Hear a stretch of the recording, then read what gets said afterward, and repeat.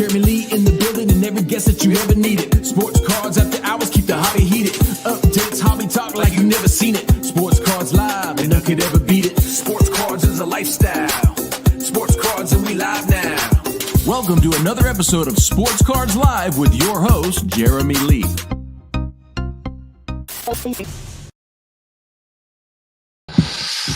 Well, what is up, everybody? Welcome to the Fanatics Collect monthly Premier Auction ending watch party here on June the 18th, 2026. My name's Jeremy Lee, and we have another fun show, as always, during the Fanatics Collect Premier Auction. It's a crazy one. It's a good one. We're going to get Adam Gray out here in just a couple of minutes. If you are watching on Instagram, come on over to YouTube.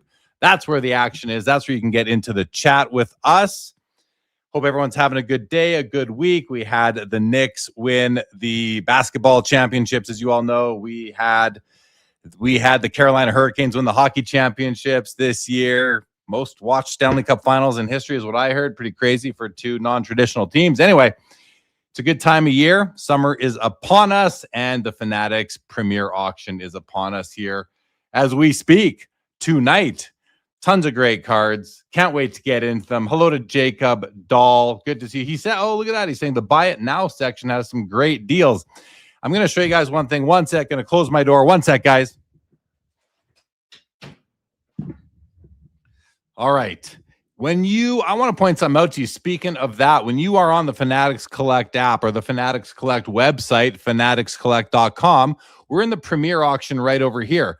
But you can go to the buy now section and find some fixed price listings, and there's often some good deals there. So don't forget about that if you are looking to do some shopping. What's up, Pick Six Cards? Welcome, welcome. Jesse, good to see you. Ben, welcome to the show. Interesting spelling of my name, Ben. Never seen it that way before. Thanks for the creativity. Daniel Brown, he's doing the Jeremy and Adam challenge. I'll be here from start to finish. Good to have you. Good to have you. Eric, welcome to what's going on, Eric. Hey, you came from IG.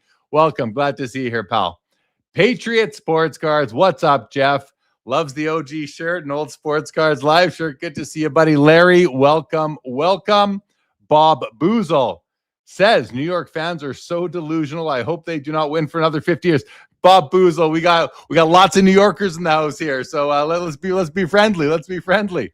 Eric, it's your gold Bowman LeBron. Amazing. Congratulations. Good luck with the sale on that tonight. Jason Newman, good evening. Good evening. Texas Dave coming at us from Twitter. What's going on, Texas Dave? Good to see ya. Yep. Jesse, good luck. Good luck. Yeah, Adam is running a little bit behind. I say to Adam all the time, I say, come in 5 minutes early. Let's say hello. Let's catch up. I haven't really talked to Adam since we ended the show a month ago. And what do you know? He's still not here. And we even started 30 minutes later than we usually do. So allow me to throw him under the table right now while he's telling me right now, technical difficulties coming as soon as he can. He'll be here shortly, I'm sure.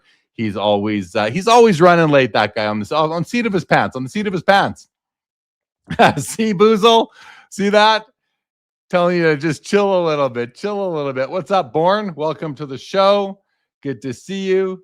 Brunson comparisons are off the wall, says Boozle. Bleached Wolf Hearts, good evening to you. We will see where everything's ending. Well, as you can see, we got some big cards as always. And I think that across the top here, why don't we do this? We're not going to get into the cards too much until Adam does join us. But I do want to just maybe scroll through this first page and take a look at everything we have. Like this PMG Michael Jordan here, 97 PMG Metal Universe champ. It's a PSA 4 and it's breaking records. With the buyer's premium, this thing's at like $432,000 already, and we still have a ways to go in the night. People always ask us, when is this going to end? The ticker keeps on resetting. Guys, we're in for a long night. We're probably going to be here for the next 4 to 5 hours. So settle in, grab yourself some snacks, make sure you have some refreshments of some sort, because we are in this for the long haul tonight. There's a Michael Jordan 1 of 1 exquisite. That's like the base card 1-of-1 rainbow parallel Amazing card. 150,000 on that one right now. There's Eric's LeBron James gold refractor sitting at 200,000. Good luck with that one tonight, Eric. Ronaldo Kaboom. Great card there. There's the Mbappe. Lots, of course, World Cup is upon us. Lots of soccer cards going off. Lots of Shohei, as usual. Kobe, always MJ. You guys know how it goes. There's the big Brunson, or one of the big Brunsons tonight is right there. The 2018 Prism Nebula. It's a PSA 9. Michael Jordan limited logos. Beautiful card right there. You know what?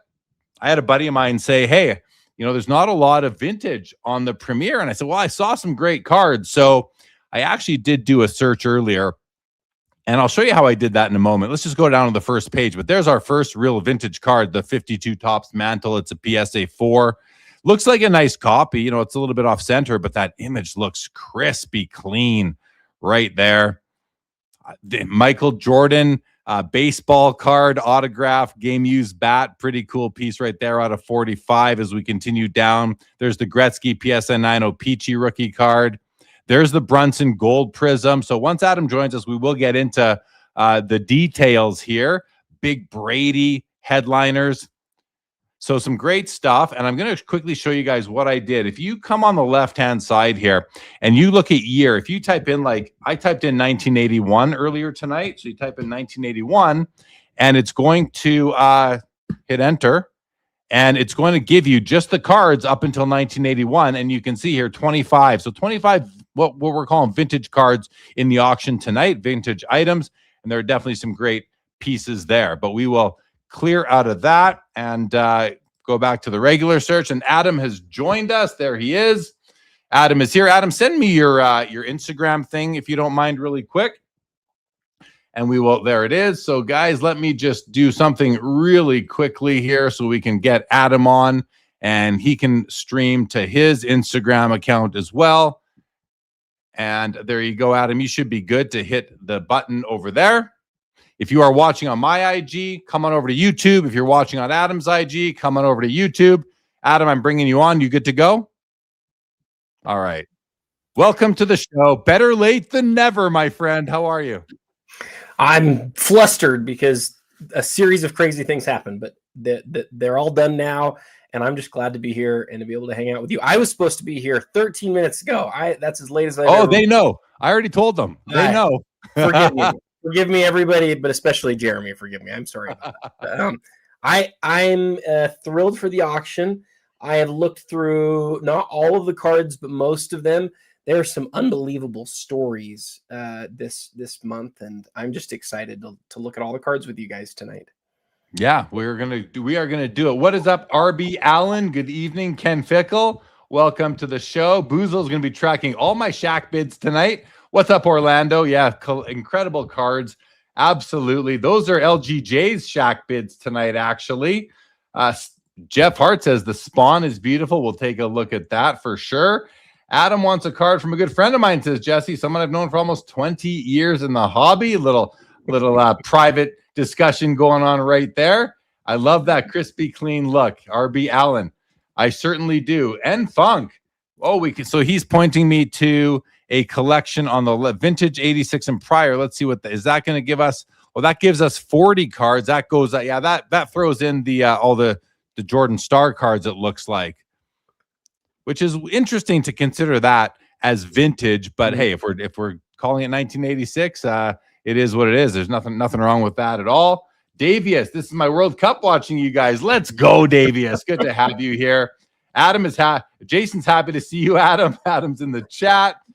And courtside and there's Pang. What's up, buddy? Best night of the month is here. Good luck to everybody bidding tonight. Adam, before we get into the cards, are you focused in on anything for yourself tonight, or is this and even if so, are you willing to share? I bid on one item, and I'm trying to figure out if I want to bid again. But yes is the answer. Okay. So you're in the game tonight, but we'll see where things go. We'll see how it goes, is what you're saying. Yes. All right. That's pretty cool. Now, also, we can talk about a bit of new news before we get into the cards. And I saw, Adam, you dropped a video on your Across the Hobby YouTube channel tonight with an announcement that you are a part of the new Collect Originals program, the original content program that Fanatics Collect is rolling out really over the next few days and going live, I believe, on the 22nd next week, with the very first content coming to the Fanatics Collect app on your or on the computer or your phone. And Adam is among the creators who's contributing to this new content program, as am I. And I don't know, I know there's a bunch of other content creators.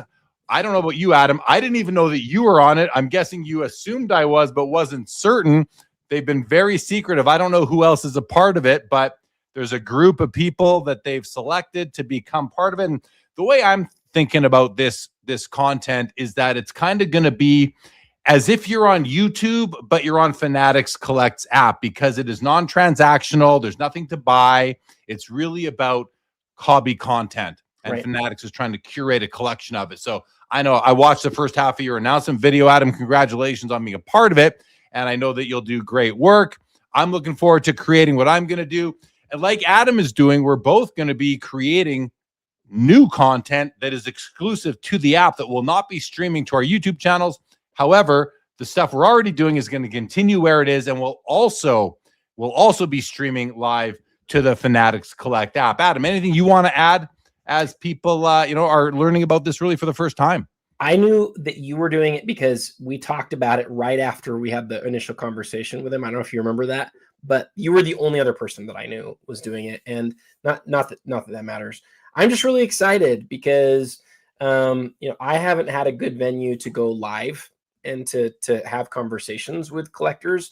The hobby's gotten so much bigger, right? And being able to have a chance to interact with people is something that, honestly, for me, is limited to this show. And so in terms of like doing it live. So I'm really excited to be able to do that. And for all the things that they're doing. But I guess the biggest thing that I would say about it is exactly what you said. I think the Fanatics team sort of like understands it would be great to have real collector content out there. There's so much stuff that's not really collector content, but if we can put together educational things that are for, like a lot of the things that you and I already do, Jeremy, like the things that are geared towards real hobbyists. I think that's going to be something that's going to be really loved. And the fact that they're providing their platform as a place to do that, I'm excited about. So hopefully it goes really well. Yeah, absolutely. One more thing I'll mention is that what I'm going to be doing is I'm going to still be doing my weekly shows here on Sunday nights. Those are going to stream to YouTube as well as to Fanatics Collect's app. I'm going to be doing this show here with Adam. We're going to be doing that for the foreseeable future. It will stream here to YouTube. It's going to look a little bit different though, guys. Having to use a different streaming software, which I've been putting in a ton of time learning and setting up the sets for. So that'll be exciting when we start doing that. So the premiere show will still stream live to YouTube. It'll also be streaming live to the Fanatics Collect app. And then the original content I'm going to be doing is going to be streaming. I believe I'm going to be doing that Thursday. It'll be like during the day. It's going to be content that I've never done before. And we're going to be having a giveaway. There's going to be a giveaway that if you want to be a part and have a chance to win the giveaway, you're going to have to be watching it on the Collect app. You won't be able to win the giveaway if you're watching on YouTube, but that only will apply to this exclusive content that will only be there. So I don't yet have it, but they are going to be providing me with a link, which you can then click on to go if you don't have an account there yet. So please wait for the link from me to go sign up over on Fanatics Collect if you haven't yet. And that'll help them know that I'm, doing what I need to do by helping spread the word. And then you'll be able to potentially win a prize, which is going to be fun because the way I'm structuring this exclusive content is that the people in the audience are going to help decide what the prize is going to be. So it'll be a lot of fun. Greg Midlife Card says, "Mark me as present, please." You are present, Greg. Welcome to the show. West 238 says 360K for Wemby is wild. He must really be in someone's head. And Bob Boozle. I'll have Bobby Jr. teach me how to download the Fanatics Collect app. You don't even need it. You can do it on the computer too, Mr. Boozle. It's fanatics.live. That's where you go. But wait for the link from my descriptions in an upcoming video, so that if you're downloading the app for the first time or joining for the first time, it'll be sort of attributed to hearing about it from me, and that'll help them want to keep me around and doing it. So that would be great. Bernstein says, what do you guys think of my Ohtani Superfractor beam team? Adam, what do you know about the Ohtani Superfractor beam team? I don't know it yet. I'm excited to get to it, though. We'll get to it. Well, okay. It's exciting. Watch for all the announcements. It's not just me and Adam. I don't know how many people are. I'm guessing there's like 20 other people doing this. Watch for everyone's announcements on the It's called Collect Originals. Thanks for hearing us out on that. Adam, let's get into the cards. What do you think about this top row right here? And I know you're going to enjoy the this or that's that we have tonight. I'm already excited for those. As most of you know, Jeremy puts those together, and I don't get to see them. So I always love seeing which ones Jeremy put against each other. So honestly, when I saw that the 2024 Kaboom was in slot number 1, I was sort of like, that's not as good as it is a lot of months. That was my first thought. And then I sort of started like really thinking about it and looking at the other Wemby cards and what they've sold for. And then I started sort of realizing, oh my goodness, this is the only PSA 10 gold Wemby Kaboom card in existence. And that's across all years. And then I was like, well, wait, how many years are there? Well, there's 2023 and there's 2024. So there's only 20 Kaboom gold Wembys in existence. Yes, there's only 20. And there's only one that's a PSA 10 because remember, Jeremy, 2023 is that year with the weird centering thing where all of them that are graded are PSA 7s. So there's nothing even close to a 10. So if you're a PSA 10 guy and you're a Kaboom gold guy, congratulations. This is the only Wemby that exists in the whole world and likely the only Wemby that will ever exist. It's incredible. And I did watch your reel talking about how it's the only PSA 10 and all the other ones are 7s, which is pretty interesting. It also kind of makes you wonder early on how many of those 7s are phantom pops in there, how many got resubmitted to only get a 7 again. So there's probably even fewer than we think. Probably. Now we have here card number 2 is another Wemby card, 2023 National Treasures, highly treasured rookie logo tag patch. You got the Nike. This is actually an amazing looking card. You've got almost the full Nike swoosh right there. You've got most of a logo man from a laundry tag right there. And you've got a bunch of what looks like an S to me right there, likely from Spurs, I'm guessing. Adam, I don't think there's an S in Wembanyama. So this is a PSA 10. It's a rookie year. These are like photo shoot sort of patches, I believe. It's an incredible looking card nonetheless. And it has a counterpart in the auction. So Adam, I know you did some work on this. I'll put it over to you to talk about this and maybe bring in the other card as well if you'd like to. I actually think that Panini created this set specifically because of Victor Wembanyama. And I'll tell you why I think that. The highly treasured set, you see that it's a 1 of 1, and then you see the 3 pieces. What you don't see just by looking at this is that this isn't a parallel. There's only one set. So they only made one set total. They only made it for like 10 different players, and they started making it in 2023. Well, why do I think that they did it for Wemby? Remember that Wemby couldn't sign cards at this point. And so for Panini, right, because he was signed by Topps. So what I think Panini did is they said, you know what? We want to create something special for Victor Wembanyama and insert that there's only one of, and there's a whole bunch of other players in the set. Let's do that for 2023. And so they made this card. And they used pieces. The weird part is they used pieces that aren't even like, they're not associated with anything. They're not even like from a photo shoot. They're just random pieces. But I mean, at the end of the day, it's what we've talked about a million times. It is a rookie card. It is a 1 of 1. And it's from the brand that a lot of people consider really like the brand. And so as far as national treasures go, you'd probably rather have the straight up Logoman card. But outside of that, this might be like the next Wemby card that people view as is like the NT rookie. That's like the toughest, most amazing card to get. My question on my reel, and I'm glad that you saw it. My question on the reel was simply, they only made 2 of these, one in 2023 and one in 2024. The 2024 one, though, has game-worn pieces.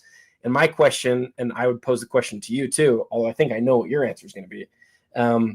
What would you rather have? Would you rather have the rookie with the sort of random pieces, or would you rather have the second year with the game used pieces? Well, no, great question. Now, before anyone even answers that question, why don't we just start with our first this or that of the night? And there it is. Hey! Hey. Remember I texted you, I said we now have 9 this or that's tonight. I added, this is one of the ones I added. I did this just for you, Adam, so we could talk about it, guys.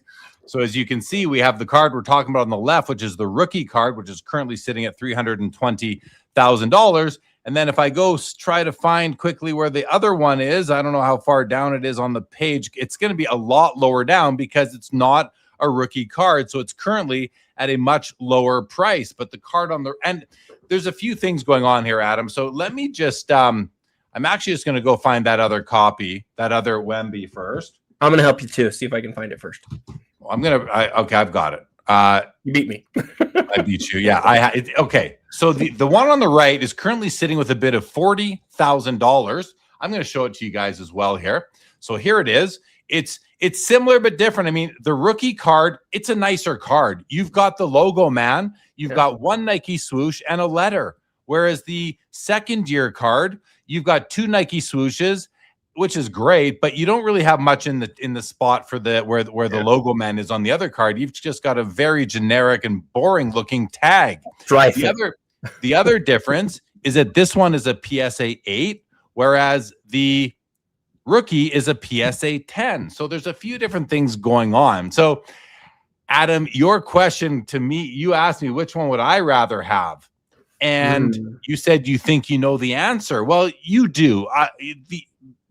You're right. I would take the one on the right, plus $280,000, because I don't really care that it's a rookie card on the left, but I do like that it's got, and I also don't care about the grade differential, but I do like that logo man on the left. That's the only reason why I hesitate. But to me, the card on the right is game worn. That's more important to me. Where do you fall? And this is a tough one. Well, you pointed out some things that I should have highlighted too. I think aesthetically, everything you said is right. Aesthetically, the rookie one's a better looking card. Even the jersey he's wearing on the left, I think is the better looking thing. But if you are a purist in terms of game worn, I can see you taking the one on the right. I can. I don't know, man. I think it's really tough. This one on the left is gonna sell for a lot more. I think it's nicer looking. It's a nicer grade. I probably would take it. I probably would take the non-game used. And it, like I said, it's going to win by a lot, but I would totally understand somebody taking the one on the right. Yeah, well, plus $280,000. Good morning to Carl from Oz in Australia. Bob Boozle says Victor's hair is combed on the left. That matters a lot to him. It is a different hairstyle.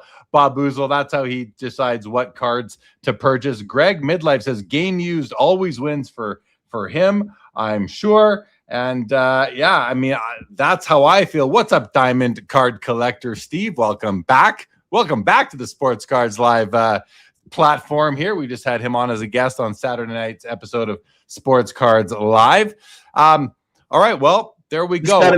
Just got another bid while we were chatting, by the way. The rookie did. It's up to 340 now. It was at 320 a minute ago, wasn't it? 340 versus this one it's 300,000 differential plus 60. So it's actually $360,000 more than this one here, which is now at 48,000 with the buyer's premium. So pretty impressive stuff, Adam. All right, let's keep on rolling. 2025 Topps Chrome Superfractor Tom Brady.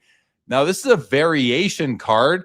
I believe we saw didn't we not see the Buccaneers copy of this last month? We saw something.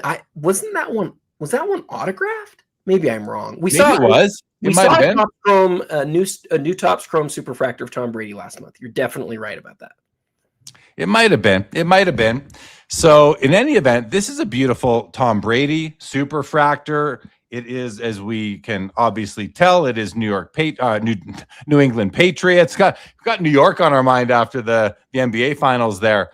But this is a nice card. I believe that first year of the new Topps era, because remember, we we had Topps until the late 2000s, and then Panini took over, and now Topps has the license back for football and basketball, and they're starting to put out their first products.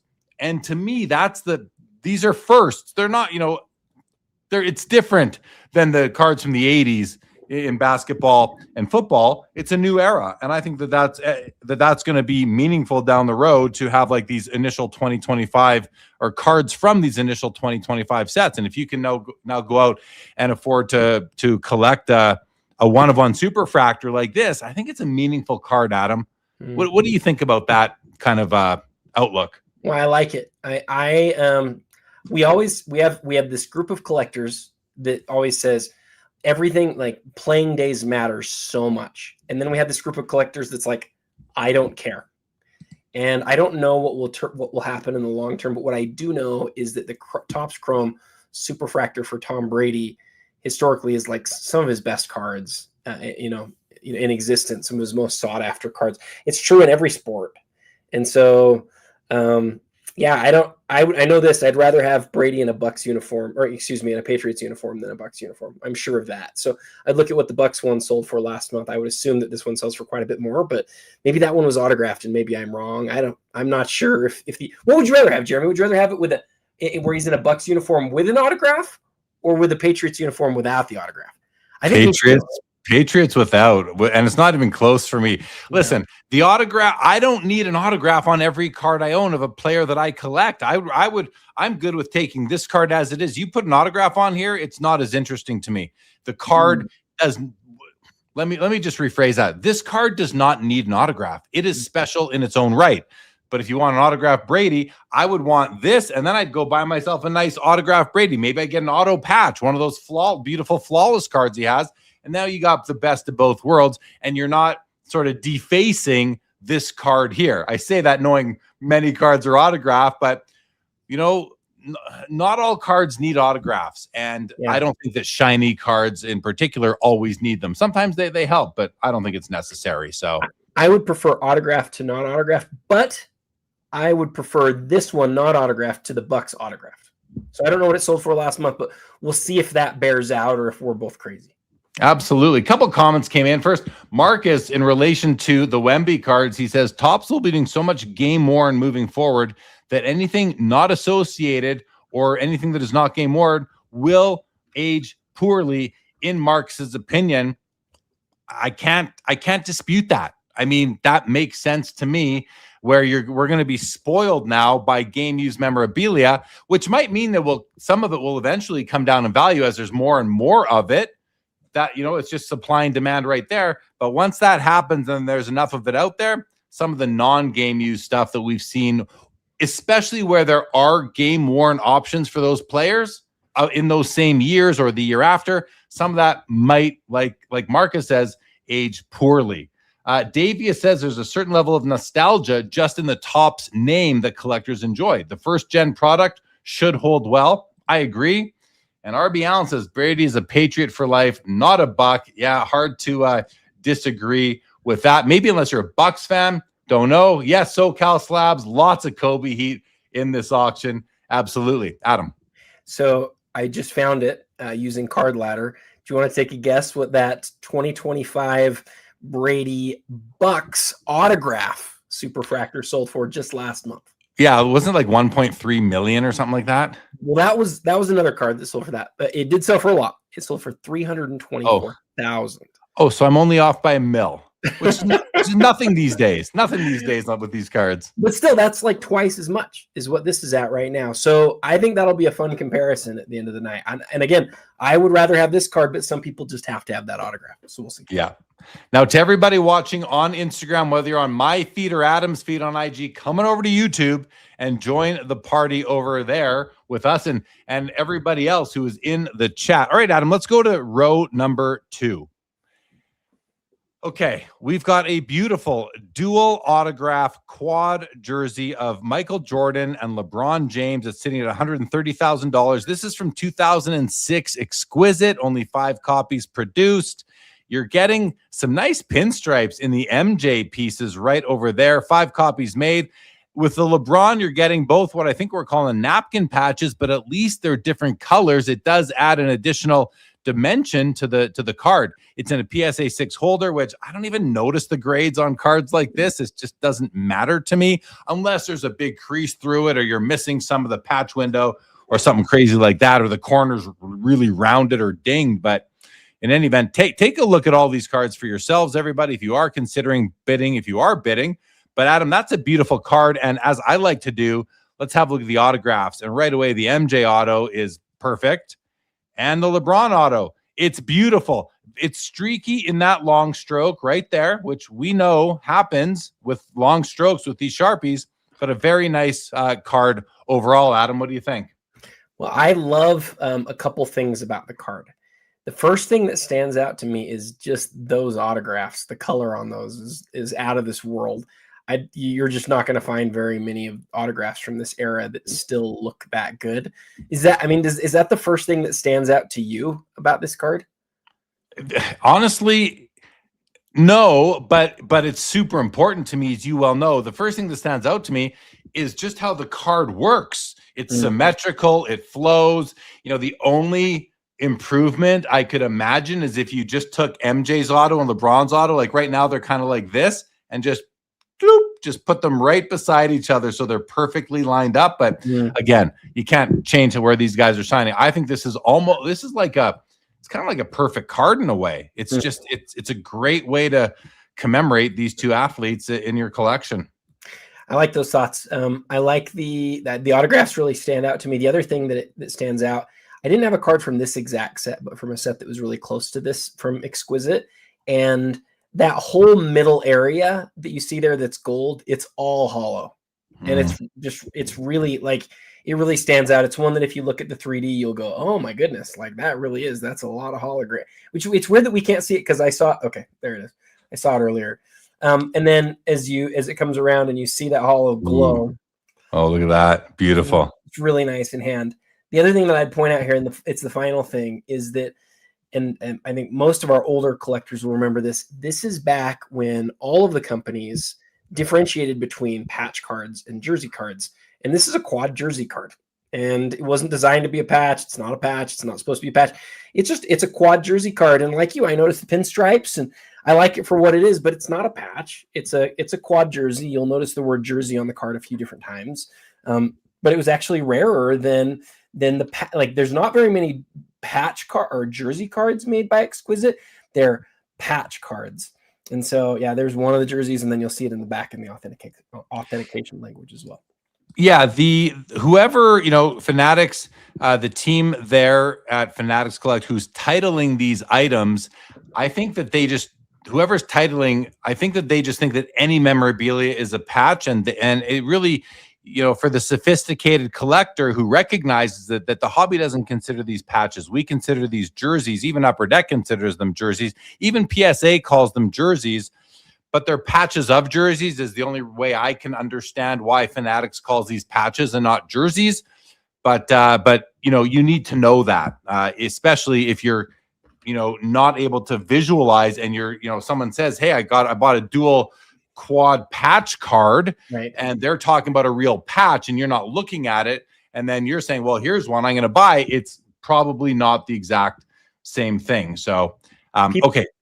People have sort of, newer collectors have totally lost this sort of narrative that like they weren't trying to make something else. People will say, oh, they just did such a bad job with those patches. And it's like, no, they didn't. They made a jersey card and it's really, really cool. But like, don't think about it like that. There are I have cards that are patches that are just one color, and you can say that about those cards, but a jersey card's a jersey card. And I don't think people should, if there's one thing I'd change about Fanatics, that's it. I would change the language, because I think a whole generation of collectors is now like, oh, they're one and the same, but they're not. They're not. And Jeff says, what's the difference? Well, the difference is very easy to see, especially on this card here, because the difference is jersey pieces are often mesh. All four of these pieces, you see those little holes in there.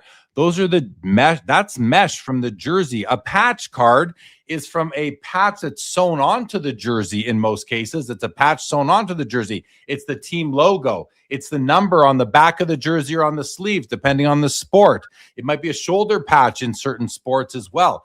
It's a legit patch that's sewn on the jersey. That's what the hobby and what we consider patch cards versus jersey cards, which is what this is. This is not a patch card. As Adam said, it's a jersey card. I know we're belaboring it, but can I add one last thing for Jeff? Please. Just one last thing. If you can just look at the back of the card real quick. The thing that's important to note here is there are cards that were delineated by the company as jerseys that have pieces of patch. There were pieces of jersey that were delineated as patch that only include jersey, but the card companies back then they actually separated patches from jerseys and they labeled them that way. So this card says, and I might be mistaken. It's the front, Adam. It's the front right front. here in the hollow foil. It says autographed dual exquisite jerseys right there. And so that's what it was meant to be, and that's what the set is called. It wasn't supposed to be patches, and that difference really mattered to collectors for a long time, but that's being lost on a whole new generation of new collectors. And I think people like Jeremy and I sort of don't want people to lose that because it was really important back then. Well, N Funk makes a good point saying both words are in the title. It says exquisite collection dual jersey Michael Jordan patch auto. It's still not a patch auto to me. That's but he's talking about for searchability. I get patch auto is the go-to for titling the auction house space. But it's I don't know. You and I are in the exact same place. I don't agree with it. I understand why Fanatics does it because they want somebody who uses the new vocabulary to have all of their search pop up. But what I'd rather do is have the new people understand what's right. And so, you and I are going to be on the same page on this, Jeremy, but I do get why Fanatics does what they do here. Yeah, I do too. I mean, Fanatics' job is to bring as many eyeballs to their consigners' cards as possible. That's the job of an auction company, and they do it very well. So I get it. I would rather it didn't have patch there, but hey, listen, many things are changing in the hobby right around us, and everyone has opinions. So, but I like Bob Boozle says, I have a yacht. I mean, a boat for sale. It's kind of like that. Yeah. Davia says, I don't think it's semantics. You guys are spot on. Patch does not equal jersey.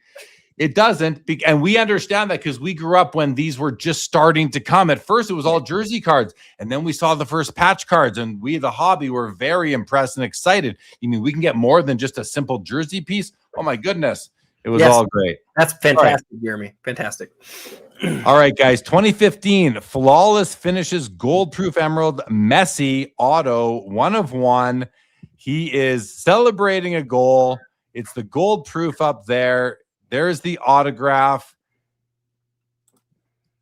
It's got the green foil. Autograph is actually, this is interesting. This is really, look at the long stroke is solid all the way through. Usually that's where we see a bit of a streak.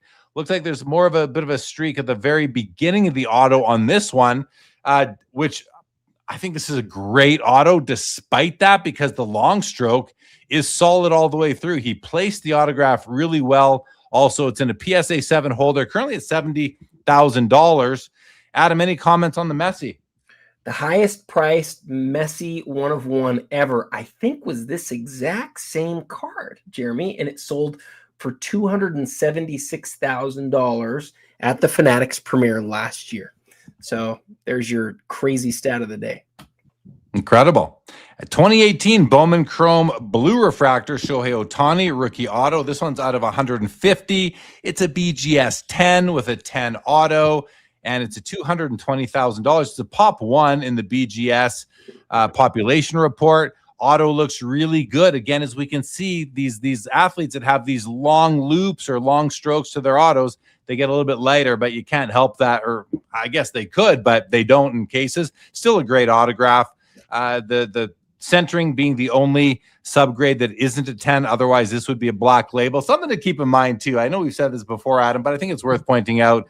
If anybody ever tells you that their BGS 10 card is like half a grade or 0.5 away from being a black label, just know that every single gold label be at BGS 10 is 0.5 away from being a black label. So don't let anybody fool you with that. This one is, it's a beautiful card. We've seen this one before. 220. Shohei is not slowing down from a hobby perspective. Adam, are you noticing any slowdown with Shohei or just status quo? No, not at all. And that's especially true because we have no Judge right now, right? Where Judge is hurt, it's sort of like you had like 20% of the people in on Judge and 80% on Ohtani. And now it seems like the Judge people have sort of slowed down, but Ohtani's not slowing down at all. Yeah. All right. One thing I'll notice is whenever, or that I'll just sort of say real quick, I typed in the cert number on Beckett because you notice that it says in the listing that it's a pop 1. But I wondered because sometimes you get a black label, and so it can be a BGS 10 pop 1 higher.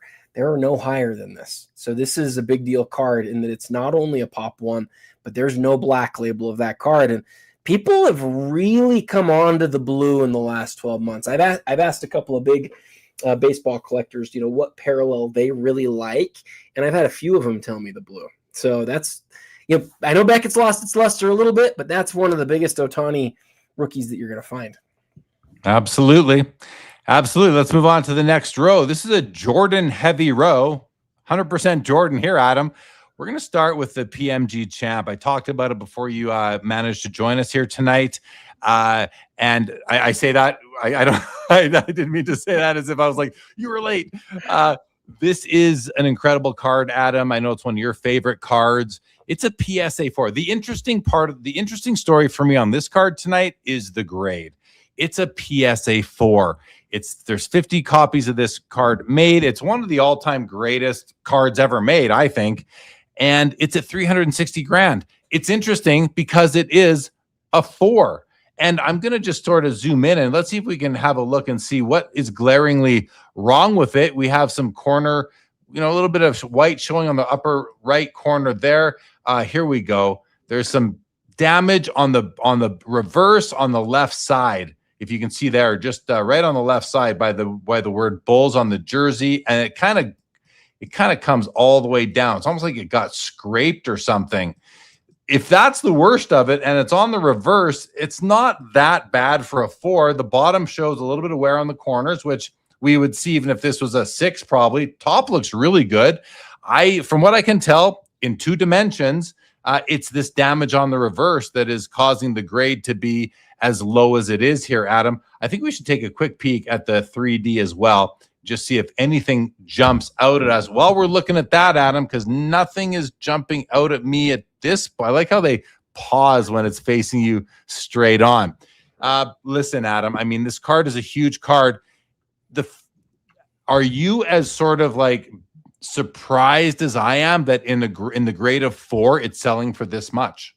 It was surprising to me to see it get as high as it did early on, and then it's really just stuck at the 360. I thought, I was interested to see when it went up because it had been almost a year since we had seen one.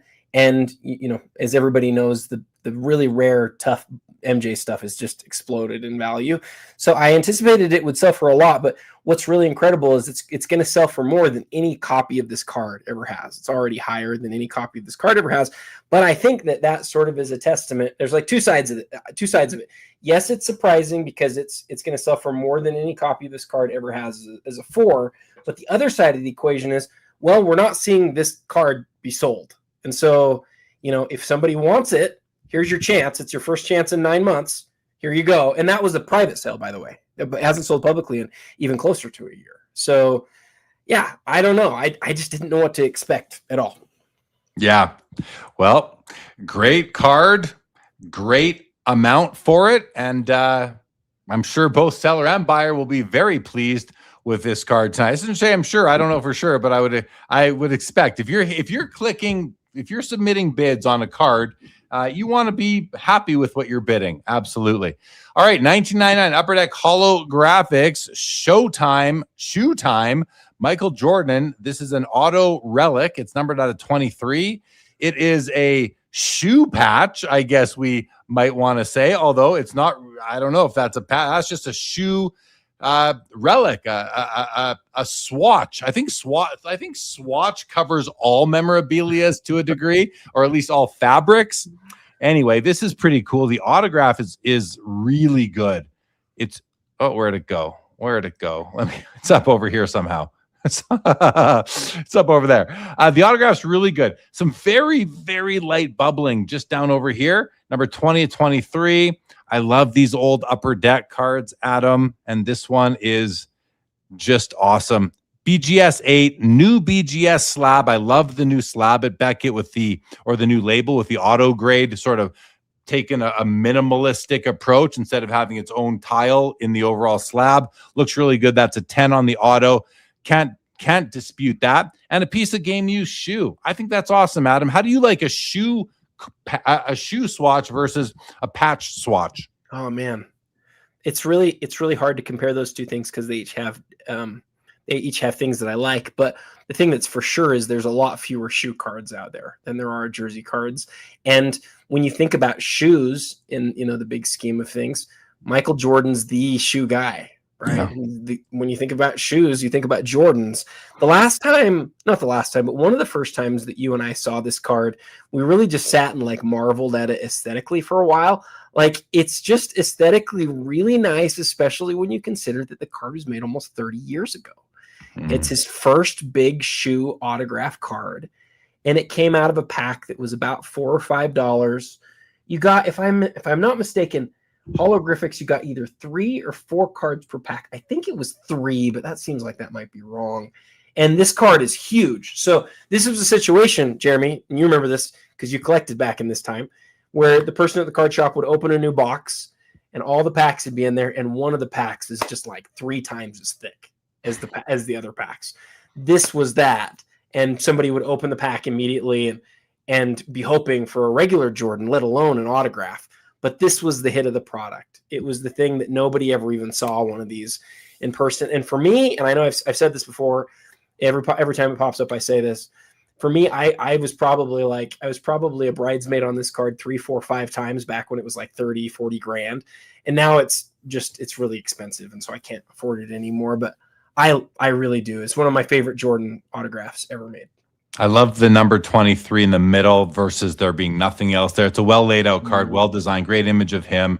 And I do remember those days. That was before card companies started putting decoys into packs so people couldn't pack search for those thicker pieces. All right, we have a Upper Deck Century Legends Epic Signatures MJ 23 copies were produced. It's a BGS 9.5 with a 10 auto in that, now what we could call is the old Beckett slab.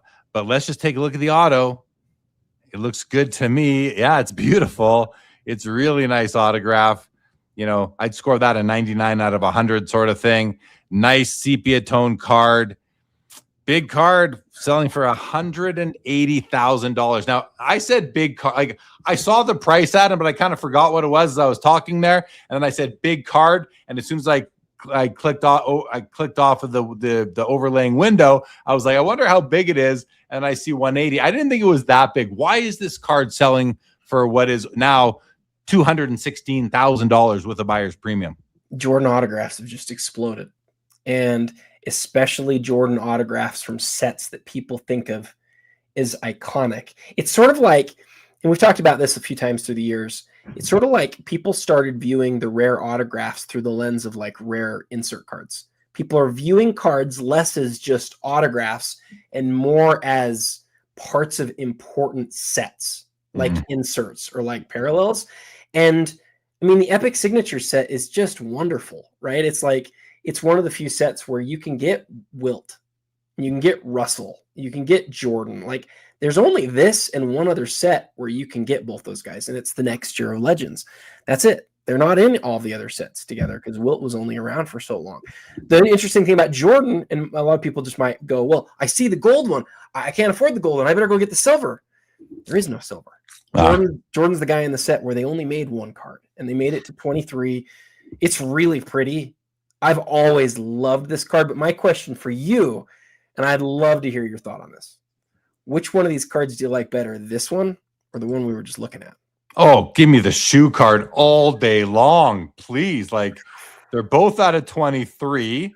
They both have on-card autos, but the one in the middle here comes with a piece of game-used shoe. I mean, I don't know. Lots of funny comments in the chat about feet right now, but give me the card with the memorabilia. Adam, as you know, well, I think you know, and you'll kind of think, oh yeah, I knew that about you, Jeremy. I love auto patches or auto mem cards. I also love patch cards. I have very few auto only. I think I only have one outside of some Dale Howardchuk cards in my collection. I think I only have one auto only card and maybe two like only jersey cards. Everything else I have is either a patch or an auto patch. So for me, the card on the right's amazing. It's not what I don't collect autos only, but the card in the middle, right up my alley, Adam. You knew that about me, right? I did, and my answer here is the same. I'd rather have the shoe, but I really, really would like either card. I think they're both fantastic. And the last thing I'll tell you is I ran a poll on this earlier today with a couple of other cards that are of Jordan that are also really nice in the same sort of region of price. The Epic did finish a little bit higher, though. It's got 4 votes more at this time than the shoe time does. So you and I are in the minority. Most people, and I didn't have prices attached, so people were just going blind. The majority of people did prefer the Epic over the shoe time. I'll tell you, being in the minority is financially very helpful as a collector. When you're collecting in the minority, you can save yourself some money by buying. But if you are also a collector who's also an investor, then you might cost yourself money in the long run. Sam Todd says, is the auction timer not broken? Shouldn't it be extended? It is an extended, Sam, and that auction clock is going to keep on resetting to 2 minutes every time a bid comes in for probably the next 3.5 hours. So settle in, Sam, and welcome to the show. Because remember, just real quick, remember, Sam, they all end together, not one auction at a time. They all end together. The whole auction ends at one time after there's no bid on any card for a certain amount of time. Kinger, good evening to you. Jacob Dahl says, MJ Auto and Game Use, best of both worlds, I always say. I could not agree more. Don Soda loves the Epic signature set. So many great athletes in that set. Adam is nodding. He definitely understands that. And Sam Todd says, that makes sense. Sam, I'm glad you're still here to hear that answer. All right, Chris. All right, Adam. Let's go to the next row. Shohei on the left, opening up with a Topps Chrome red refractor rookie auto at a 5 in the PSA 9 at 220,000. We're going to move to the middle. Another beautiful dual auto. No mem on this one, but it's the 08 exquisite dual enshrinements. Michael Jordan, Kobe Bryant. It's out of 25. It's in a BGS 8.5 holder, sitting at $150,000, which is 180 with the buyer's premium. And then to close out the row on the far right, 2005 exquisite rainbow base card parallel 1 of 1 in a PSA 6 at $160,000. Adam, I think this row is incredible. Yeah. First of all, the 2 Jordan cards, I love both of them. I want to hear your thoughts on like the Shohei. Let's talk. Okay, first of all, the Shohei. Let's have a look at the autograph on this one. I'm excited about those 2 Jordan cards. Shohei auto. It looks really good. One streaky stroke of the first long stroke, which is also pretty much the longest stroke in the auto right there. Looks like he put down more pressure as he finished, which is very nice to see from Shohei on that one. I'll have to text him later and tell him good job on that one. We're at 220 there, Adam. Your thoughts on the Shohei auto? I've been working with a guy who's trying to understand the hobby better, and I've been like sort of helping him understand some things. And I was talking to him about significance of brand. And he's like, I don't understand what you mean. I don't understand what you mean. I said, it's just really hard to understand because let me explain it. In basketball, people feel that Topps Chrome is the superior product to Bowman Chrome. But in baseball, for some reason, people feel like Bowman Chrome is superior to Topps Chrome. If this was the Bowman Chrome, either of the Bowman Chromes, and it was red, we're talking about a 7-figure card all day long. But because it's Topps Chrome, it's sitting at 220. I think that's so insane. And I think explaining that to other people is so insane. But what we know is this Ohtani is the rookie. It's the red. It's the Topps Chrome. It's an absolutely huge card. And I'm glad you talked about the aesthetics, the autograph, and everything else. I just see like that rookie emblem and red and go, what if that was Bowman Chrome? It'd be $1 million. Isn't it better just to save your money and just go with the brand that I think is just as good? But maybe I'm I guess I'm the crazy one. I do too. We are both sort of like outsiders of the baseball prospecting world, which I believe it is that community that is responsible for propping up the Bowman Chrome over the Topps Chrome. I think the Topps Chrome are just as nice, and they're wonderful cards. So I'm with you. Give me this one, save me the money, and I'll just buy more cards. All right, let's have a look at the dual auto MJ and Kobe. This is from 2008, exquisite. It's a beautiful card. Like, if I were to buy this card, it would be my second dual auto card in my whole collection that I have all my cards, Adam. The other one being a Wayne Gretzky and Gordie Howe. Or sorry, not Bobby Orr and Gordie Howe. If I were to grab this, it would be only my second dual auto without memorabilia on. I've got a lot of dual auto, dual patch cards, but this would be my only card like this. I love this card. I'm not going to buy it. It's beyond me, but that Kobe auto, it's perfect, and it's a nice big Kobe auto. MJ's auto is perfect too. They get the grade of a 10. Can't dispute the auto grade on this card. The card grade's an 8.5, and it's 3.85s with centering coming in at 9.5. Adam, this card is special. It's beautiful. It's Kobe and MJ. To me, that's the best duo autograph that exists in basketball. Well, you hear that, and our friend in the chat, N Funk, is saying, I don't want to hear that. I want to hear you say it's Jordan LeBron. And I don't agree. We thought it was Jordan LeBron for a long time. In fact, Upper Deck thought it was that they made way more of these duels of those than they did of Kobe and Jordan. They made a bunch of Kobe and Jordans until LeBron showed up. And when LeBron showed up, Upper Deck, and it's not like they made a ton of them. It's still a really rare card.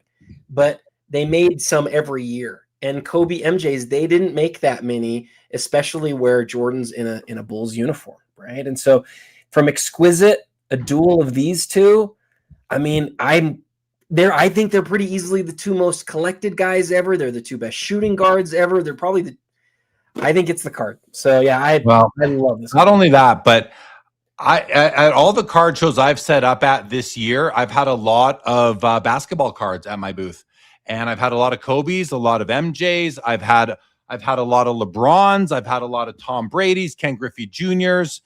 And the number one player that people are buying and asking for is Kobe. And it's not even close. Way more than Michael Jordan, way more than Griffey, way more than Brady. From what I've seen at the card shows I've been set up at, Kobe is easily the most collectible player in the hobby. That's just from what I've seen, because I've had the inventory. Now, I'm not sitting there with a bunch of Ty Cobbs or Jackie Robinson, so I'm talking about the modern-ish era. But that's why. You might say that Michael Jordan and LeBron James are the two greatest basketball players of all time. That doesn't mean they're the two best card autographs of all time, or the two. There's this thing called hobby love, which fills in the difference between player status and card status. It's called hobby love, and it has a lot to do with just how these guys fit into culture and society, not just their stats and their MVPs and all that sort of stuff. So, just my thoughts on that, Adam. You said it better than I could have said it.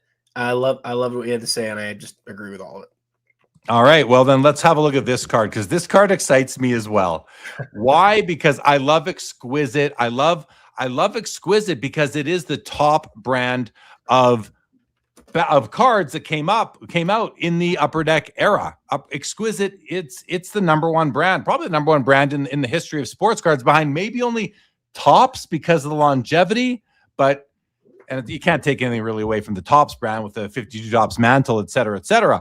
But this card here is exceptional. In hockey, we have a brand called the Cup, which is that version which is the hockey's version of exquisite.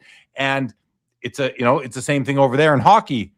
Very hotly pursued. And this being a one of one, it's the third one of one, I believe, because it's the third year of exquisite basketball. You had 03, 04, and 05.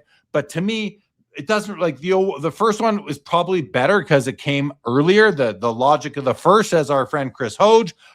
But I think they're all important. And if you can't have the first one, second, third, fourth, all the way through 09 is a pretty good consolation prize. And this card's it's exceptional to me. And it's exceptional even though it is without autograph or memorabilia. It is, but then you think about all the super factors, they're without autograph or memorabilia. You think about all the gold prisms without autograph or memorabilia, downtowns, all these different inserts. So Adam, let's get your thoughts on this. Well, I like everything that you had to say. I will just say the only thing I'll add is that if you go back in time a little bit, there was a time where people really felt like the base and the base parallels of Exquisite, especially these really rare parallels, were some of the absolute best cards that you could get. And so this card of Michael Jordan would have been way more sought after than the limited logos and even like the number pieces and stuff from these years. But the problem is we never saw these. For years and years, most of these one-of-ones of Kobe and MJ and LeBron were owned by a single guy. And we didn't see any of them move for a long time. And then it seems that about a year ago, he started selling some of them off. Well, here's the really interesting thing. This card sold last year. Sold for like $210,000. That's the sort of card that I would think would never show up again. I thought it would just be gone because it's not just a one-of-one base even of Jordan. 05 was considered by most of the Exquisite base enthusiasts that I know of, was considered the best looking year. And I still think by far it's the best looking. I'd rather have the 03. You know me, I love firsts. But as far as aesthetically goes, 05 trumps all. It is so pretty in hand. But here we are. It got listed again. It's sort of shocking to me. I hope whoever buys it puts it away and doesn't sell it for years and years and years. I was tempted when it was earlier. I was hoping would happen on this card is that it would really sit low after it being sold, because sometimes that happens if things are sold in too quick a succession. Sometimes it can really hurt the value. I was hoping that was going to happen because I was going to make a play for it because I love this card. What did it sell for last time? I'm sorry if you said that, but yeah, it's okay. It was 210, I think. 210, and this is at 192 right now. So Right. It's one or two bids away. Orlando mentioned that he likes when lots finish individually. As somebody who covers these auctions, I do too. It makes the night a little bit easier. Chris says, right on, it's just a card. How refreshing. I know, right, Chris? But hey, I like cards with all the bells and whistles too. Jason says, yep, same way Steph is fourth in basketball. I think that's right. It's the same way Steph is among the most popular collected players as well. You don't have to be the all-time greatest to be very popular. And Don Soda says, I've had them all, and my Kobe's get cleaned out. It's 86 Fleer and Kobe autos that people have asked about the most. So kind of validating what I had just said about my experiences recently, dealing in cards. Okay, Adam. Well, thanks for all that information. A great row right there. We're going to move on to the Ronaldo Kaboom Gold from 2018. 10 copies made. This is a PSA 10. It's a pop 7 at $140,000.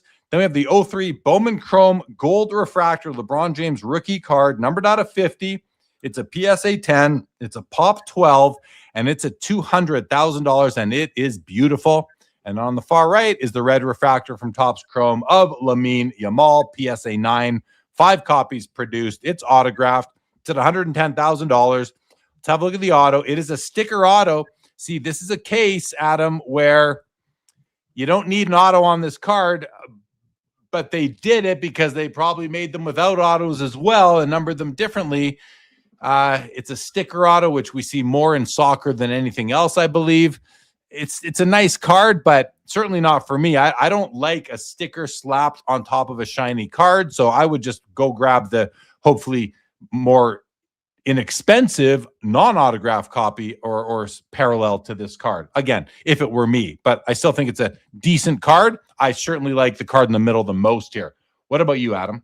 Well, I like the middle card the most here because I'm definitely a basketball guy. I love the Bowman Chrome LeBron. This is another situation. If this said Topps Chrome on it, it would be 3 times as much. The last one that sold was the last PSA 10 of the Gold Chrome, which is again limited to 50.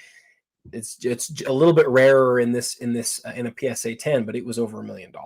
So yeah, I think this card is beautiful. And then the cards on the left and the right, Yamal has so much buzz right now, and that is the red rookie, So, but the Cristiano Ronaldo, it was just last month that we saw the green of this become the most expensive Ronaldo ever. And don't think that doesn't have an impact on the golds, because it does.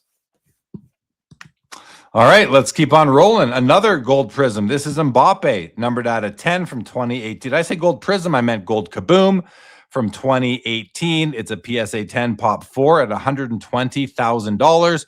And then it's a couple of Shoheis. We got the Topps Transcendent from 2018, numbered out of 17 with an auto and a PSA 10. And we have the BBM red foil facsimile here, numbered out of 30 and a PSA 10 as well, with Fanatics Collect top 15% eye appeal. And this is a Pop 3. This one's at $95,000. So let's have a look at this one. Let's zoom in on the auto. It's hard to see. The auto kind of blends in against the background and the pinstripe on the pants there. So the auto, it's not a great card for an auto, in my opinion, but it's on there because autos are hits and we need hits. And then we have the BBM card. Now, this is not an auto. This is a facsimile, so it's printed on there. And we saw a bunch of these, I believe, last month, Adam. Maybe it was even the month before. But these cards have really become very desirable amongst Ohtani collectors and investors. I don't love them, though. I don't love the looks of them, but maybe, listen, I'm willing to change my position on that once I see them in hand and get a feel for how they look and feel, how thick they are, all these different things. I just don't know. But no, I much prefer, I do even prefer this one to the BBM. But where do you fall as far as these two Shoheis go? Well, I really like the BBM stuff because they're so much earlier, right? Like, we're talking not about a few years or not even 1 year, 5 years. And so I like that in a lot of cases, you know how many of them were made. And I think aesthetically they're pretty cool. They're not tops, right? They're not like Bowman Chrome. They don't look quite as official or as nice, but I think they look nice. And I'm not as big of an aesthetics guy. I'm more of an early card guy. I guess the one thing is, like, I don't know the team at all, right? I just don't know it. I just look at it and I'm like, okay, that's a team from Japan. Like, I just don't know it. But if you're a first card type person, I could see getting really excited about those. Yeah, see, and yeah, the thing where that stuck out to me that you said was that, you're more of you're not as much of an aesthetics guy. You're more of a, like, earlier card, first card collector, and I certainly know that about you, and I respected it.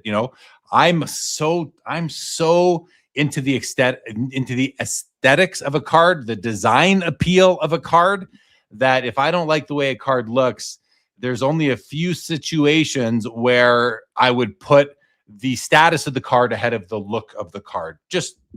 And even that I'd have to think about. But okay, let's continue on. We have Kobe, we have MJ, we have Lamine Yamal. Every card in this row is six figures, starting with the 04 Exquisite Kobe Bryant limited logos, which with a nice, looks like the K from Lakers there in the patch.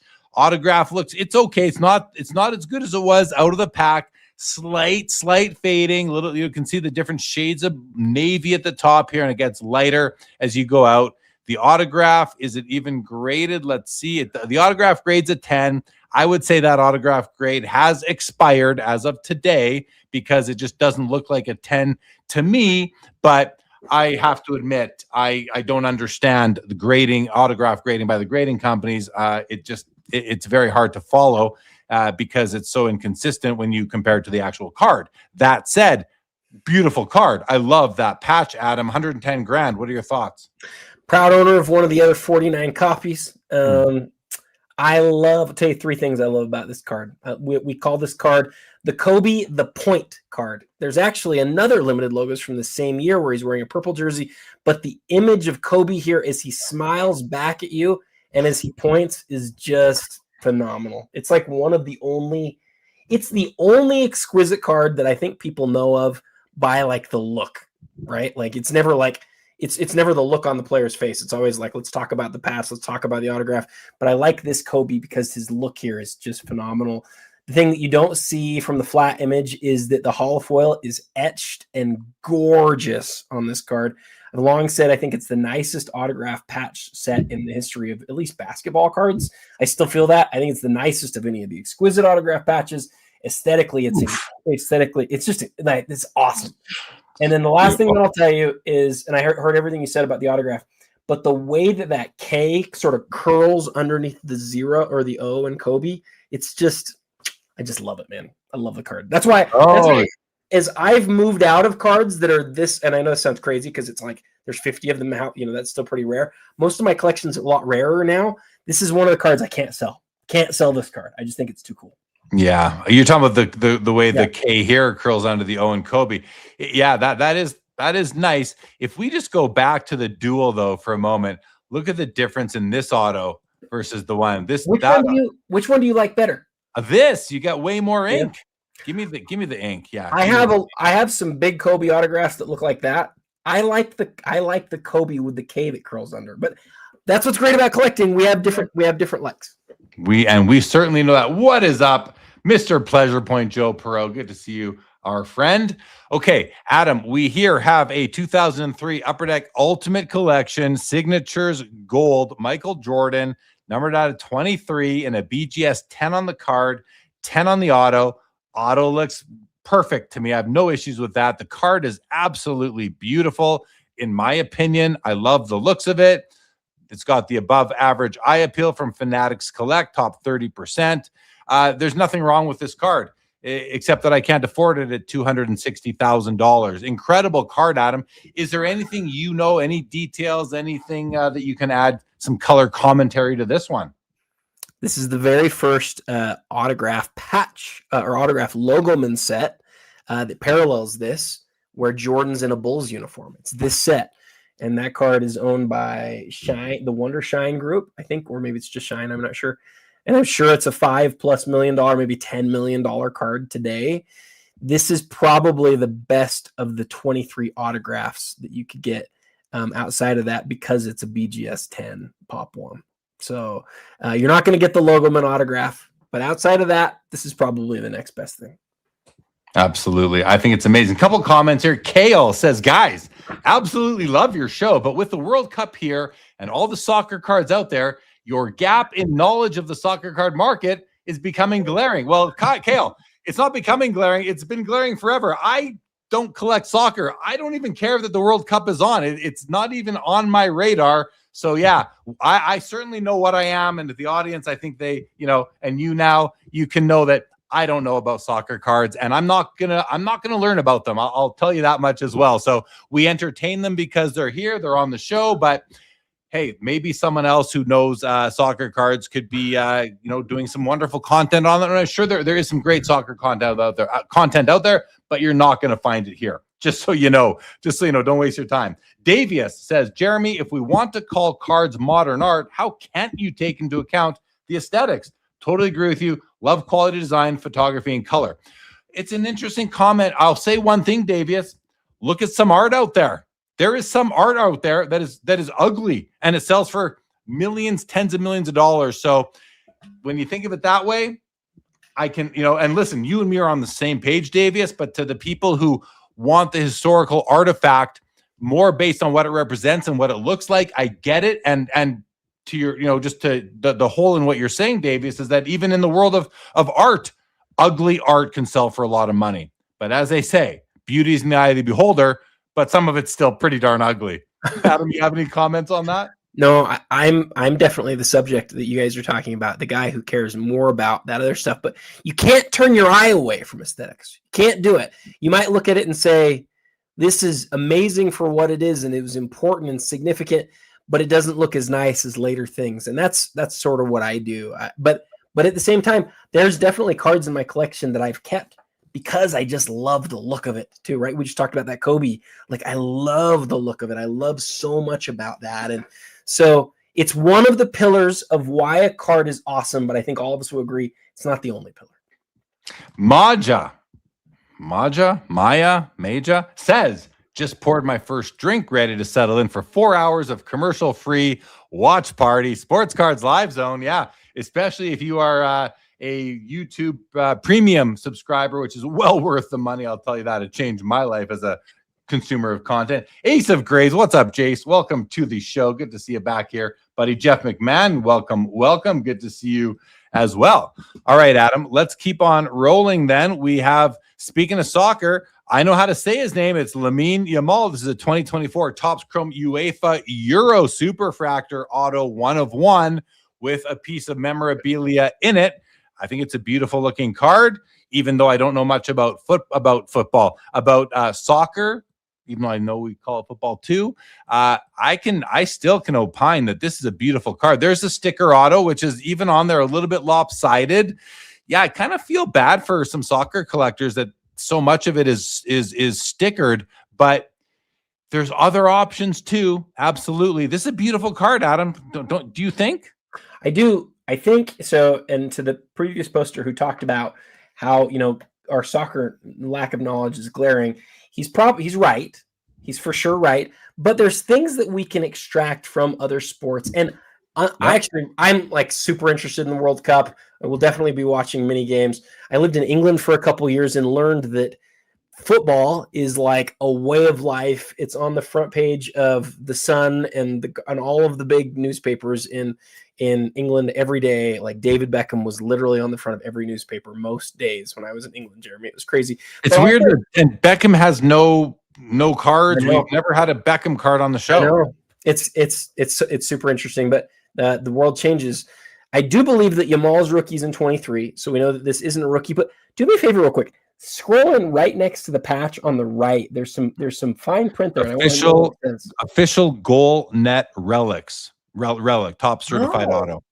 So this is a goal net. This isn't like a regular patch. It's a goal net. It's from a goal net. Yeah. But hopefully he kicked a ball that hit that net somewhere. There might be some detail on the back that would be cool to see. But look, it's an autograph. It's a 1-of-1. To me, the biggest part of this, other than the fact that it's Yamal, is it's a superfractor. Right? Like superfractor's king in the world right now. We see how much of the stuff the superfractors are going for. People are excited to sort of get superfractors for the newest products that are out there.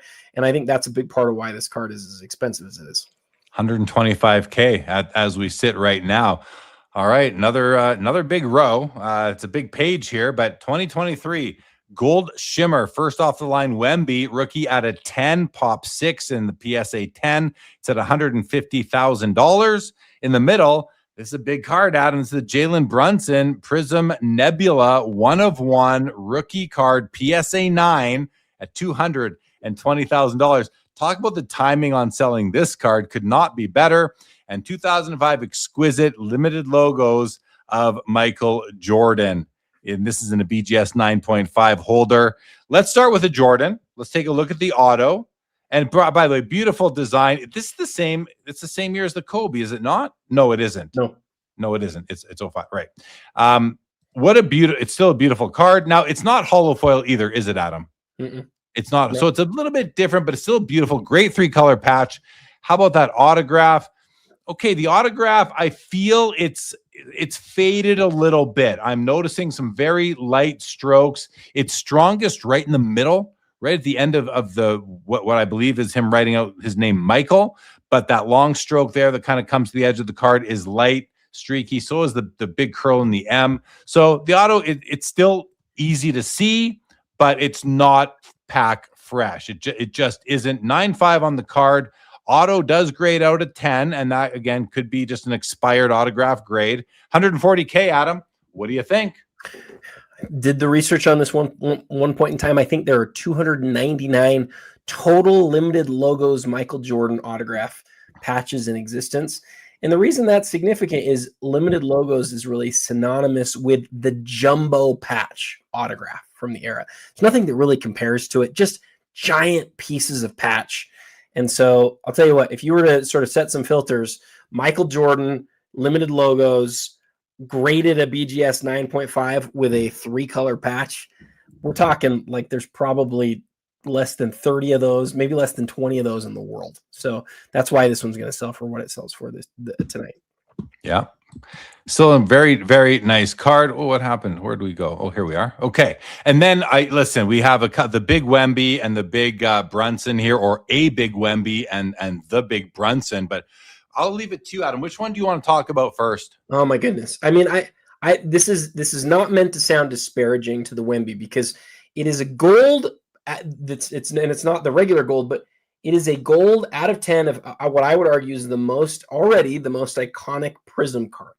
The 2023 Wemby, I would argue, is the most iconic Prism card to date. And some people don't like that because he hasn't accomplished as much as other people. But as far as how he's collected, how many have been graded and stuff, I think it's probably the image from the Panini from the Prism era for sure. But to compare this to the Brunson, like this is arguably the best Jalen Brunson card in existence.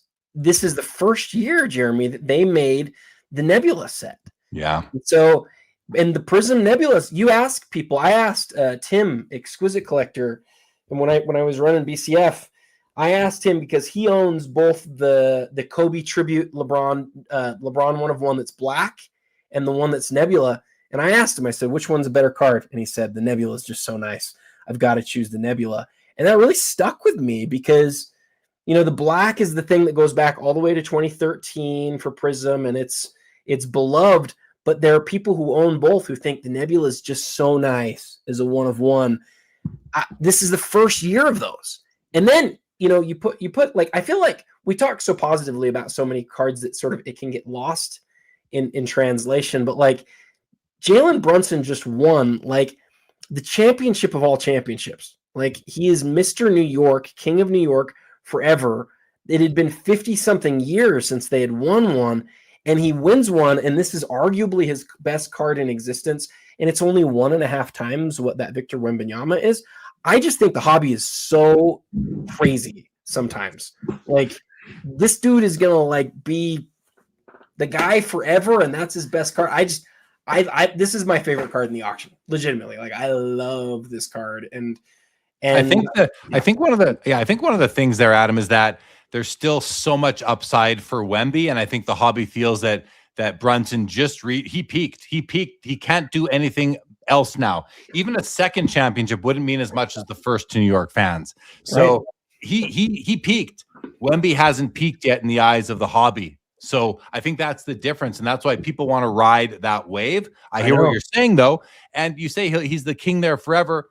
Yeah, absolutely. But is he the king of the NBA? Will he go down as an all-time GOAT? Will he crack the top 10 all-time players? Absolutely not, right? So I mean, I see what you're saying, but I think what you're saying is also very sort of tilted to where we are here on June the 18th, 2026. It all just happened. But what doesn't tilt towards that, as you said, is he can walk into any business in New York for the rest of his life with all of his descendants and get taken care of because he brought the championship to New York. So yeah, you know, you make some great points. I love your point, especially about him never really even having a chance as a top 10 guy ever. I think that's such a good point. But like, I don't know, like if you ask me right now, under over, will Victor Wembanyama have as meaningful of a moment in his career as what Brunson just had? There's no way. Like, yeah, but that's so team dependent, right? Which is important. I'm not totally, but like that's what we judge these guys based on. Yeah, it is. Yeah, you know, you're right. So, yeah, like so yeah, and maybe I'm thinking about it the wrong way. Maybe I should just say, you know, where is he going to fit on the all-time list? Although Bill Simmons talked this week, he said, I already have him as a top 50 guy ever based on that single championship. And that has been very cut apart. Some people think that's absolutely true. Some people think it's crazy. But what I know is, like, I watched every game in that series, and I've watched basically every finals for the last 30-something years. I can't think of very many championships, if any, that have the same meaning that one did in New York. I mean, it was just awesome. It was so awesome. And it's arguably, we can't get lost in this. It is arguably his single best card. It's not like a really nice card. It's arguably his single best card. And so for me, I think it's awesome, man. I love this card. Oh, I think it's amazing too. And I take nothing away from Brunson. Absolutely. He led that team and they won. And there's New York Knicks fans all around the world who are celebrating. So it's a great card. Absolutely. Let's do a couple of comments that we've had come in. First of all, Grant Slayton says YouTube Premium is a life hack. It certainly is, Grant. Chris says, to say collectors are buying these cards is a joke. I want to say, I was thinking about this earlier today. I was thinking about the fact that we are about to sit down, Adam and I, and with all you guys in the chat and talk about cards that are selling for, $10,000 to $1 million. It's a lot of money. Anywhere in that range is a lot of money. And I started thinking to myself, like, exactly what Chris is saying in this comment. who's buying these cards? And we don't know. I don't know who's buying these cards unless they show them. But then I thought to myself, listen, if you are somebody who just has a lot of money, if you have, I'll use the convenient term, if you are a billionaire and you can afford to buy cards for $150K, $300, $250,000, $750,000, left, right, and center, willy-nilly, I mean, you can be a collector. Just like I'm not a billionaire, but call me $100,000 heir. I can go buy a bunch of $5, $10, $20 cards. Well, it's all relative. So can those guys. There are billionaire collectors in our community who are buying these cards. That said, I hear loud and clear what Chris is saying, and I think that a lot of the people buying these cards are investors. This auction is for very wealthy collectors and investors. It's for investors and very wealthy collectors is what the Premier is for. You can find the odd card under 5 figures on the Premier auction, but the weekly auction, they have cards selling from $5 to $50K sort of thing. The weekly auction is a great place to find cards, and it will be suitable for a higher number of collectors because more collectors can afford those cards. Yeah, this auction here is for investors and wealthy collectors. I would say, Adam, is that how you look at it? I mean, how could you not? 100%. And I would say the only thing that I'd add to that is that some of us can bid in the Premier because of the fact that we've been collectors for a really long time and been able to buy some things that have increased in value. That has allowed us to have equity to then get some of these types of cards that otherwise we probably wouldn't be able to get.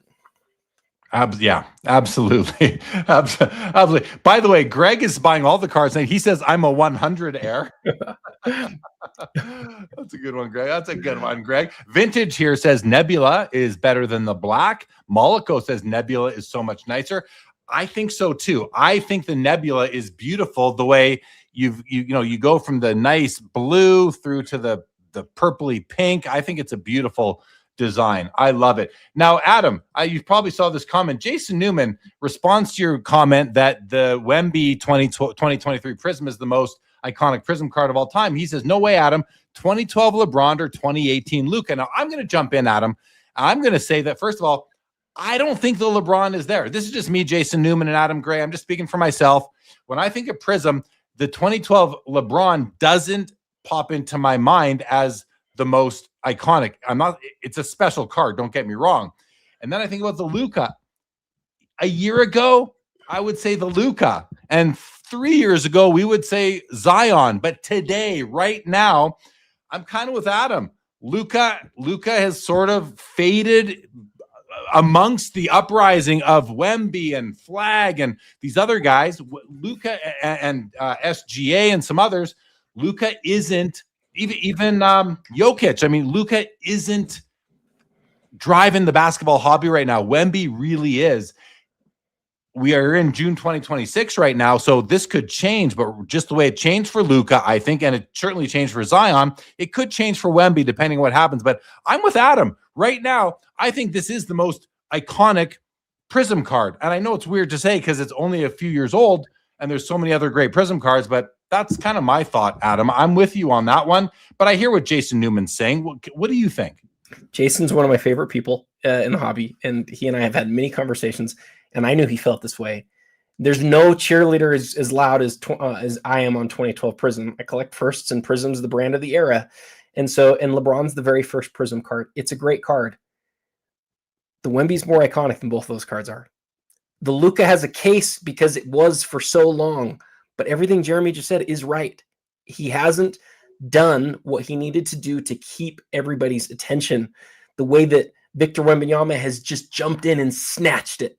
He's just come in and said, listen, I know I'm only 22 years old, and I know I'm a big guy, and that goes against all these hobby laws that have existed for years and years.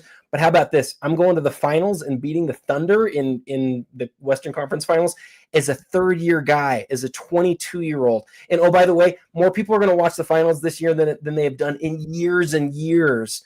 And this is, and I don't have any autographs for my rookie year, their NBA license. So you really have to look at Prism. I would love to say it's something from 2012. I would love to. It's not true. It's the Wemby at this point. I enjoyed the finals this year. I watched the games. It was great. So It was entertaining. It was a lot of fun. Tony, my buddy Tony at Southern Collector says, just because a card is really expensive does not mean that there are not collectors. Absolutely does not mean that. There certainly are. I think Tony's absolutely right. Chris here says, you are right. It is all relative, but no collector I have ever known have that kind of money. Well, Chris, I mean, that just says that more talks about the people you travel with, not the whole population. I have certainly met collectors who have that kind of money. We have some in the chat who are collectors who including you, Jeremy. Jeremy, you bought a $200,000 card last year, man. Like, I mean, there's a lot of people out there who in this hobby who have spent a lot of money on cards and have turned down a lot of money on cards, and those are real collectors. So yeah, but I don't have that kind of money, but I had card capital, remember? So that's right. But you did it, right? You did it. Yeah. And so anybody saying to me, like, there's definitely this group of collectors that are like, you can't spend so much money and still be a collector. That's bullcrap, man. Like, I've owned a bunch of my cards that I have for over a decade, and that doesn't mean, and if they're worth hundreds of $1,000s, does that mean I'm not a collector? Like, that's a bad take. Yeah, I think it's a bad take too. But you know what? We cannot argue with what Chris is saying. He has never known a collector that has that kind of money. That's true. That just says something about Chris's sphere. Totally. It doesn't say anything about the hobby. Yeah, I wasn't speaking to Chris. I was speaking to the people who were like, you can't be a collector if you're spending big money. I just think right. No, I agree with you. Tony says, I effing love Sports Cards Live. Tony, thank you. We love having you. Mookie says, Luka's Dallas point guard just won a ring before Luka did. And then Jason Newman says, I think we're just debating on the term iconic, because I agree. Right now, Wemby is more hyped at the moment. That's a good point. There's hype, there's iconic, but I think iconic, the definite, I mean, Adam, you've written books on iconic cards. To me, iconic means that when you think of something, you go poll the public right now, and I think more of the collectors today are going to know what the Wemby looks like than the Luka. Well, maybe not the Luka, but maybe the LeBron. And I think that's just a function of so many new collectors coming to the space. Adam is showing the definition of iconic. Can you read that to us, Adam? Because it was pretty small. It's what we put on the back of the 25 and 25 book. It is the definition of iconic. Being iconic means being widely recognized and admired, often symbolizing a particular era, group, or concept. It signifies a person or thing that is influential, representative, and revered. And if you ask me right now, as the years go by, what's the card from the Panini era that's going to be the most recognized? And I've never owned a copy.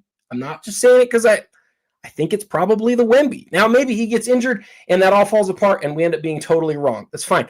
Go look at the number of that have been graded across all the difference. Look at the market cap across all of them. These are sort of numeric proxies that you can sort of use to sort of say, what do I think? It's just way higher than the other cards are. It's like not even close. So I think it's pretty easily the Wemby. Yeah. All right.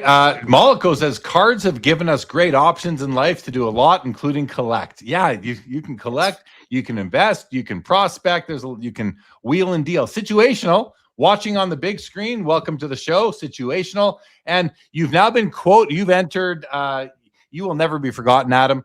Just like Brunson in New York, you will never be forgotten here in the etherwebs. Bob Boozle says, quote you, bullcrap, man. Adam, 2026.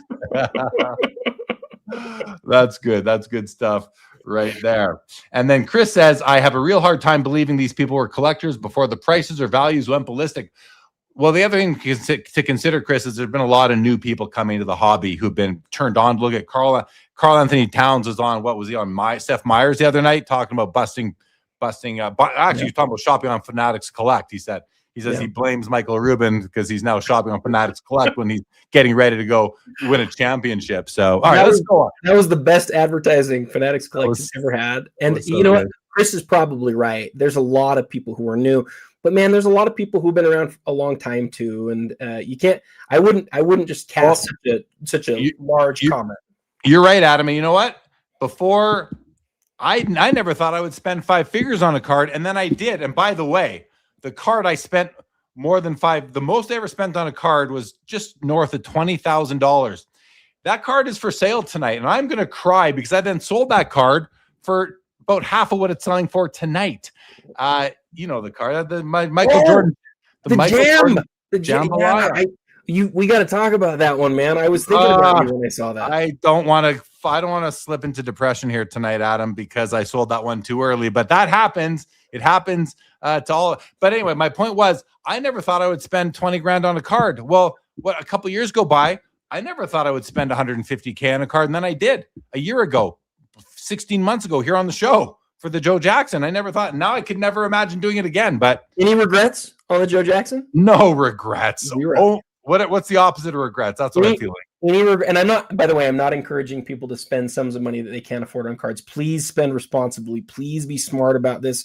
And we've seen a lot of people not be smart about it. Like, I know Jeremy and I are on board with this. You got to be really, really smart. But like, when you bought that $20,000 Michael Jordan jambalaya, you probably felt a little bit sheepish. But even though you didn't, get what this one's going to go for tonight, like, did you do pretty well on it? Yes. It's amazing. Yes, absolutely I did. Absolutely I did. Yeah. I mean, I got 250% return on that card when I sold it, and I intended to hold that card for a long time, but life comes at you and you have to make some tough decisions. That's right. That's a card I would love to be able to get back at what I sold it for, but I can't and I won't, and I move on. I have other great cards. That's just how it goes. Man, there's so many comments tonight, Jeremy. This is crazy. Good luck with that. Money's for spending, Jay Lee says Josh. Josh at 90s says that all the time on Sports Cards Live. Mookie says, calling it now. Jeremy's next move is a decimal place up. T206 Wagner. No, it ain't. No, it ain't. No, it ain't. All right. Let's go to this next row, Adam. We have a Ronaldo 1/1 auto from 2015 Flawless. It's a gold signature. It's beautiful. It looks a lot like the Messi we saw above. That was the proof. So it must be from same set, must be a parallel of sorts. We have this is, you said you called the Brunson was maybe your favorite card in the auction. I absolutely love this Kobe card. I think this 08 exquisite noble nameplates, the horizontal orientation, the patch, the shape of the patch window, the patch itself is just beautiful. I guess I don't love the auto. It's smudged right there. But outside of that, this card to me is just beautiful. It's slabbed authentic. The auto grade's an 8. That kind of makes sense. It's a 62,500. It's a game used patch. And then we have a 52 tops mantle sitting in a PSA 4 holder at $130,000. And this looks really good image-wise. The image of the Mick here is beautiful. The color is strong. It's obviously off-center. It's got a bit of clockwise tilt, but not that bad, actually. Just overall, it's off-center. It's off-center to the northeast, but otherwise a very nice copy of the card right there. Adam, let's go over to you to just whatever card in this row you want to start with. So on the Ronaldo, we talked about with the Messi, how it was previously his most expensive 1/1 autograph. The thing that I neglected to say there, and I'm glad I get the chance here, is that big soccer collectors, see, we're bringing the soccer knowledge tonight.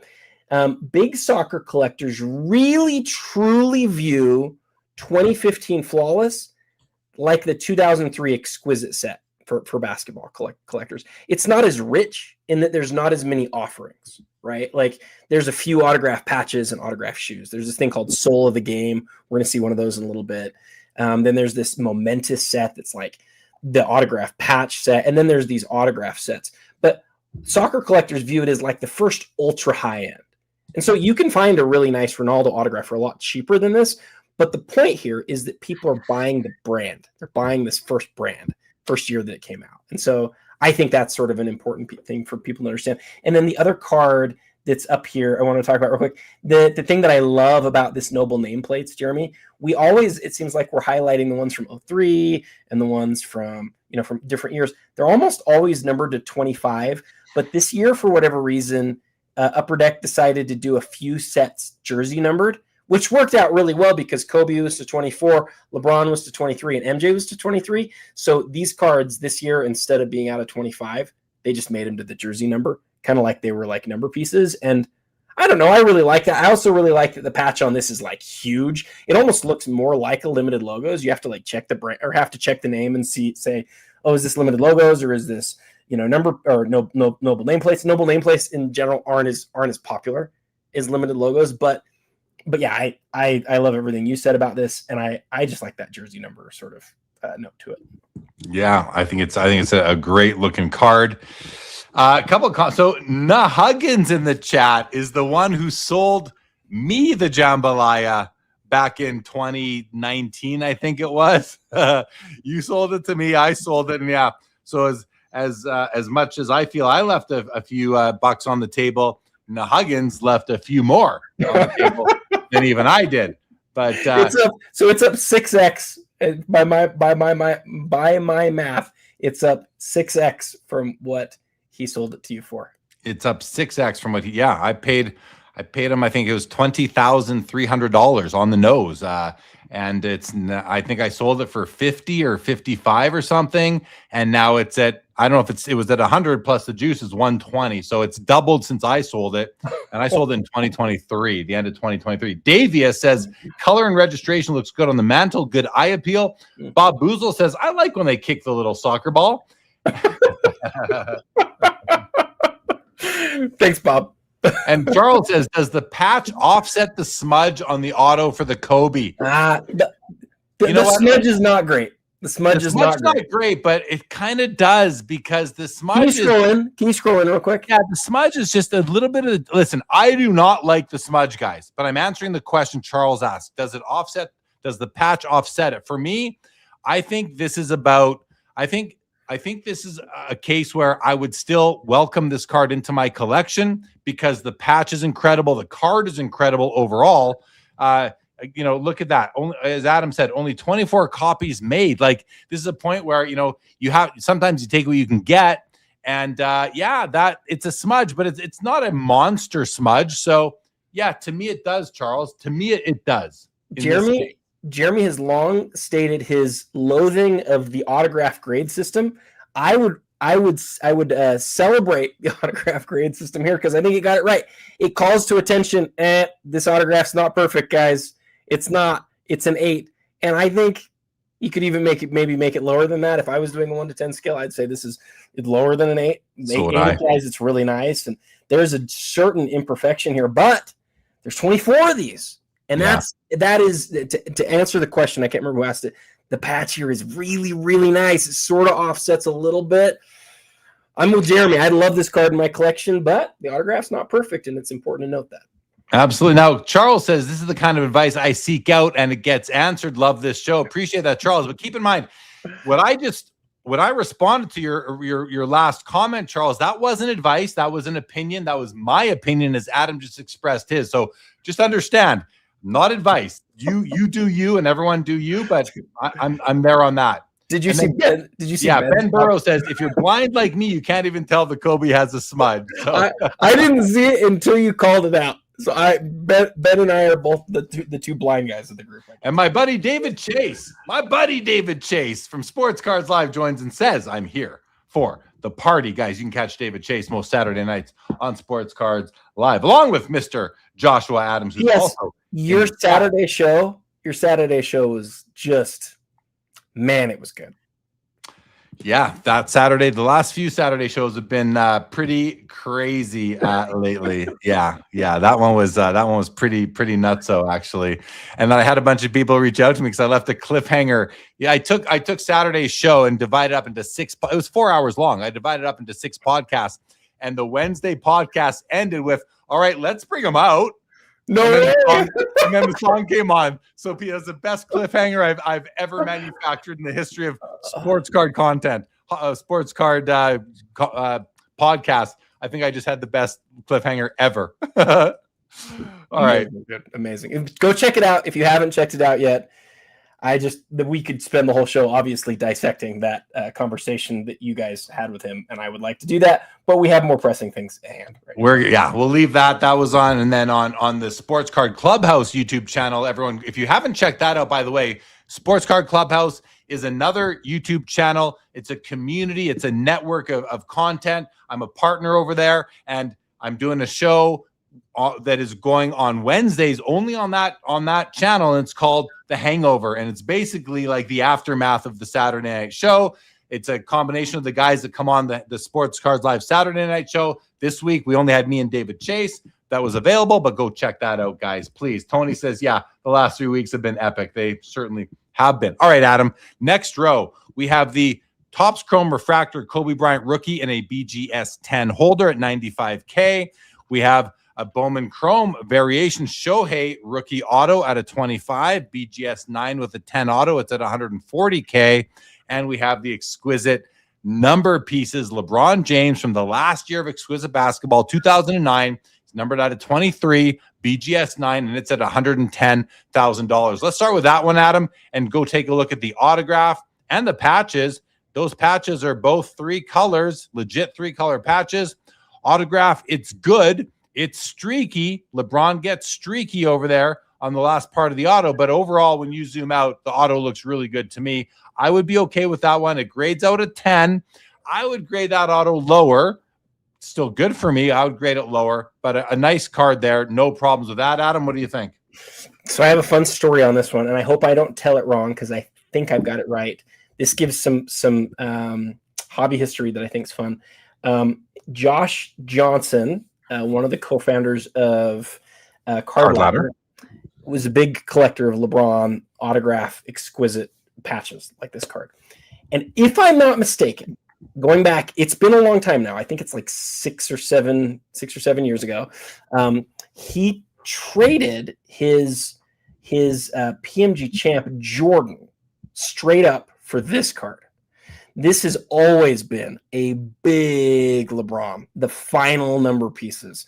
People find it like one of his very nicest autograph patches. Now you can look back and say, well, in retrospect, he probably shouldn't have done that because the PMG champ has jumped as much as it has. But it's a reminder of how beloved this card is and how beloved it's been for a really long time. 23 copies, numbered to the serial or to the jersey number, and just beautiful. I love the hollow foil around the window. I love the spot for the autograph and reminiscent of 03. And the 03, this is a rookie card, inserts one of the best LeBron cards in existence. So I wouldn't be surprised. I haven't done the research on this to see when the last time this was sold, but I wouldn't be surprised if it sells for quite a bit more than what it's at right now.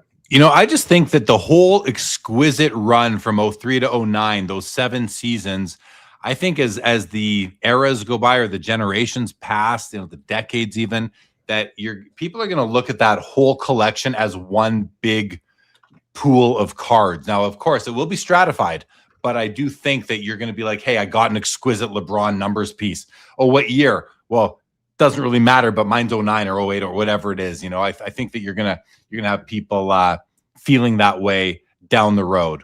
Maybe I could be totally wrong on that, but just a thought. Last one that sold, man, it is a little bit confusing because it was a PSA 10. Last one that sold was a year ago. It was last June, and it moved for twice as much. It moved for $220,000, but it was a PSA 10. So I might be wrong. It may be done. It may have more to go, but there's a lot of LeBron exquisite stuff out there. This is one of the nicer ones for sure. Absolutely. All right, Kobe rookie card, the Chrome Refractor BGS 10. Have a look for greening on that, guys. And then the Shohei Bowman Chrome variation. We'll just take a quick look at the auto on this one. It's 25 at 25. The auto is perfect. Holds up very well, as most autos do on these shiny. Topps is the best at having the autograph adhere well to the card. They somehow have figured it out better than both Panini and Upper Deck have to this point. Next row, there's a Wemby Gold Refractor Auto. It's at $120K. This is the Topps Chrome. It's numbered out of 50. PSA Pop 4 in the PSA 10. We have another Shohei Auto. This is the Green Refractor out of 99 in a PSA 9. And then we have the 2000 SP Top Prospects Michael Jordan Relic Auto. But this is him playing for the Barons, the Birmingham Barons, I believe. Yeah, the Birmingham Barons, a piece of game-used bat or minor league game used bat, on card auto, 45 copies made. It's a BGS 8. I think this is like a sneaky card for Jordan collectors. It's not so sneaky at 70K, but it's also not 200K or 150. It's half the price of a basketball. But the difference is how many baseball autos does Michael Jordan have? That said, how many people care compared to Bulls autos or even basketball autos? I think that is a relative comparison as well. I just think it's a neat card, Adam. And being priced out of any Bulls auto, I wouldn't mind. This would be a nice consolation prize for a collector like myself. Not that I'm buying a card for 70 grand, but a Jordan auto or even just a mem card. If you're priced out of them for Bulls, this is something you could have to have a piece of Michael Jordan's athleticism. What do you think? I did a reel on this card months ago. I was going to say years ago, but it was like 6 months ago. And in my research, one of the things I was really interested in is when I went to Card Ladder to look at how many times it had sold historically, I looked at the images and it had a bunch of sales, but a bunch of them were duplicates. Like the card had sold a few times over the years. It was, and I don't remember the exact number, but it was a really, really low number. It was like 5 or 6 or something like that times that we'd seen different individual copies of this card, which is surprising because there's 45 of them, right? We'd seen something like 10 to maybe 15% of the total print run of these cards over the years. And you would expect on a big Jordan autograph like this, that's always been worth a lot, you would expect to see it more often, but you don't see it a lot. And yeah, I think you're right that people don't notice it as much because it's a baseball card and you'd rather have Jordan featured as a basketball player, but there's a lot more of those. And so with a piece of the bat and stuff, number to 45 for his jersey number, I like it. I think it's cool. I'd rather have a basketball autograph myself, but I think it's Of course. So do I, but this is a card we don't see very often, and it's just neat that it's Michael Jordan in a baseball uniform. Can I give you a stat on the Wemby? Yeah, please go ahead. There are only 3 gold refractors, 3 Topps Chrome gold refractors ever that have sold for more than the 3rd year. That's what this is, 3rd year Victor Wembanyama Topps Chrome Gold. Can you name them off the top of your head? Which 3 Chrome Gold refractors in basketball have ever sold for more than Wemby? LeBron and Steph. LeBron and Steph, that's 1 and 2. There's one more. Can you get it? KD? Nope. It's not a rookie. Is it like Brady or something like that? No. Basketball. Yeah, I know, but across. No. I'll let you tell me. It's the Kobe where LeBron's guarding him, and that is it. Just those 3 cards are the only 3 for gold refractors. That's how big this card is, and to me, that is both sort of amazing that people view it that high already, but also like overwhelming. Like, where does it have to go? Like, that's a lot of trust that people are putting in a 3rd year card, right? Like, I know it's first year that's licensed, so it's kind of it's kind of different, and it is autographed. Those other ones aren't, but it's a lot of money for the card. That's my general thought when I see it. It's like, oh man, that's a big price that people are paying for that Wemby card. Dude, we're becoming so desensitized to 6-figure cards nowadays in the hobby on Fanatics Collect Premier that but hey, I feel like I'm just desensitized to it. Yeah. Here, I want to bring this question to you in the chat from Mookie Chilson. Would you rather have a Jordan Wizards auto or a Jordan baseball auto? This is more, at first I thought, Wizards for sure, but then I was thinking about it. I think it's Wizards for me. Yeah, it is. It's Wizards for me, Mookie. Yeah, I would go Wizards, but I like the baseball card on the screen right now because you also have a bit of a game-used bat. So let me change the question around. So 2 questions now. Would you rather have this card with a auto mem or auto only Wizards? I think I'm going to go auto mem in that case, even though. But if it was mem, I would go Wizards. I love your answer here. I love the nuance to that. I might do the same thing as you. You might have just talked me into it. I love Wizards MJ stuff, though. I love it. Those are some of his true playing days autographs. Remember, there's very few Wizards cards that are not playing days of Jordan. There are a few from 03, but it's very, very few. So in general, I would take the Wizards, but I think Jeremy's got you there with a bat. I think there's very few straight Wizards autographs that don't have memorabilia that I would take over this card. I think I'm with you there. Well, look at the chat. Mollico says baseball. So does Josh Adams say baseball. What else we got? Still baseball for Josh. And that's about it for there. Okay. Let's go to the next row, Adam. We have a Ronaldo, Soul of the Game Flawless, numbered out of 5, the Emerald, PSA 7, auto mem. We've got a Michael Jordan, 86 Fleer rookie sticker, auto, BGS 9 on the card, 10 on the auto. And we have a Topps Chrome Super Refractor Caleb Williams PSA 10 at $32K. The sticker auto MJ is $97.5, and the Ronaldo Flawless is at $52.5. I don't know, Adam. This row is the row I'm the least interested in up to this point. If I'm just being honest about how I feel about these cards, the Caleb Williams, great young player, and of course for guys like Josh in Chicago, a big card. The Jordan sticker, 86 Fleer to me. God, I'm about to make some enemies. 86 Fleer, I'm just over it. It feels like junk wax to me. Wow. I know it does. It is junk wax. It's almost, they made so much of it. I mean, it's just, I don't know. I'm over 86 Fleer right now. And listen, I'm being a little provocative here. What do you think? Well, we aim to bring the fun here too. Jeremy said in another breath earlier in the show, he said, people come up to my booth and they ask me for 86 Fleer and Kobe Bryant stuff. No, that was a comment. That was someone else who said that. I'm sorry. My bad. I thought it was you who said that. So my apologies. I will always say this. 86 Fleer is my favorite set ever because it's the set that I grew up trying to put together. And for that reason, I could probably right now name 100 of the guys out of the 132 in the set. I could probably name 100 of them in 2 minutes. Like I love the set, but it does feel a little like junk wax.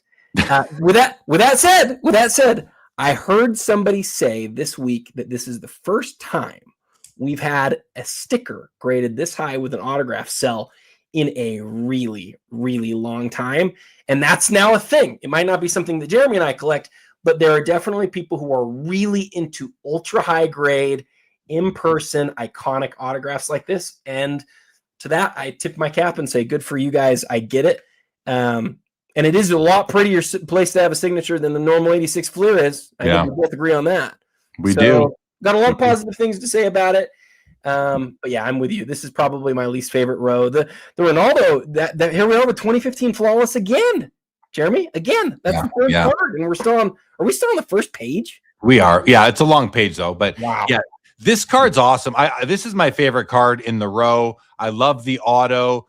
I love the shoe piece here, the 5 of 5, the foil.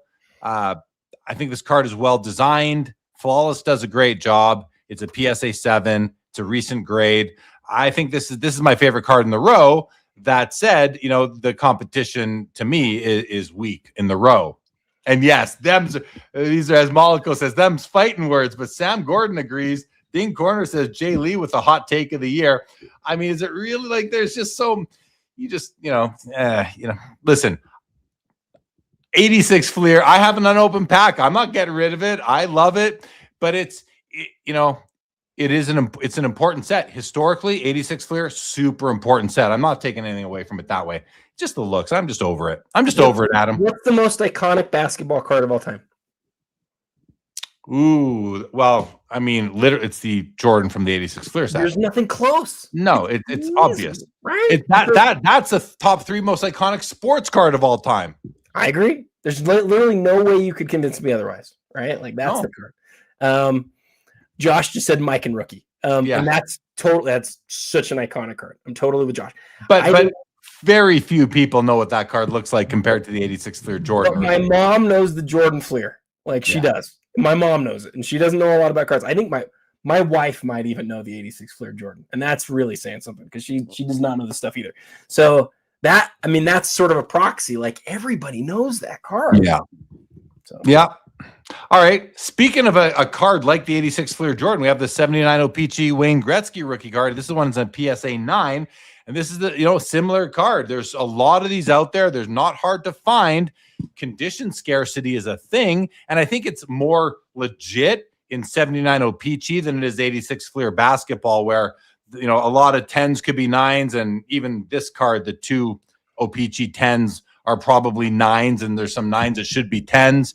But this is an 86 Fleer. Sorry, this is a 79 OPG Wayne Gretzky and a PSA 9 holder. We're going to do a quick little inspection on it, starting with a centering. It is not perfectly centered. It is shifted a little bit to the right, and it has, I believe, slight counterclockwise tilt.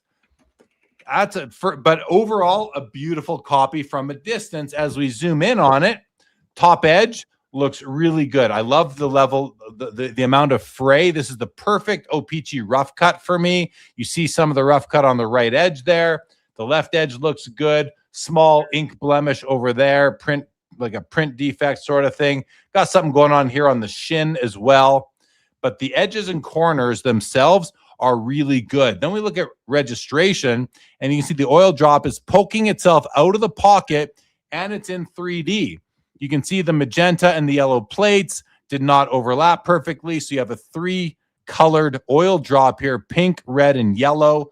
You can also notice the blur on the right side of his legs there. That should be sharp. That's also look at the bottom of the skate there. The very bottom of the card there, you're seeing that shadow coming off the skate. That shouldn't be there. If we come back up the card, and we're looking for registration problems right now, you can see the face is blurry. You also see some of the magenta coming into this inner border. That should be all, that top skinny border should be as white as the sides are. Look how clean the sides are. Sometimes they have ink coming into there. The top has it. And you can see the word Oilers is on a plane higher than the word Edmonton, and it is also in 3D there. You got the pink, the red, and the yellow. So this card, it's a great copy. It's probably a mint 9. I'm not disputing the technical grade. You just have to be aware that it has some, the biggest hit it takes is on registration, which I don't think PSA really notices that much when they grade cards, or at least they don't really ding for it. So I certainly ding for it, but PSA, I don't think they do. So it's a great copy overall. Listen, I've seen PSA 9 O-Pee-Chee Gretzky sell, and I will beat the crap out of them because they're terrible for the grade. This is a good card. It's a good card for the grade. I wish it had better registration, but that's a me and whoever is like me on that. A lot of people don't care, including PSA, don't seem to. So I think it's a good copy. Adam, any thoughts?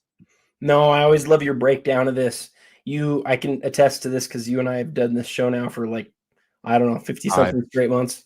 61 straight months. You have beaten the crap out of many a high-grade Gretzky. That was one of the more favorable ones, and especially with the registration issues, which I know you're such a big registration guy. That speaks a lot to me about how much you like this Gretzky.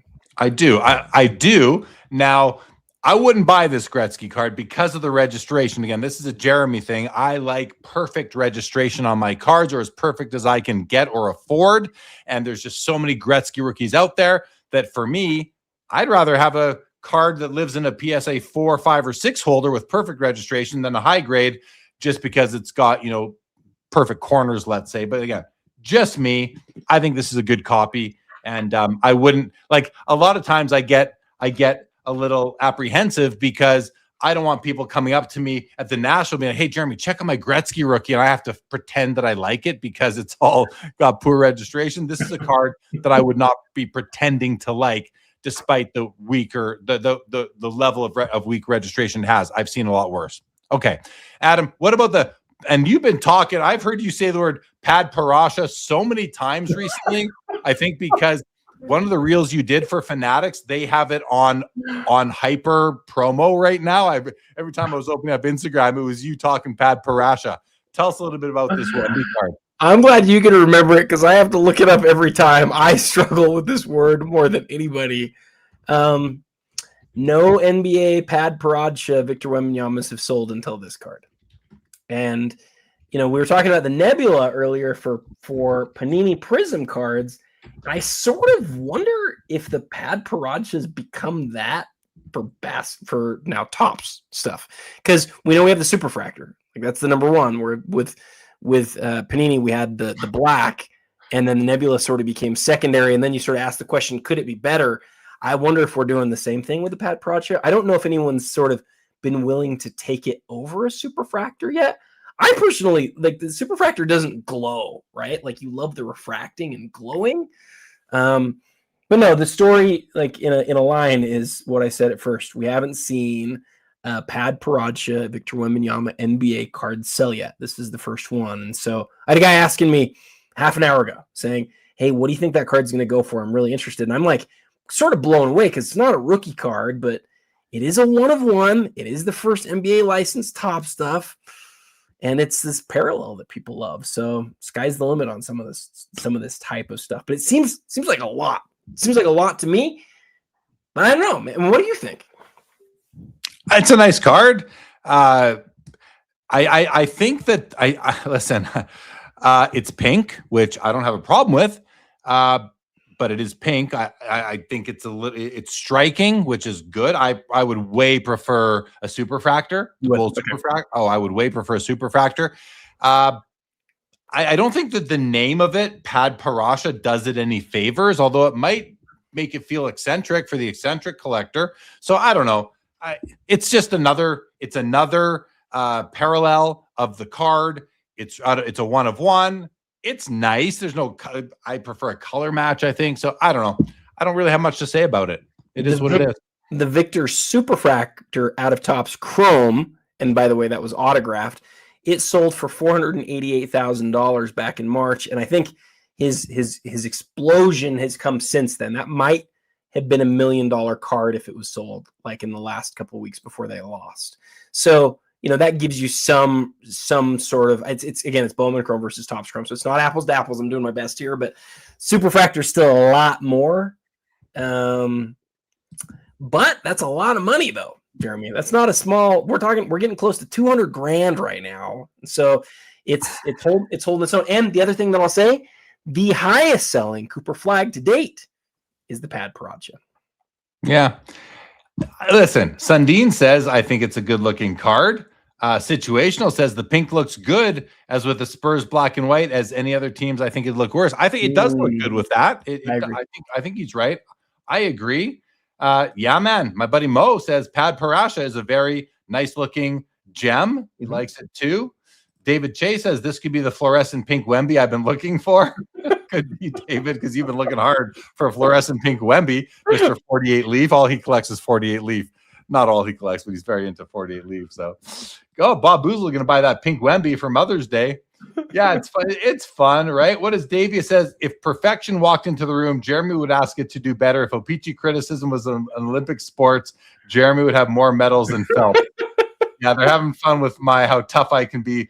Yeah, listen to some of these comments. David Chase says, don't ask Jeremy to review your cards. Trust me, I'm still shuddering in a corner.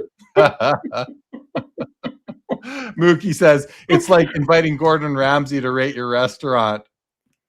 All right. Well, yeah. Well, hey, you guys know what you're getting with me, right? You know what you're getting. So Maja says, Pad Parasha is the winning word in the script spelling bee this year. There you go. All right, you just have to say it. You don't have to spell it. You just have to be able to say it right. Yeah. If you can say it, you win. Okay, we have a flawless Messi auto number 2 of 2. Another 2015 flawless card, Adam. Somebody is capitalizing on the World Cup being upon us now, I feel like. Don't you? Do you think that's what's going on? I mean, we're speculating on the motivation. Do you think it's World Cup motivation to sell? Well, I think you could absolutely be right. It might not be one person though. It might be several people. But I'll tell you what, when Messi goes out and he scores a hat trick in his first match, holy crap, man! Like that couldn't have come at better timing for this auction. All right. Oh, and then Vintage says Pada Papaya parallel is laughable. So he has no patience for it whatsoever. All right. Next row, a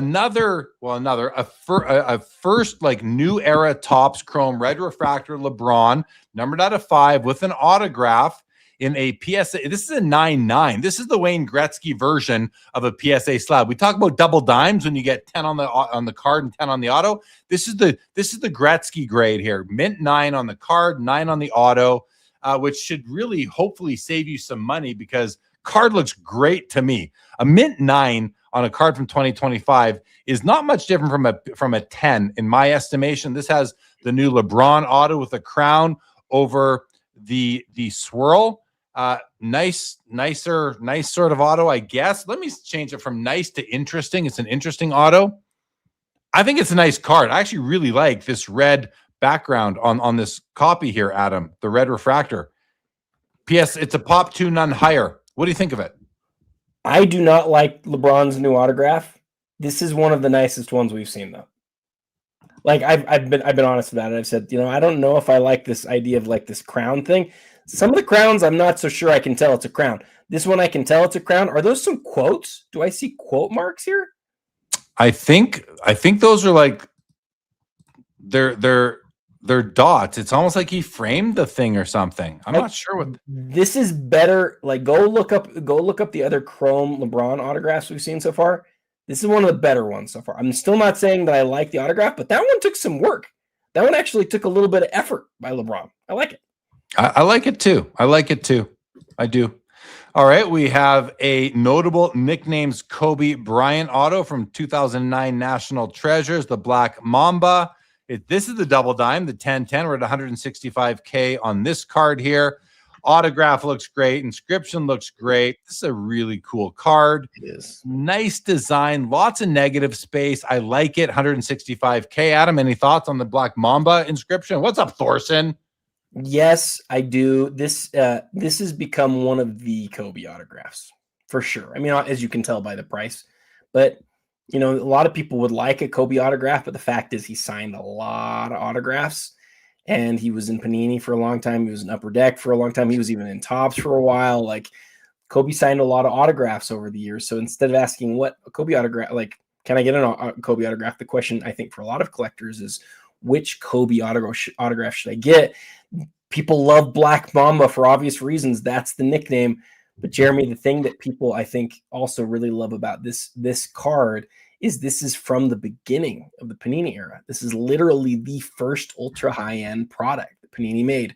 2009 was the year. National Treasures is the set. He signs, I don't know exactly how many of them, Black Mamba, but there's very few of them that are graded this high, and there are very few of them that have autographs that still look like that. So we knew that this card would be well into the six figures when it was listed. It's not surprising to see where it's at all. It's a great card. And there's the Brunson Gold Prism out of 10, PSA 10, Pop 3. Big card here. I mean, Gold Prism is sort of like if you're not going to be able to go into the world of the one-on-ones, the black or the nebula, Gold Prism's kind of like the next thing, I think. And some people might also talk about Kabooms might enter that conversation for rookie year cards. But I feel like, to me, the Gold Prism is, at least for me, it'll always be above something like a Kaboom, which to me is very gimmicky. There's a lot of gimmicky cards in the hobby nowadays, and that's okay. Gimmick is important. The products need hits to feed the hunger out there. But to me, the Gold Prism stands above. And I think you're partially to blame for that, Adam, on my opinion, because, you taught me a lot about those when I didn't know a ton about them. So how have I learned? What do you think? I like what you said. I remember a conversation that you, me, and Jesse Craig had. And I don't know if you remember it when very early on in the show, and we were talking about some of the early Gold Prism stuff. And yeah, I still feel as strongly now as I did then. People will always want this card as long as they want to collect Jalen Brunson. And I had somebody ask me, how many Jalen Brunson cards would you put ahead of this? Because this is a PSA 10 and there's only 3 of them. And I think, to me, it's the Nebula that's in this auction. It's the black, which I don't know if we've seen before. And then he's got a couple of Logoman autographs. He's got one from National Treasures that I almost bought at one point. And then he might have a Logoman autograph in Flawless. He has a couple of other cards that are really rare. They're game-used RPAs that I would consider. But I think this is between like the 5th and the 10th best individual Jalen Brunson card literally in the world. Like, now other people, and then this is the question for you, Jeremy, and for the chat too, because there's varying degrees or varying answers on this. In the end, will you want a Brunson card where he's a Nick, or will you want one of his iconic rookie cards? Oh. I think that's a whole other question. Well, for me, Nick, I want it. Absolutely. For me, I don't care about rookie cards. Sorry.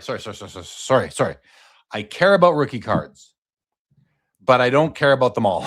I don't care about them all across all players the same way. Like, I have a Shaq collection. I only want Shaq Laker cards. I don't want Heat. I don't want Celtics. I don't even want Magic. I don't want Cavs. I want Lakers cards. So for me, and same thing with Shohei. I don't have any Shohei. Well, I do. I have one rookie card, but I want Shohei cards now as a Dodger because that's where he won the championship.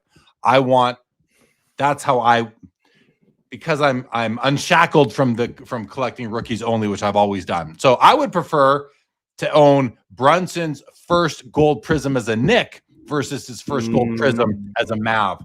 That would be just like Kareem Abdul-Jabbar. You know, I don't need his 69 Topps rookie. I've had it. I don't have it anymore. I would rather have his first Lakers card, and that's the card that I want, the 75. That's the Kareem card that I want in my collection.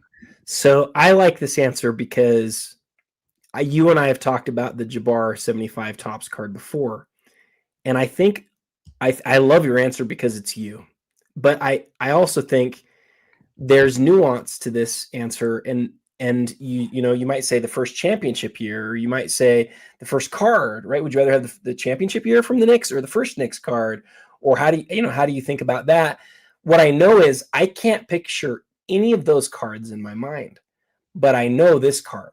And I wonder if that will ever change. You know, I've known what this card looked like for a long time since Brunson was a Mav, actually, because he had some really good moments with the Mavs, right? He did. He beat my Jazz in a first round playoffs matchup. And I was like, dang, this guy's amazing. And I went and I looked up his stuff, but he won't be remembered as a Mav. He'll be remembered as a Knick. So I think it's complicated. And I think the last thing that I'll say is, our friend Jay Monaco said on here, I've lost the comment now, but he said, I want his best Knicks card, whatever that is.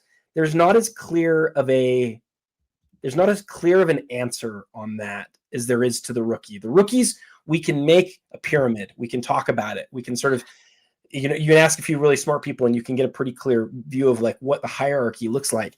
I don't know that exists for his Knicks stuff. And so I wonder if that will be the case for most people. I don't know that it will be. I don't know. It like when you said that you can picture the 2018 Brunson, but you can't picture maybe his first Knick card or other players that fit into those circumstances. I hear that. To me, that's what I love about this hobby. Yeah. Here I am, 45 years into the hobby. I can still find new cards that get me excited, that I can feel like I'm discovering. Jesse Craig says, bold take again, Jeremy. You know what? I'm the guy with the bold takes. I want to inspire people to find things to collect, not just what everyone else thinks is important. Adam, you've done a great job with your iconic card lists and books over the years, and I love them. And I love iconic cards too. Please don't get me wrong, but I am so excited to discover a beautiful second, third, or fourth year card of a Hall of Famer that because I'm seeing it for the first time in some cases. And I'm like, this is beautiful. The only reason we're ignoring it is because it isn't his rookie card. The only reason the hobby doesn't care about it is because it is not his rookie card. I mean, John Unitas had cards for, 15 years worth of cards. Or only thing people care about is the 58 Topps or the 57 Topps. I forget which year it is. I love the second year card in many cases. So, and then Sam Gordon, 100% agree with Jeremy again. Attaboy, Sam, fist pump. He says, down the line, a lot of people won't even know Brunson was a Mav. That's very true. He's right about that. Hardcore fans will. A lot of people won't, though. So what do you are you catching some fun comments, Adam? No, I just am agreeing. I think they're really good points. And I've said before, there's some players like Shai Gilgeous-Alexander where I don't love his Clipper stuff because I don't even remember him at all as a Clipper. For Brunson, it's been different for me because he was so good as a Mav, and he was a good as a Mav for several years. He had a lot of good moments, but now he'll definitely be remembered as a Knick. Still, for Kevin Durant, his best cards are as a Sonic. But the status of the rookie card towers and over the hobby, right? The rookie card, Chris McGill did a poll a couple months ago. Which aspect or element of a card is the most iconic? Not the card, but what element? He eliminated rookie card from the choice because it's obvious a rookie card is the most iconic element a card can have, more than an autograph, more than being a one of one, more than any of these other things. I agree with that. Even Jesse Craig's comment, another bold take. I want to inspire people because I inspire myself when I find these cards that aren't mainstream. I get so invigorated in the hobby. I want to inspire people to find things that they like the looks of. It's cheaper. You can buy more of them. You can have a bigger collection. Not saying ignore the important iconic cards, go for those too. But there's other ways to collect than just buying. Totally agree. Okay. Totally agree. All right, next row. I think this is a really cool card. This is a gimmicky type of card, but it's a 2025 Topps Finest Headliner Superfractor Tom Brady 101. I got to tell you, I love this card actually, Adam. I think it's awesome. I also love the 38 Gaudis with the big heads on them, the Joe DiMaggio card and Feller from that year. I like cards like this where I've even really fallen for the what are they called? The manga cards. I've some of these gimmicky type of cards where the designers are having a lot of fun. I like them. I think they're fun. I like the looks of this card. I think it's awesome, actually. $37K for this 101 Brady from 2025. Where are you at? Well, I think the Superfractor obviously does some heavy lifting here, but some of these more caricature cards have just done so well. So I don't have a great sense one way or another on it, but I'm not shocked to see it be a big deal card. I think Jesse's, I kind of hope Jesse's talking about this one where he says, don't think this is a hot take. I hate this card. All right. We have this is an interesting card here. This is a Shohei. This is my favorite Shohei we've seen so far. 2025 Topps Definitive Collection World Series Relic Auto 1 of 1 with a game-used baseball relic. Now, this is a chunk of the ball. Wow. It's game-used 2024 World Series baseball. A big piece of it. It's got the whole World Series stamp, as you can see, with a bunch of stitching across the top. On-card autograph, 1 of 1, $130,000. Like, this to me, Dodgers uniform, of course, to me, I would way more want this card in my collection than any of these Shoheis we've seen so far in this auction. Now, give me a Topps Dynasty auto patch Shohei in a Dodgers uniform. Talk to me. I love that. But this to me is, I have this new classification of cards that I'm in my own head calling. I have this new word I use to describe a class of cards.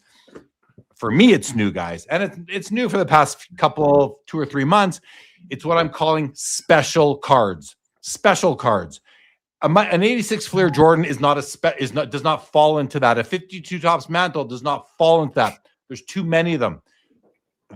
These are for very rare, modern to ultra modern cards where the memorabilia is very special. This is a special card to me, Adam.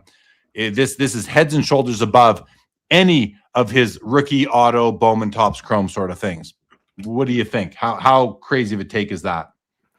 Well, I love the World Series aspect of it. Even if it was just a normal ball, it would be really cool. But knowing that it's got that World Series logo on it and that it's from we'd read the back of it here. It says, definitive World Series baseball autograph relic from 2025 Topps Definitive, the Topps guarantee. Yeah, actually, the better information is on the front. The back does say the relic contained on this card is a game-used baseball from the 2024 World Series. So, that's epic. It's epic. It's like, it's not just that it's from a ball. It's not just that it's from a World Series ball. It's from a World Series ball where they took the World Series logo, turned it exactly the right way, and then put it in the card and then had him sign it. Like, I don't know. I mean, there's a few game worn pieces from Shohei that I like more than that, but that's about it. Like, are we a little like conditioned to want jersey pieces versus other equipment pieces? We are.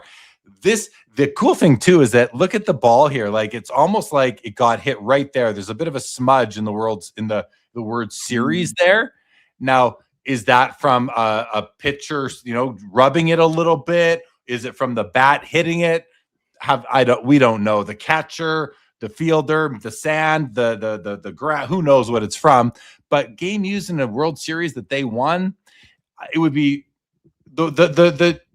I think the negative is that you don't know if Shohei ever hit, touched, caught, threw this ball. It's just from that World Series. We don't know. They use a lot of balls. So right. That's why I think is cool about the jersey is it's like specifically applicable to the player. But just the design of this one too. You get the stitches there along the top. It's just really cool. I think you and I are on the same page here on this one. I really like it. What about the Wemby Bowman Chrome University Gold rookie auto at a 50 here from 2022? It's like a pre-rookie card, Adam. Yeah, 2022. The fact that it's numbered, it's a gold refractor, the autographs on card. We often highlight the autograph and note that it gets kind of streaky, that prevents it from getting the high grade. I can't tell. Is that autograph graded a 10? Yes, it is. It's a 10-10, this card. Can you look at that real quick? Because that's pretty rare on Wemby autographs. That's a sweeping thing at the end there. It now goes through more of the letters than it did here. And so it made this one more able to be a 10, which, you know, I don't care about that sort of thing, but I know a lot of collectors who do. I think this auto looks really good. The last long stroke there, it does get lighter to the top, but I don't know that I would penalize the auto for that. I think it's a good auto. It's 44K on the card. Do you know what I'm talking about? Where the sweeping line at the end goes through more lines now? Yes. I think that's next time we see a Wemby autograph, let's look at it and so we can look at that. For sure. All right, we have a select courtside gold tectonic Wemby rookie out of 10, PSA 10, pop 5 at a very affordable 13K compared to the other cards we've seen on this page. And then we have an 06 exquisite emblems of endorsement, Michael Jordan, dual patch auto, numbered out of 15. This is a PSA authentic with the autograph getting a 10. And the auto is wonderful. I love it. The card is slabbed off. That's a 3-color patch there. Very weak 3, but it's a 3-color. That's a better 3-color patch. Card does have some chipping on the edges, but it's not that bad. Don't know why it's slabbed authentic. We don't know. PSA figures it's none of the owner's business to know either, so you just can't find out why. Card's great. I think this card's awesome. 82.5 seems like a really good deal. That's not a sticker. That's an on-card auto. Right. That seems great, Adam. This year of emblems of endorsement, I think it gets a little lost in the mix. It's not everyone's favorite. I have never loved it the most, but I've seen a few of them in hand. I want to highlight one quick thing. I think that I didn't see while you were scrolling in, but I looked away. If you scroll in real quick and look at the bottom right, I think you'll notice this here. Oh no, you know what? I might be mistaken. 06 is sort of one of the things I like about it is they often use embossed. Oh no, it's top right. Top right. It's up here, Adam. It's up here. Yeah, I noticed the word emblems of endorsements right there. Isn't that cool? It's not cool. It's like it's embossed into the and card. The Upper Deck logo on the top left as well. Yeah. And 06 is the only year that has that sort of feature on exquisite cards. Yeah, that's a cool little tidbit there that 06 is the only year that actually had embossing. That's very cool. Mikey's card says, yo, chat, does 20 million plus night mean the total auction, or is there one card? No, that's my right. You can ask me that, Mikey. I'm the one that wrote that, and that means all the cards in the auction will add up to 20 million or more. Of course, I was taking a pretty good stab at that. I can't be certain, but if it's 18, you can certainly have your people contact mine. Okay, what's up, Eric? Those back pages in the chat. Welcome, buddy. Welcome. Good to see you. Okay, Adam, that's the end of the first page, and we are 2.5 hours into the show. This or that. We'll move to page 2. This or that.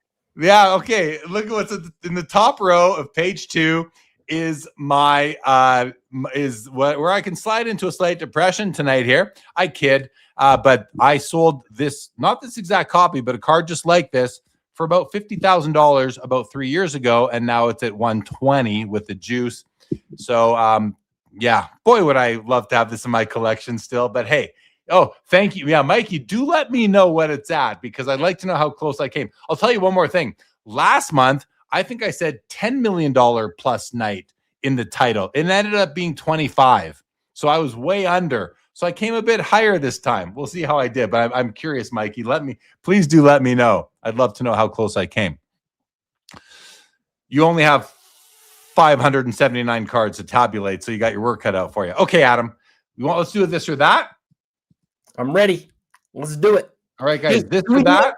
Can we do a real poll? We got so many people in here right now who want to vote. I think we should do a real poll. This or that, guys. So your options are going to be 1 for the card on the option is 1 or 2.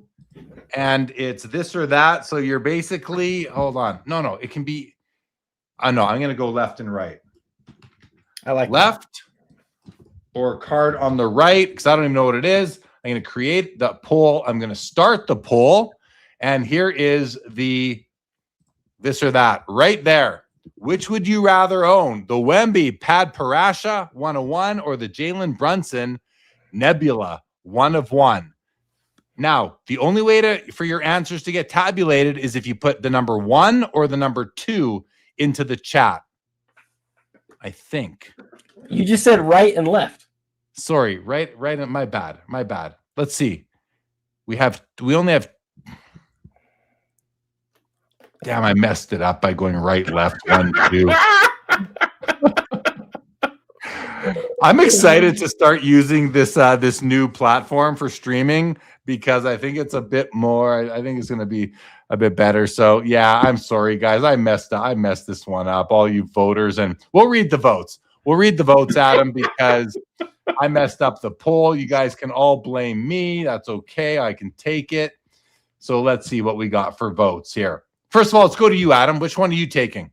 I love the Wemby, but the Brunson's like legitimately my favorite card in the auction, man. It's easily the Brunson. I'm going to take the Wemby. I'm gonna. Yep.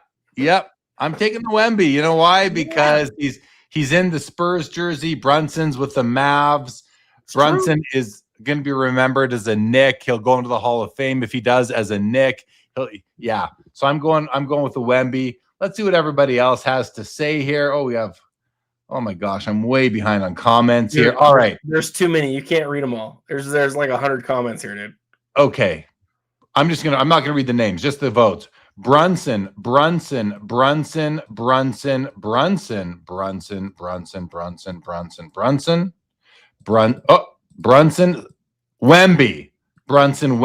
Brunson. What's up, Mitch? Brunson, Wemby. What's up, Turner? Brunson, Wemby, 69. Wemby, Brunson. Okay, so Brunson wins. I'm not even going to read any more of them. It's Brunson with the win. Man, the Nebula too. Like that's maybe his best card. Like I know you love. I know you don't want the jersey. We covered the jersey thing, but like maybe his best card, legitimately maybe his best card in existence. It's the Brunson, man. Changing my vote to Brunson. Wemby's great. It's great. It might even sell for more, but I think it's crazy. You and Jesse have convinced me. I'll switch to listen. It's just fun. I'll take the Brunson. Fine. We have someone in here pumping sealed video games. 925 Beats says sealed video games are the future. I'll take a $3 million Super Mario Bros. Yeah, you know what? I can't get into that. I love. Listen, I grew up in the 80s. I love video games. But sealed video games, it's just not my thing. Doesn't do it for me. We were playing Mario 2 in my house yesterday. I love the original video games. But yeah. The fact that they're made valuable just because they haven't been opened, to me, I personally, it doesn't do it for me. But I know people who love it, and good for them. Yeah. Hey, collect what you want. Collect what you want. Yep.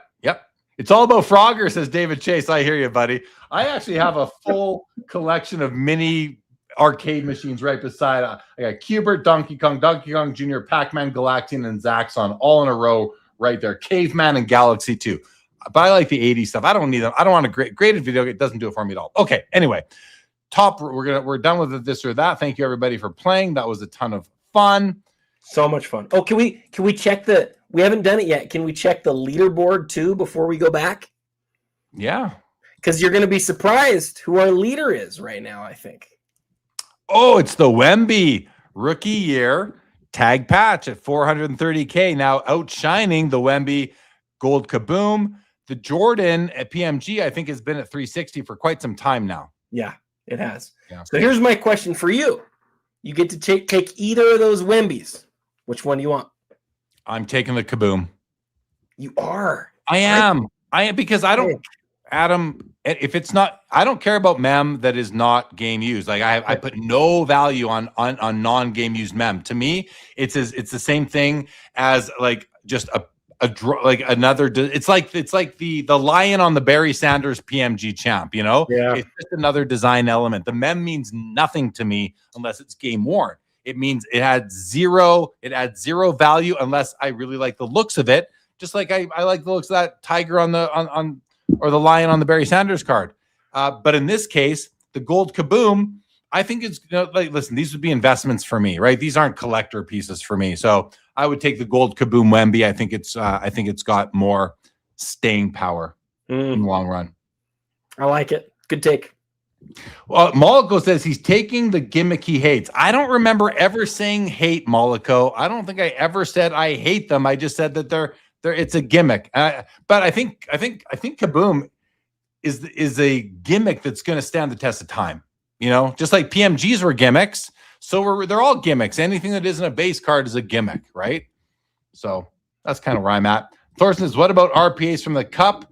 Yeah, I don't own a single one, Thorsten. I would way rather have a second-year auto patch where the patch is game used than a rookie year.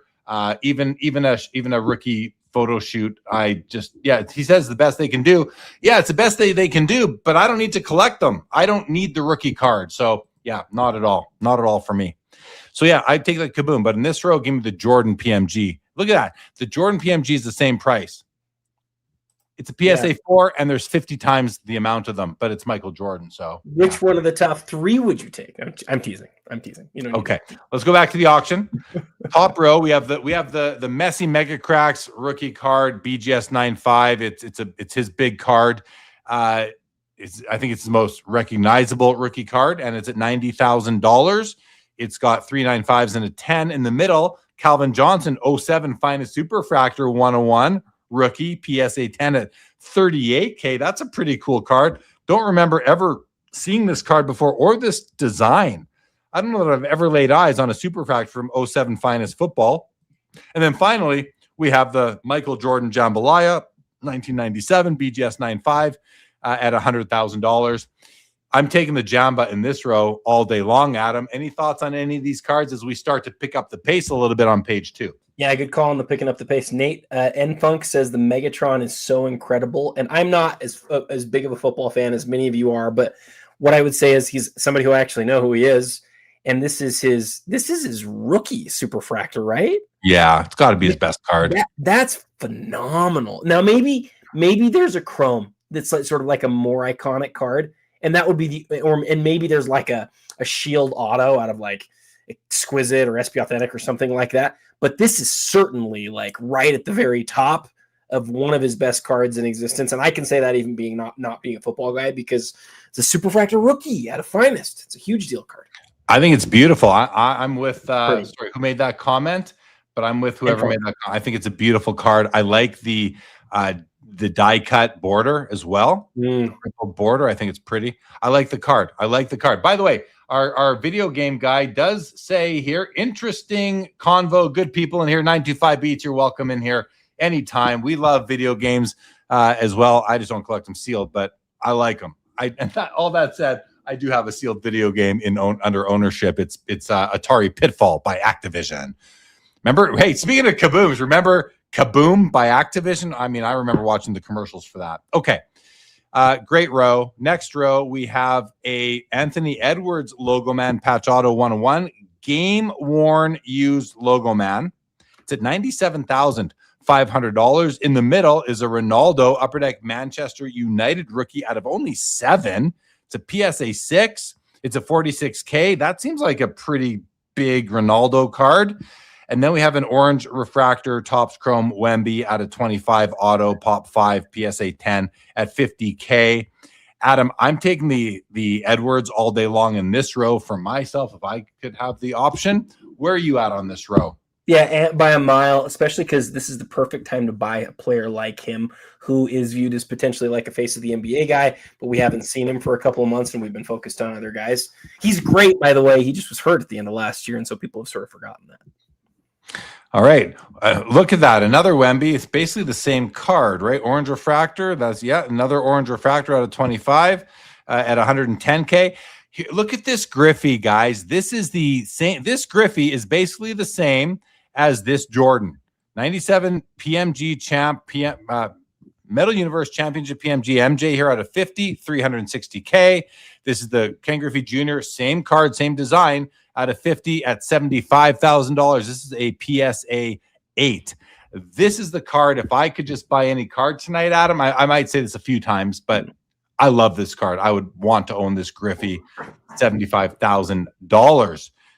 And then we have another Lamine Yamal Topps Chrome Sapphire UEFA out of 5. Give me the Griffey here, Adam. Any comments on this row?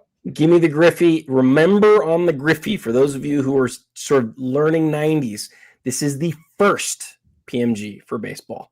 When people think of PMG for baseball, they think of this. There is no red. There is no green. We call this the champ for basketball. It's just 98 in football, but it is just straight up the regular first PMG in baseball, and it's a beautiful card. And also in an 8. So think about it like this, Jeremy. It's 1/4 the price of, less than 1/4 the price of the Jordan.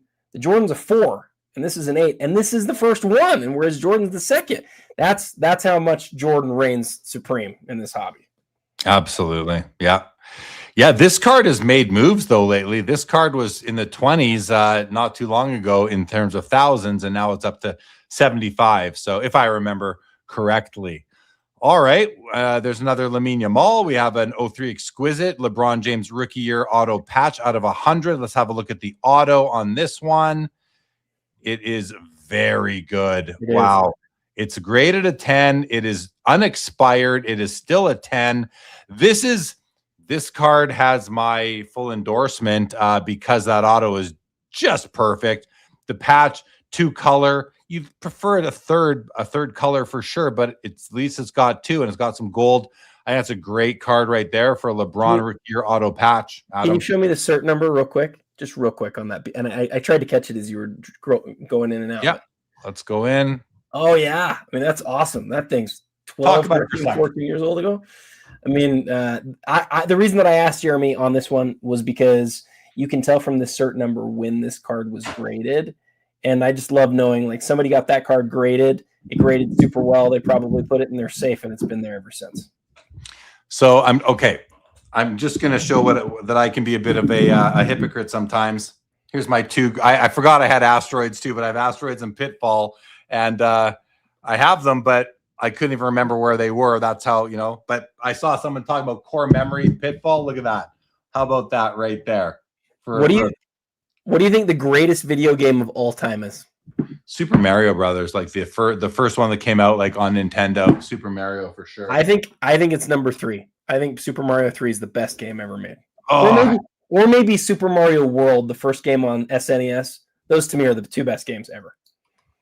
Fair. I loved Zelda, and when Metroid first came out, oh my gosh, like I didn't stop until I solved all those games. I solved all those games back in the 80s, and yeah, all of them. Not Super Mario 3, but first Mario, Pitfall, Metroid, Zelda. Oh. True little known fact about me, I can beat all 3 of the original Marios still to this day in under an hour flat. By first putting the first one in to the number 3 finishing, I can beat all 3 in under an hour. With warp zones, of course. Oh, yes. And I can tell you right where they are, and I fly through that thing, but I love the original Mario. 925 says I converted them. Well, like that's since he first came into the chat, I've produced 2 graded video games, which I bought on here on Fanatics like a couple of years ago. And I actually bought more at one point, but I'm like, I don't enjoy owning these, so I sold them, but I couldn't sell the Asteroids or the football. I have them, but I don't really love them that much. We got about 20 comments in the last 10 seconds on the games that everybody else loves too. So we're not the only one. And there's some great, I want to call out some that Junk Wax Museum's calling out Pong. I mean, I am that old to have played Pong. I also beat Tyson and Me too. And Mr. Dream. Mr. Dream. Yeah. And Iowa Dave, what's up, Dave? Calls out the original Castlevania. I remember my buddy Austin got that game. We went to his house, played that until we could do really well at it. Contra, someone mentioned Contra? Yeah, Metroid and the Mother Brain. Contra was so good. Defender, I have a mini Defender right over there as well. It's the handheld. yeah, Metroid was I loved Metroid. Holy. And then you find out she was a girl at the end of it all. Have you tried? Spoiler alert. Have you tried Tyson in the last few years? Dude, I haven't played any of these games in the last few decades. I sat down to play Tyson. I know people don't care. I sat down to play Tyson maybe 5 years ago, and it was so hard. But I sat there for like 3 hours, and I still can do the code. I can still do the code to warp straight Tyson.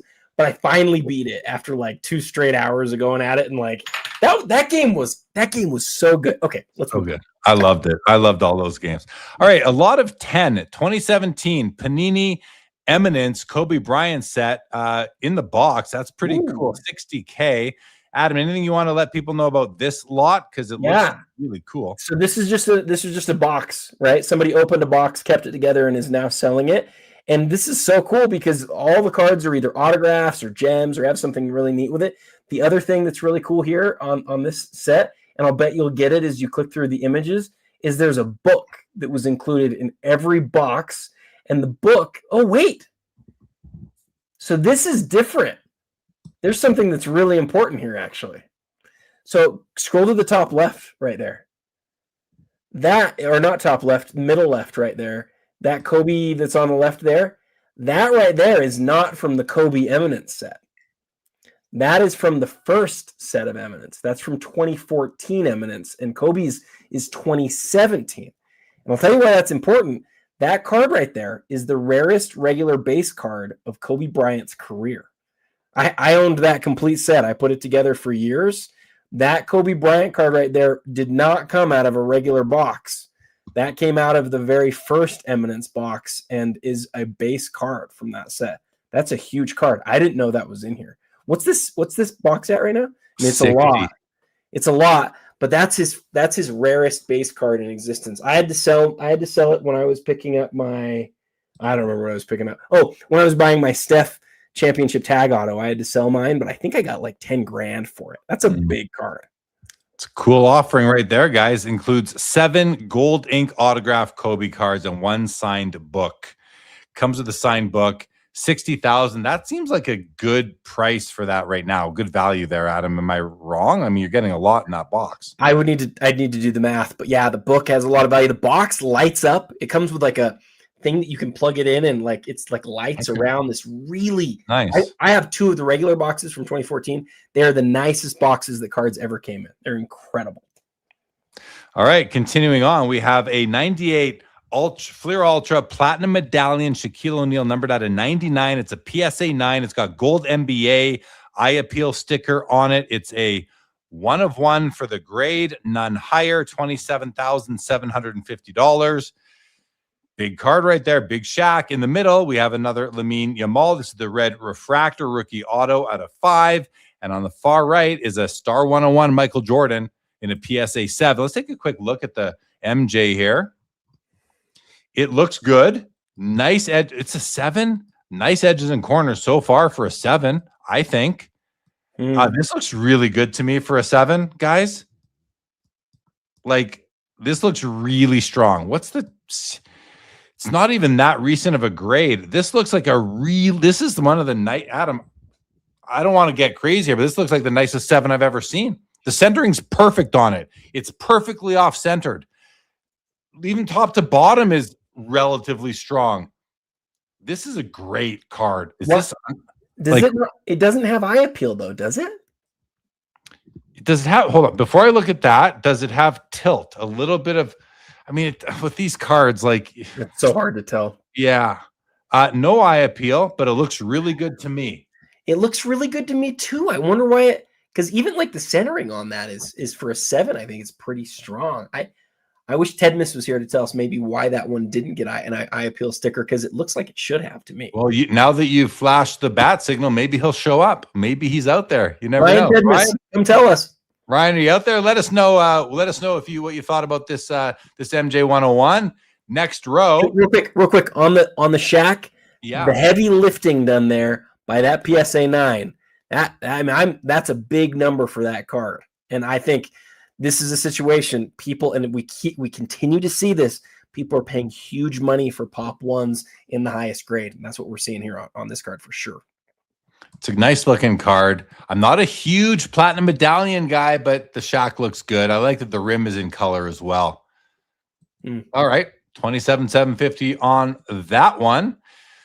Here's the white sparkle Wembenyama out of 35, or sorry, white ice rookie out of 35, PSA 10 at 44K. In the middle is a messy Kaboom from 2023. Donruss, it's a PSA 9, and it's got above average eye appeal. It's a Pop 7 with 3 higher. And on the right is the Michael Jordan Hardcourt Heroics from Stadium Club. It's the members only version. It's a PSA 10 Pop 4. I think it's a beautiful card. You see this card in hand. It's very shiny. It looks great in the light. Actually, let's have a look at the video for this one, just so you can see what I'm talking about. We'll have to wait a second as it comes along. 925 Beats, the video game guy, is saying Shaq is criminally undervalued. Bring me the Beam Team. Very popular card. 925 Beats knows what he knows. His do you have a Shaq Beam Team in your collection? No, look at that. Look at that right there. Woo, yeah, that's beautiful. Yeah, it is. That's incredible looking card. The Hardcourt Heroics. I am not a big Beam Team guy, Adam. I don't love the Beam Teams. This card that we just looked at here, 100% is a card that's worth what it is because of the grade.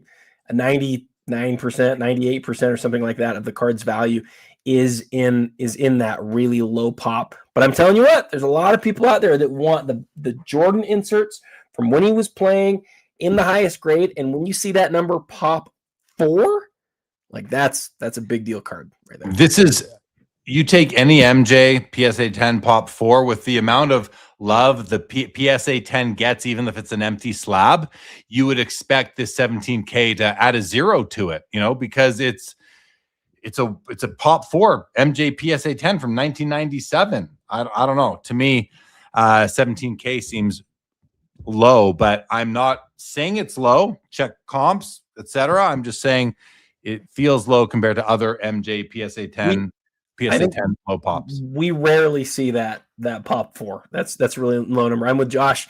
Give me an 8 for the fraction of the cost for my collection. Absolutely. Mine too. But when people are saying I just need 10s and this is on my checklist of cards that I need, I get it. It makes sense.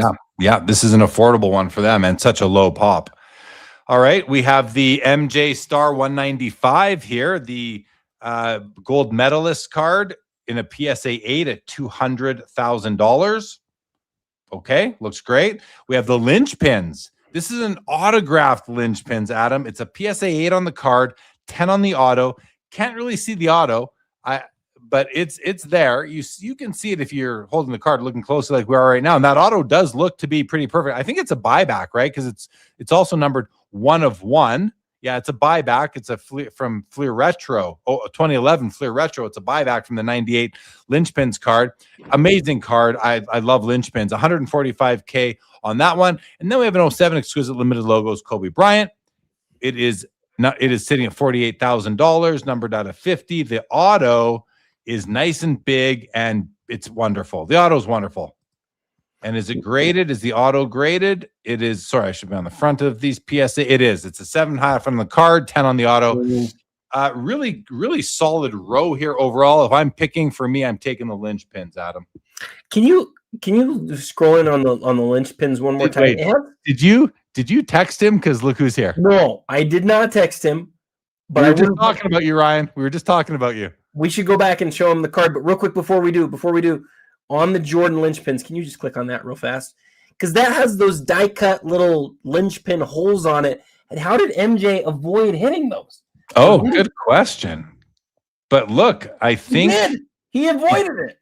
He avoided them. He found the spot. He found the sweet spot. That's like the most amazing thing I've ever seen. Look at that. The linchpins are like around the autograph. He barely misses it in the beginning with those two. He barely misses it on the third one and the fourth one. And the swoop, it's incredible he missed that.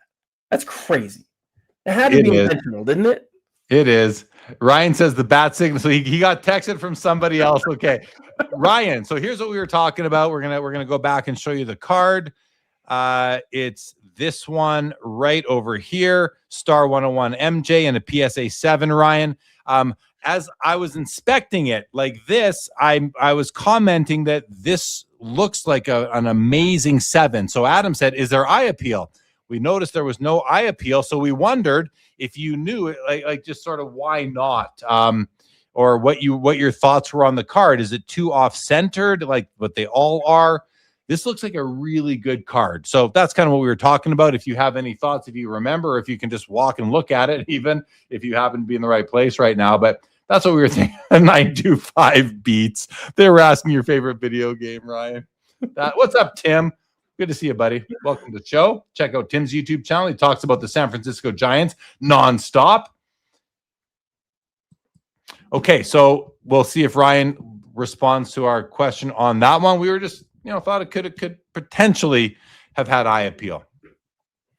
All right, Adam. Next row, unless you had anything else on this row. Nope.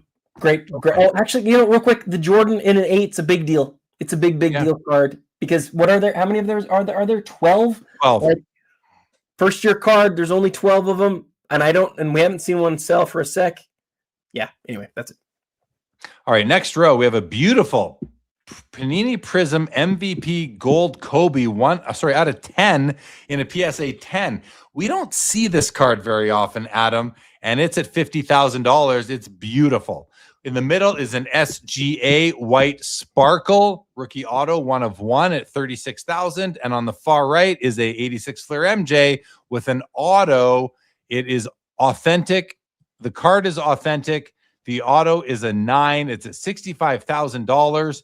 Seems light to me, Adam. Look, the auto's nice. Card is authentic. It seems light to me in price at only $65K. Yeah. No? Only about 110 of these in existence. Yeah. I mean, it seems low to me too, but I don't know the prices well enough to know this card super well. It might be right on. Well, something interesting is that Fanatics is saying that it is authentic altered. PSA says authentic. I'm wondering if they had any PSAs that says the actual card is being authentic altered while the signature's been graded a 9. Oh, I don't see altered on here anywhere. I don't see any indication that they say it's altered. Sometimes it's just online, unfortunately. Just online. Yeah, sometimes that happens. I had a card recently that I got graded by them, and when it came back, I was like, oh, this should say altered, and it doesn't. And when I looked online, it did say altered. So that does happen.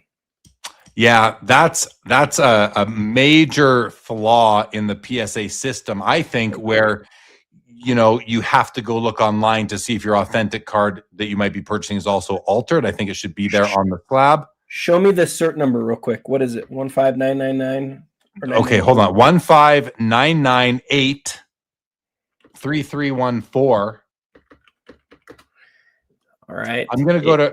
It's altered. It says it right online. It says it there. Okay, well, kudos to Fanatics for bringing that into the listing. Yeah, seriously. I agree. Now, Ryan Tedmus, speaking on the Star 101, this card right here, he does say, I will have to review the listing once again, but I honestly have seen so many cards over the last few weeks, it's difficult to recall. It is a nice 7, though. Okay, fair enough. Sean of Victory says it's the sticker on the back altered. So hang on a second. The sticker on the back. What? The autograph sticker. I don't think so, Sean. We've seen a lot of see that upper deck sticker right there. No, I don't think so either. We've seen a lot of those stickers through the years, and they don't result in an altered, and not just on this card, but I've actually owned a few other ones too. Where I had an Elgin Baylor 61, where I was like, that's weird that sticker's on there, but it wasn't. It doesn't make it an altered card. Can we talk about the Kobe real quick? In 1 sec, I just want to shout out Victory Investments, guys. If you have ever tuned in to the beginning or the end of Sports Cards Live, any episode, and you've heard that song and you've heard the vocals, that is none other than this guy right here. He wrote the song, he produced it, he performed it, and sent it to me. And it's been the Sports Cards Live song for over 5 years. That is the man who did it. Sports Cards is a lifestyle. Sean from Victory Investments. All right. He is also the author of a book about Jackie Robinson and Chasing Jackie. Chasing Jackie that I have read to my 5-year-old Sean. And if anyone wants to go find a cool sports card book that they could read to their kids, go check that out. Go Google Chasing Jackie by Sean Cates. And not only that, he is also a part of the Wharf, which should be in here somewhere. Wharf Sports Cards. Sean is part of Wharf Sports Cards, who does a lot of brokering and consigning in the hobby. Okay, Adam, you wanted to talk about the Kobe. I did, because you're right. We don't see it a lot. And I think the fact that we don't see cards from the set a lot has sort of prevented people from realizing like what it actually is. Sometimes you need some volume, right? Some sales activity for people to understand what the thing is. 2012 Prism has, I think it's 5 or 6 insert sets. And those inserts are actually pretty tough to find in silver, and they're really difficult to find in gold. Of those insert sets, there are 2 that really stand above the rest in terms of how collected they are as a set and how people think of them. One is the Team USA Olympic set, and you never see those cards, hardly ever. The other is this MVP set. It's only for people who had won MVP awards up until when the product came out, which is 2012. Kobe had won 1 single MVP. That's all he ever won, was 1. You got LeBron in the set. You got Kobe. You got Shaq. You got Karl Malone, Steve Nash. You got all these guys that won MVPs. And there's like 15, 20 cards in the set.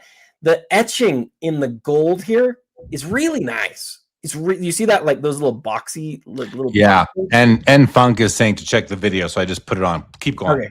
It's just really nice looking, and Nate's right. That's probably the better way to do it, is just look at it rather than describe it. But to me, it's not as much about aesthetics. It's about 2012 Prism. Everybody knows I'm the biggest homer on 2012 Prism ever, but it is the brand of the era. It is the first time they made. Look at that. Look at that. Nice. It's so nice. Oh, look at that. So aesthetically, I think it beats the base set. Probably never be worth what the base set's worth, because people just love the base set so much. But if you ask me what's the insert of the Panini era, no one thinks like this.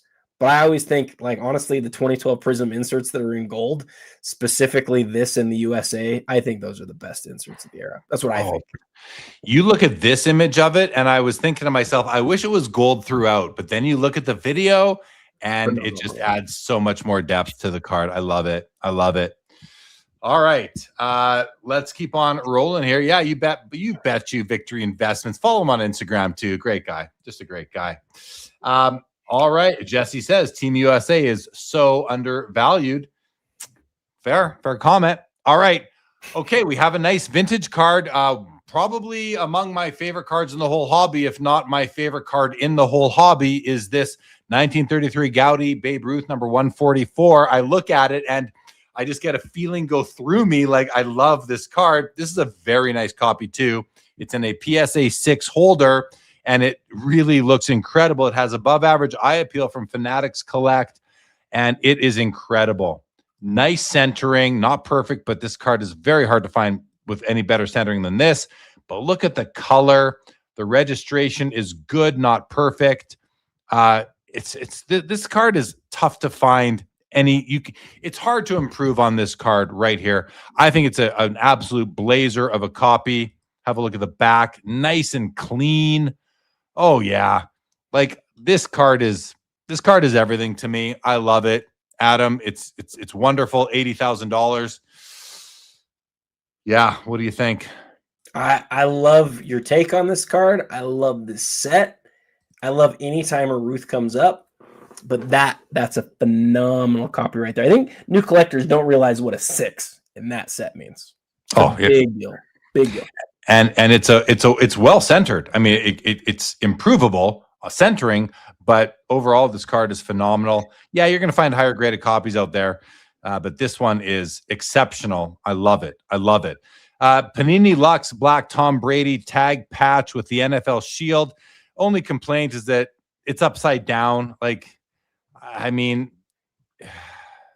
even the hourly assembly line workers putting these things where they have to go, it just kind of pisses you off. But maybe it's fun for some people. It's a BGS 9.5, nice on card auto, still a cool card. I just wish it was right side up. 67,500 on that one, and dual NBA logo man. We've got Emmanuel Mudiay, and we've got Nikola Jokic here. It's a 1 of 1, And I want to call out one thing before we let Adam speak about it, and that's the autos. Look at how great the Jokic auto is held up, but look at the Moutier. It's like, I don't know. He also, his auto comes onto the logo man. I think you can see. I feel like it comes there and it's just right there. Not the end of the world. Doesn't really bother me that much. But the auto is just discolored. It's a mismatch. If it was the same color, and he didn't last. So, Adam, you did a talk on this one. Why don't you share your thoughts? When I made the reel on this, I felt like it was really underpriced. It was at $6,000, but now it's at $70,000. The thing that I would tell everybody about this one is that there are only 3 Nikola Jokic logoman autographs from his rookie year. 3. One of them sold last month for over $1 million.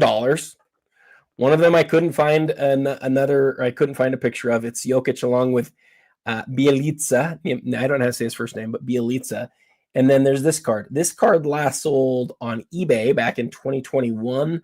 And the autographs looked just like this back when it sold. The Jokic looked really nice, and the Moutiers looked really garbage. I shouldn't say garbage, really darker than it should be. And it sold for like $11,000 back then. But here we are today, and that's one of your players of the era. And again, the logo man means so much more today than it did back in 2021. I mean, it just does. It just matters more. People care more about it. And again, he has 3 total logoman RPAs. I know you don't want Moutier, but without Moutier, it's $1 million card. With Moutier, it's going to be a lot less than that. The question, of course, is how much less? Well, first of all, I want to thank you, Adam. I watched your reel on IG, which is how I even know how to say his name. First of all, so credit to you for teaching me how to say Moutier. Jesse Craig says, tell us how you really feel, Jeremy. I mean, when don't I, Jesse? Cage in the house. What up, Cage? Says, cut that card in half and the card is worth 10 times more. Adam basically just said that exact same thing, but did the math. So you guys are on the same page. David Chase says, this or that. The double logo man or the Gaudy Ruth. I mean, it's not even close, David Chase. It's not even close for me. It's the Gaudy Ruth all day long. But that's because of Moutier. Like both Adam and Cage are saying, you make this a Jokic only card. I'm still taking the Ruth, even if it's a Jokic only, but I'd be tempted by the money to go with the Jokic. But I'm in love with that, with the Ruth 144. So I'm not going to go against that. And hello, Genchik. Welcome to the show. Adam, any comments on all that? They made a whole bunch of cards in this set, a whole bunch of dual logoman autographs, and almost none of them really stand the test of time. The only thing I'll say is this, and I made this point in the reel. Moutier was the sell when this card came out. He was the 7th overall pick in the draft. He was going to be good. Jokic was the bad guy. Nobody cared about the Jokic, and they wished that he wasn't on the card. And all these years later, that's the best second-round draft pick ever in Nikola Jokic, and a guy who washed out after just a few years in the league and never really did anything in Moutier. I just think it's an awesome story and a great talking piece. And it is, absolutely. All right, next row. Lots of Lamine Yamal. I feel like last month we only saw one of his cards. We got another Messi Mega Cracks here in the middle, PSA 9 at 67.5 with NBA Gold and Fanatics Eye Appeal. And on the far right is the Bowman Rookie of the Year Promotion Brady PSA 10 rookie. It's at 75,000. A card I'm not really familiar with, Adam. I don't know if you are. We've seen his regular Bowman rookie. We've seen the Bowman Chrome, which I'm in love with that card. But this is a variation on the Bowman rookie card here, the Rookie of the Year promotion. Did you look into this? Do you know anything about population, availability, anything like that? It's crazy rare. I think the only Brady Bowman rookie that's rarer is the gold. But the cool thing about this card, if you just click on it real quick and look at the back, it is a card that was like, had all the instructions on the back of what you had to do to have this card win. So it was more like a game card, and you were hoping that Brady goes and wins the MVP or Rookie of the Year or something like that. And if you won, you got some stupid little box set that today is worth like $100 or something. But instead, it becomes one of the rarest Brady rookie cards in existence, especially as a quasi-parallel, I don't know if you can call it that, of the Bowman card that's so beloved. And then the last thing that I'll point out, and no one will notice this, but I noticed it because I'm a weirdo. Did you notice that the PSA slab doesn't have the card number on it? And it's because it doesn't have a card number. It's kind of cool. I don't like this card. I'm going to say it. I knew you didn't because the big gold thing on the front, you don't like that. You don't like the stuff on the back. You know what? It's not for you. I like the Rookie of the Year Bowman logo. The word promotion kind of ruins that whole thing for me there. I like the front of the card otherwise, but this back, yeah, I don't like that at all. Listen, I don't like it, but it's a cool souvenir card, I guess. I don't know. I don't like it. This card would not be welcome in my collection. I'll put it to you that way. I will give you one more thing here that I think is really fun. The world of basketball has like player collectors where they just want to get every weirdo card for their specific player. And people have like player collections of guys you've like never heard of before, or guys that were like eighth men on mediocre teams. It is always the Topps promotion, MVP promotion, and Rookie of the Year promotion cards. People can never find them for their player because people discarded them. They thought, my guy's never going to win. I don't need it. And as the years go by and as people want to, collect everything of their guy, they become some of the most difficult chases. So it's kind of cool. Yeah, I can understand why people would want it. I just couldn't want it myself. Not your thing. I know it's not my thing. Not my thing. But you know what? Just other. Joe Pro says Jay Lee has principles. I would say I have priorities. That would be a very low priority card for me. RB Allen says it's just an early redemption card instead of a scratch off. It's a mail in. Absolutely, it is. Yeah. And you had to win. But it's a really nice one. It's actually got it's got the rookie card on the front of the card. It's actually really nice. And you had to win. If you didn't, 99% of the cards didn't win, and so they were just discarded. Kobe Bryant, 2013 flawless auto, 1 of 1. Looks like a very nice card, nice foil. BGS 8.5, 10 on the auto is at $40K. In the middle, it's a Topps Mercury Superfractor Wemby, 1 of 1. BGS 8 at $18,250. And the far right is the 07 exquisite number piece LeBron, numbered out of 23, patch auto, $23,250 right now. Actually, really nice. I like this card, Adam. Great auto, a little streaky, but fine. Well, still good enough for me, and I'm picky, as you guys know. Love the card, actually. Nice row here. If I'm picking one, I am taking that. I'm taking the LeBron on the far right, even over the 101 Kobe auto, because to me, the 101 doesn't really mean much. I think I'm going to take the LeBron too. The Kobe is one of, if I remember right, 10 different cards that he has in the Team Panini set. So there are 10 different 1 of 1s. It is really pretty in hand. Lots of hollow foil, lots of white space. And a couple of these sold for a while, Jeremy, for like big money, like 6 figures high. I don't know. This one's a lot lower than those ones were, but to me, it sort of makes sense. When there's 10 cards in a set, it's sort of, it doesn't become as interesting. If it was the Kobe card in the Team Panini set, I get it. But where there's like 10 different ones, or maybe 5 or 10, something like that, it just becomes sort of like less important. Yeah, it's nice. Nice card, but I'm taking the LeBron. All right. Oh, we have some Dynasty here. Aaron Judge, 2017 Topps Dynasty patch auto. Love these cards. Love the Dynasty cards. I don't know why they were off the radar for so long, including my radar, but this card's beautiful. Nice. Doesn't look like is that a shoe piece? I don't know. Kind of looks like it. Yeah, it looks like something other than a jersey. Autograph on this one, I think it's good. It looks light, but that might not be anything. It might just be the surface it's on. Card grade's a BGS 10. What does it say back here? Relic is not from any specific game. Doesn't mean it's not game worn. With Topps, you got to look at the back. You got to look at the front too, because it will say here, it says right here, Topps certified autograph issue and game used memorabilia. So it's game used. Check out, you can see the year poking through. I think it's a glove, maybe. Yeah, it could be a batting glove. Yeah, it says 2017. That's awesome, because that means it's a 2017 is his rookie year, obviously. So I think that card's pretty cool. It's an amazing card. It's a rookie card. It's a 42,000. It's amazing. I love it. How much has Judge's stuff taken a hit since the injury? I mean, we're talking like 80%, 50%. Does anyone in the chat know? We don't watch it that closely, but I would have thought this card was a lot more than this just a couple of months ago. Yeah, I haven't tracked it myself, but we have a Shohei Auto Finest Gold Refractor from 2018, PSA 10 Pop 1, rookie at $110,000. I'd still take the baseball card from above over that one myself. And we have the Cooper Flag Topps Chrome Radiating Superfractor, 101, PSA 9, $40,000. Take a look. I'm just, supers. The super is there. I couldn't tell with the gold streaks coming out of it, but the super is there. as you would expect. Pretty cool card. 40,000 bucks on the flag. All right, let's go to the next row. Adam. Oh, look at this. It's a horizontal row. All right. So we have a Mickey Mantle rookie, his one and only true rookie card, 1951 Bowman. This is a PSA 1.5. Oh, it's autographed. Oh, God, I don't like this at all. Like, this is just, I don't know. I don't want to offend anybody here, but this, Adam, help me be diplomatic, you know? I mean, the card looks, trashy. The card, I'm just going to say what I'm thinking. Card looks trashy here, guys. All sorts of surface problems. Like, half his face it looks like a snowfall. All sorts of bends and creases, and it's dirty. The card, like I said, trash because it looks dirty to me.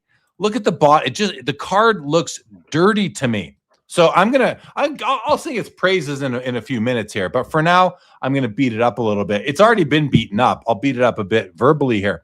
It looks dirty. It's got all sorts of problems with it. Your eyes go everywhere except where you want them to go. It's got the print line, the name bar. Now it's graded a 1.5 on the card. Okay, fine. But let's talk about the autograph. You can barely see it there. The autograph is hardly even there. So I don't like this. The back's beautiful. The back somehow the back is beautiful. It's not perfect. You can see it's got lines on it, but it's very nice.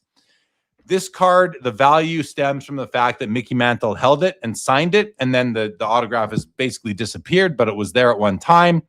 I'm sure there is a very low population on this card in terms of autograph 51 Bowman Mickey Mantle rookies. So it's got that going for it. Very recently graded, which is good. But I just think it's a bit of a disaster of a card based on all the condition problems that it has. $38,000. Like, if this was just a simple 1.5, it would be a lot less than that. But the fact that Mickey did autograph it helps the value out. I just think it's just not a pretty card. I think there's so many more prettier cards out there. So yeah, okay. Now let's see what kind of abuse I'm taking from the chat here on some of this, and then we'll go to Adam. Well, Josh says it's well loved and it's awesome. Okay, he says it's a card from 1951 that looks like it's from 1951 that a boy had in his pocket. I'd take this over a high grade any day. Very cool angle that it has a nice story to it, or at least Josh thinks it has a nice story to it. And I do like my cards to look their age. I just want them to be presentable still for me. Chris says, and for an insane amount of money, you two can own it. Yep. Sammy says the thing that's straight out of the run over by a truck division from the Chris Sewell. Jesse says, what do you have to do to get Jeremy to say something nice about your card? You heard me say some nice. What about that Star 101, Jesse? What about the Gretzky rookie? I say nice things. I just call it like I see it. Maja says that Mantle card looks like Cinemax in the 90s when you didn't have a subscription. Please bid on that, says Juju. Maybe it's your card. Not even Beater Joe wants that at $38,000. Depending on the actual price, I would agree. Josh, I think, says Chris. Turner says, don't know how you can say your eyes go all over that Mantle. Mine stay in one place trying to make out the auto. And Juju says, my kids haven't eaten in days. They need this card to do well. Well, if that is your card, Juju, I hope you do. I think you're already doing well at $38,000. So congratulations on the sale. And I hope you do better. But I still got to say what I think. Adam, your thoughts? So I'm going to be negative for a second because usually I can just go over to PSA's website and type in real quick. You know, I can just Google real quick 1951 Bowman and I can have a population report pop up. But in recent days, PSA has made it so you have to be signed in so you can check a population report, which is really too bad. Okay. I guess I'm sure there's reasons that they require that, but I cannot figure out what the population is. And to me, that's the whole story of this card, because there are a lot of 1951 Bowman Mickey Mantles out there. There are not very many that are signed. And as Jeremy has rightly pointed out, this is one of the worst copies in terms of its condition. And most importantly, the quality of the autograph. The quality of the autograph is so, it's probably, I don't know if it was originally in pencil or pen, but it's so light, but it is there. It is an autographed Mantle rookie, and that's awesome. It's so cool. That is awesome. You know, you can go spend hundreds of thousands of dollars on one that has been really well preserved. And as Josh says, like, I don't even necessarily, a lot of people don't like that. They want the card to have a story. And this card, I would love to know its story. I'd love to know where it's from and why it looks the way that it looks. But there are very few of these in existence. I just can't figure it out because I'm not signed into my PSA account. And I think that's silly. And I think they should change that. Yeah, I don't know. I still want to enjoy looking at my cards, and this one I just wouldn't. Like, my eyes can't help but look at that bend at the top left here. This is where right up to this bend right there. I can't see the auto, so I don't even really look at it anymore. It's not really even there to me. It looks like water stains along the bottom. And something weird about this slab. What's this? It's a new slab. Is this something new they're doing at PSA? Putting some big inlay in there, a frosted inlay. It's almost SGC-esque with that weird something on the slab. Yeah, it's a disaster in my mind overall. Just of a whole unit there. I would like to see, and I haven't been quick enough about it because I've been trying to figure out how to get into the PSA Pop Report. But you know, if you go to Card Ladder real quick and you just type in 1951 Bowman Mantle Auto, you're gonna find. You're going to find that they're obviously really expensive. Like I said, I know several have sold for hundreds of thousands of dollars.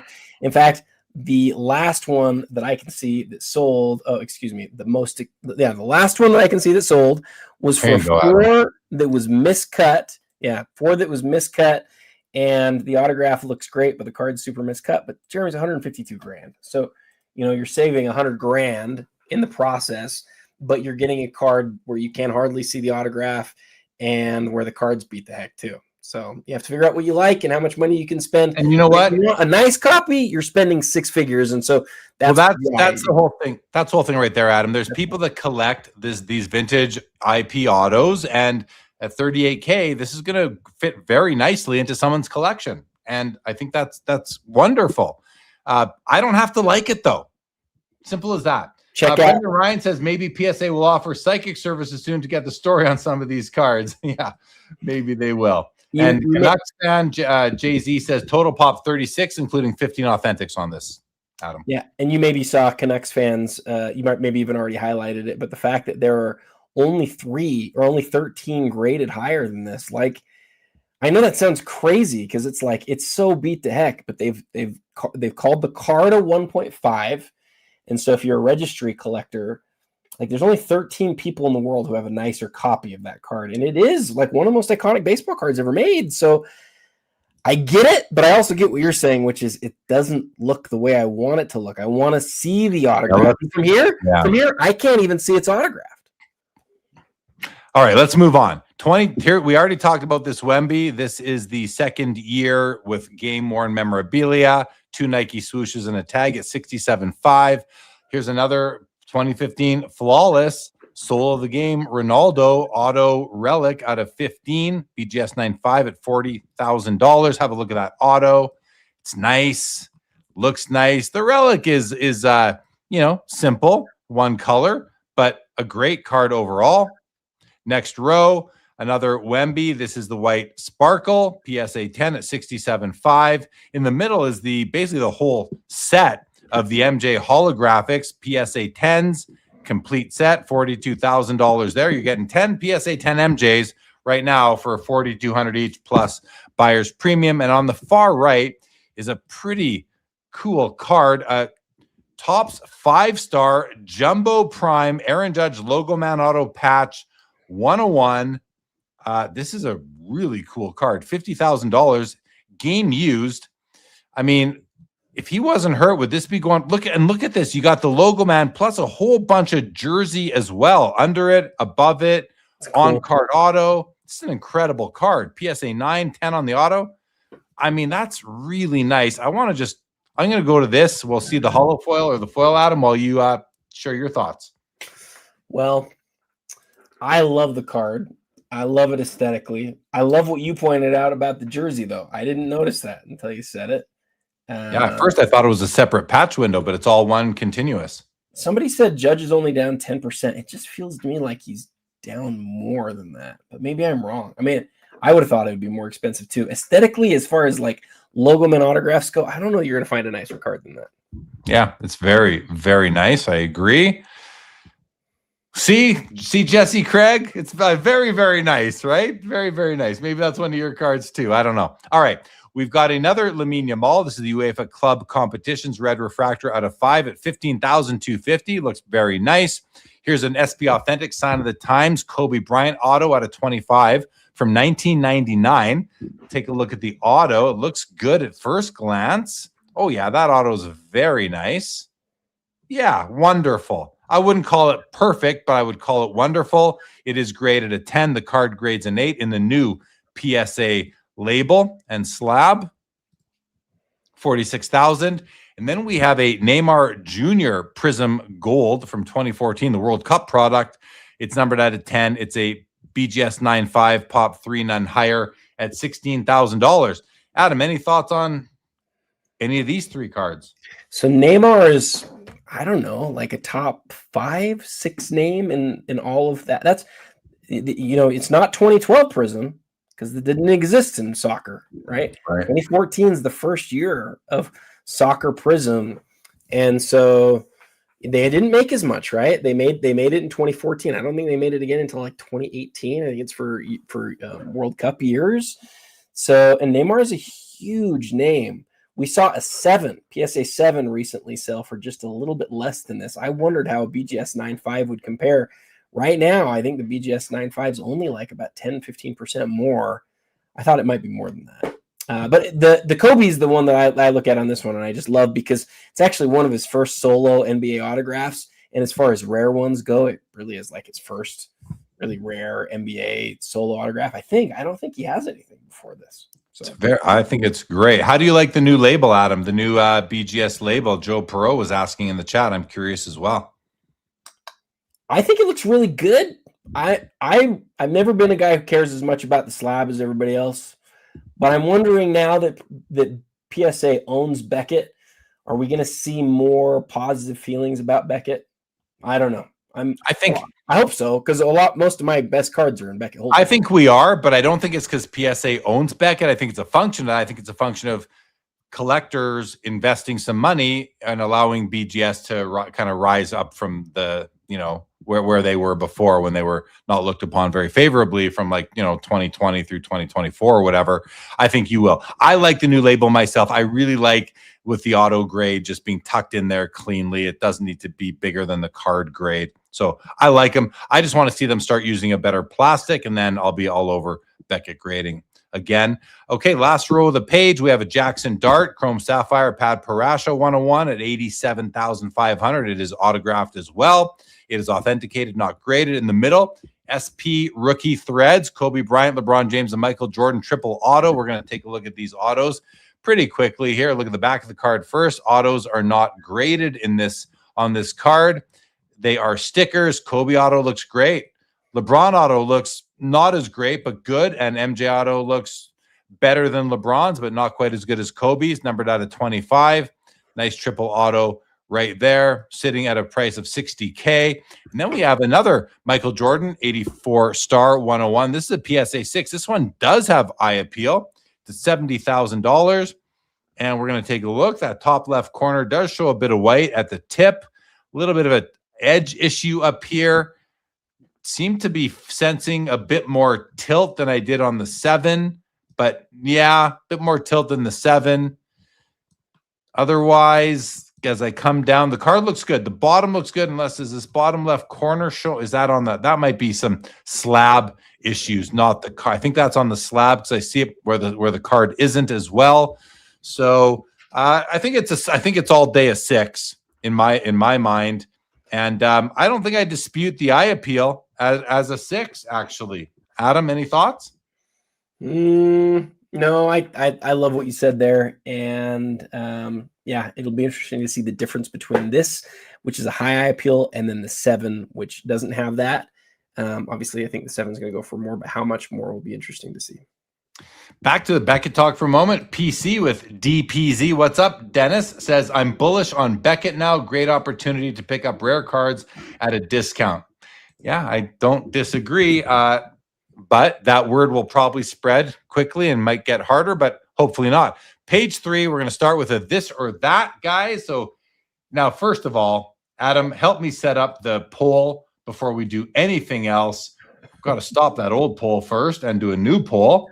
And the question is going to be one or two, or left or right. Let's just do one or two. If they're different players, then put in their names, is what I would say. I can't. The problem is, until I flash it on the screen, I can't tell who they are. I can't tell the cards. They're so small for me right now. So well, let's just do one or two. Just keep it simple.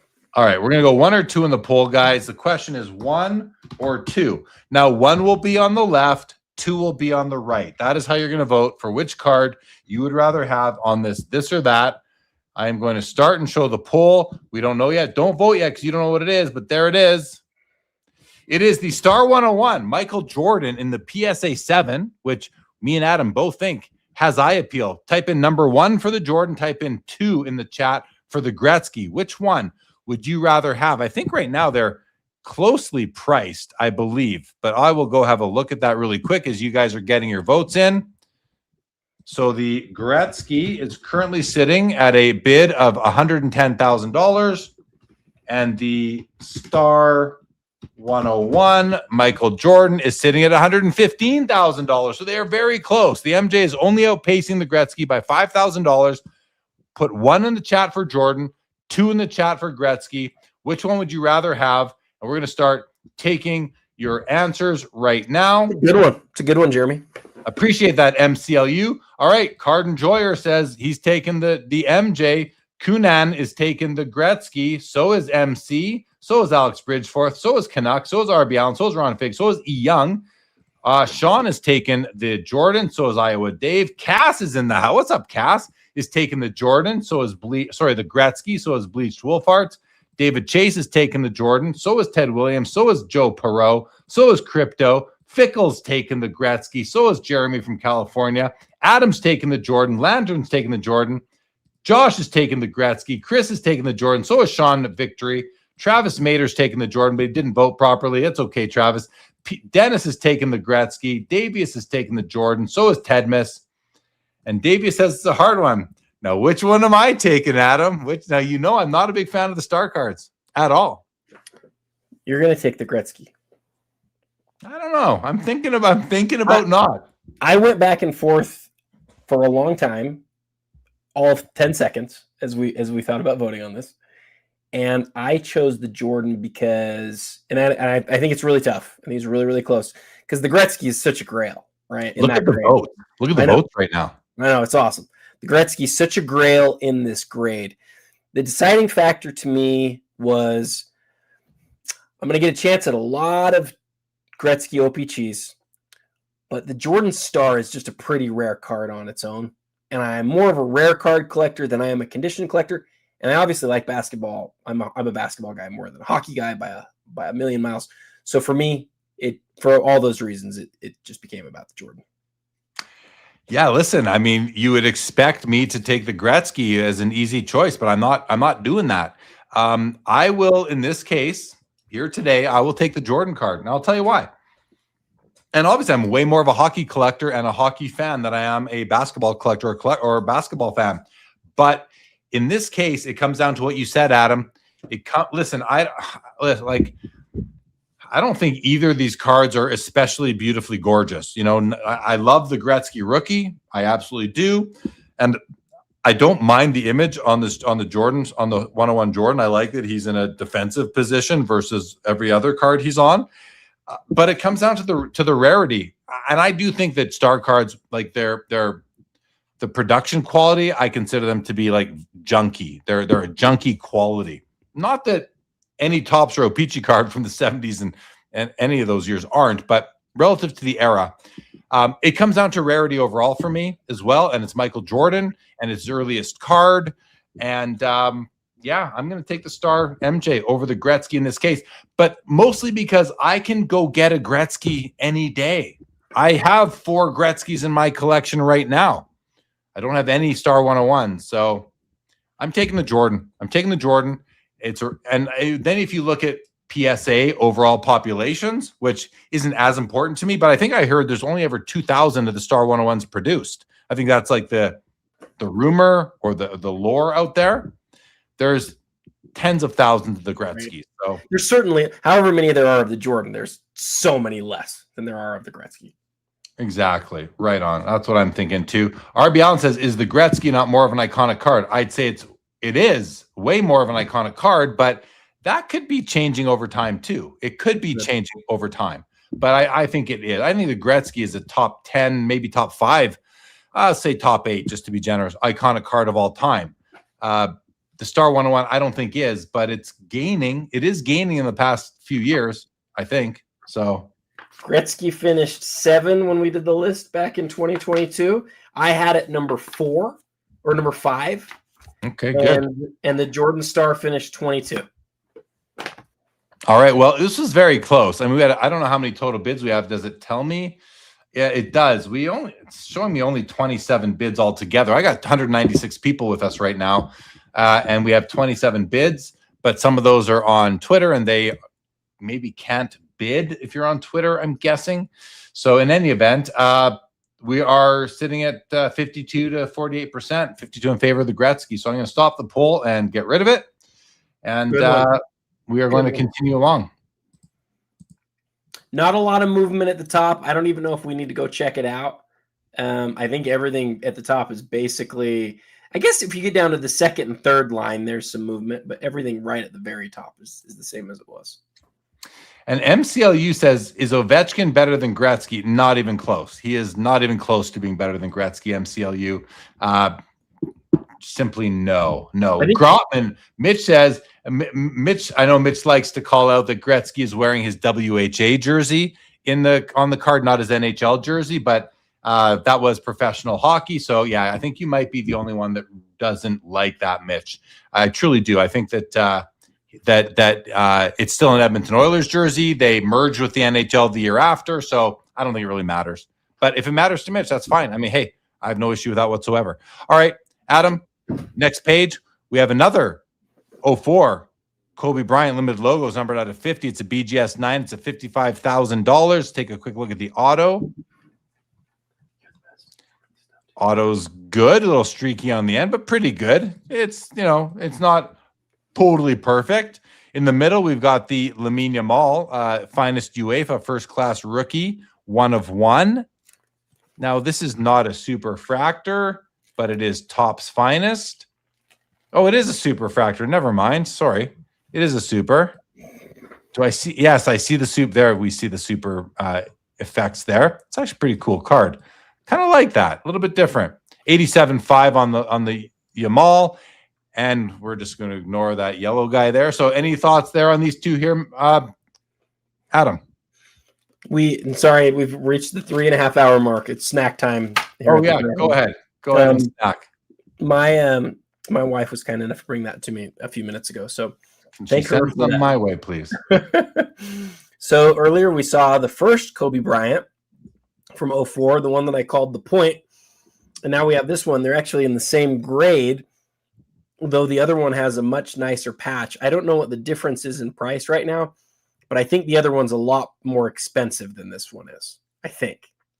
It'd be interesting to go look at that. I don't know if you want to or not, but I'm not right now. Okay. I'll do it when we're off. I really like that card. I think it's awesome. This one is not as cool as the other one in my humble opinion, but it is so cool. Good. Okay.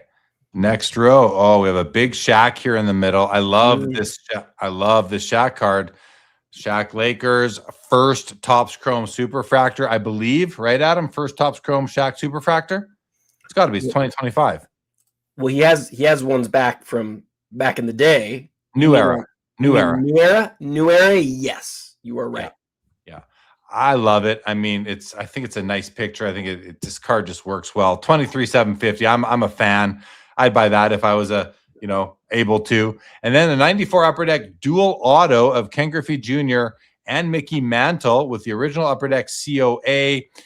So I believe this would not be a pack pulled version. This is where maybe one player signed it and then the other player signed it after. I know there's ways to tell which card it was. I'm going to guess that this is pack pulled by Mantle and Griffey signed it later, just by all the bubbling on the Griffey auto. Beckett gave these autographs a grade of 9, which I don't know, this auto's pretty bubbly, pretty noticeable there. Yeah. I don't know. I Card's agree. great still a great card. 9 feels pretty liberal to me on the autograph. Might have bubbled after. That happens. You're spot on. And on the card as far as who signed it first, this was 100% a Mantle signed first. Somebody later got it signed by Griffey. Beckett didn't differentiate here. PSA doesn't sign cards that were later signed by Griffey, and in the same way. And so at least that's what is believed that they've done over time. I did a research project on this one a couple months ago, and I was very interested to find that by far the rarest version of this card, as far as what's listed publicly, are Mantle onlys. By far, like twice as rare as either of the other ones. And it makes sense because most of the Mantle onlys have been signed by Griffey, and none of the Griffey onlys were signed by Mantle because Mantle passed away so close to the time where this card came out. So I love the story of this card. I know you and I both do. But this is one, I think you're right, where it was later signed by Griffey. Yeah. 25-5 on that one. And then we have a numbers piece here. LeBron James from 04 Exquisite. Second year. So you know it's going to be game used. It's BGS 9.5. Let's have a look at the autograph and the patches. It looks to be a one color white on the right and a two color on the left with a little bit of gold in there on the inside of the two. Autograph looks really good. Really good there. 9.5 on the final grade. It's a decent card. I don't know. He's got the facial mask on here. Don't love the picture. Yeah, I don't know. It's a weird picture of him overall, right from the mask to the way his legs are positioned. It's just a weird looking LeBron here, Adam. What do you think? A lot of people don't love it for exactly the reasons that you said. I never noticed it until anybody pointed it out to me. I just really like the construction of the set. I like the holofoil that goes from one side of the set to or one side of the card to the next. I love the window. This is a great grade, obviously, on this card right here too. None of the autographs from the set look crazy blue. I think it's just because of the background of the stock. But I've seen a number of these in person. I've owned a lot of cards from the set, and I love it. I think it's awesome. Well, MCLU says, I like the mask. If you ask me, how often do you see him in the mask? It's fair point. Fair point. Absolutely. Hey, somebody in the chat said that they didn't like they said something about how New Era was a hype term. I think New Era for Topps is exactly how I would say it, because there really is a new and an old era for superfractors and for these types of parallels, and it's important to be able to differentiate that. I don't think it's a hype term at all. I just think it's sort of a different way to differentiate. A descriptive term. I mean, if you talk about the Panini era, it's the Panini era, and there was no Topps card. So this new era, there's no Panini. It's back to Topps. What else do you want to call it? You could call it the new Topps era, but like, well, I think sure. you're good. I would call it exactly what you call it. New Topps era works as well, but it's not a hype term. We need a way to communicate so we understand what we're talking about. And just be clear. And I know my opinion on this is very strong, but I would way prefer a card that's similar from the old era than the new era. I'd way prefer that, like a superfractor from back then of Shaq. I would way rather have that than which would have been a playing days card. Absolutely, and it's not even close. So right, well. Yeah. Again, Brock is asking here, how do we feel about non-playing days for Shaq? I mean, I would just say, how do you feel about non-playing days cards for anybody? Like, why did Shaq or anybody actually? He goes on to say they could make infinite amounts of non-playing days one-of-ones. Well, they are doing that. We know that's not new information. They are making one-of-ones of players who've been retired for a long time, and they can continue to do it. Yep. Hopefully, and this is the thing, hopefully they do it responsibly and they find a good balance. And, they just don't flood the market. I say hopefully very seriously about that. So they've done some things that I've liked. They don't just do superfractors as the one-of-ones, right? They have like different kinds of one-of-ones. So that Shaquille O'Neal, again, I'm a superfractor guy. I've got a couple of original ones that I really like. They're a couple of my best cards in my collection. Shaquille O'Neal has his first superfractor from Topps Chrome come out in 2004. He's with the Miami Heat. He has his last one come out in 2009. I don't know who he's with by that point, but he's still active in the NBA. Those are 6 years of Topps Chrome superfractors that are licensed by the NBA. That one that we just looked at, it's the 7th one. That's a big deal. Is it one of the first 6? No, I don't think it's as good. It's still a big deal card. I still understand why it's selling for what it's selling for. But no, I would actually refer to the new era. I would say that's the opposite of a hype term. So I kind of wanted to point that out because sometimes people assume that we're trying to do something there. Like that's not true. Like it is the new era, but I would rather have an older card than the new one for sure. Oh, for sure. Playing Days is going to win out every single time, I think, in that case, when you're comparing apples to apples and they're simple superfractor sorts of things. So, okay, continuing on. There's another LeBron New Era Topps Chrome Orange Refractor out of 25. And it's also the first year, like eventually this new era will be several years. And it's just a way to really to talk about a card and have that, what you're saying, relate to the overall menu of cards and the overall eras. And anyway, it doesn't matter. That's how I'm going to continue to refer to it. Right. We have Topps Transcendent Japan Platinum Shohei Rookie Auto 101 at 62.5.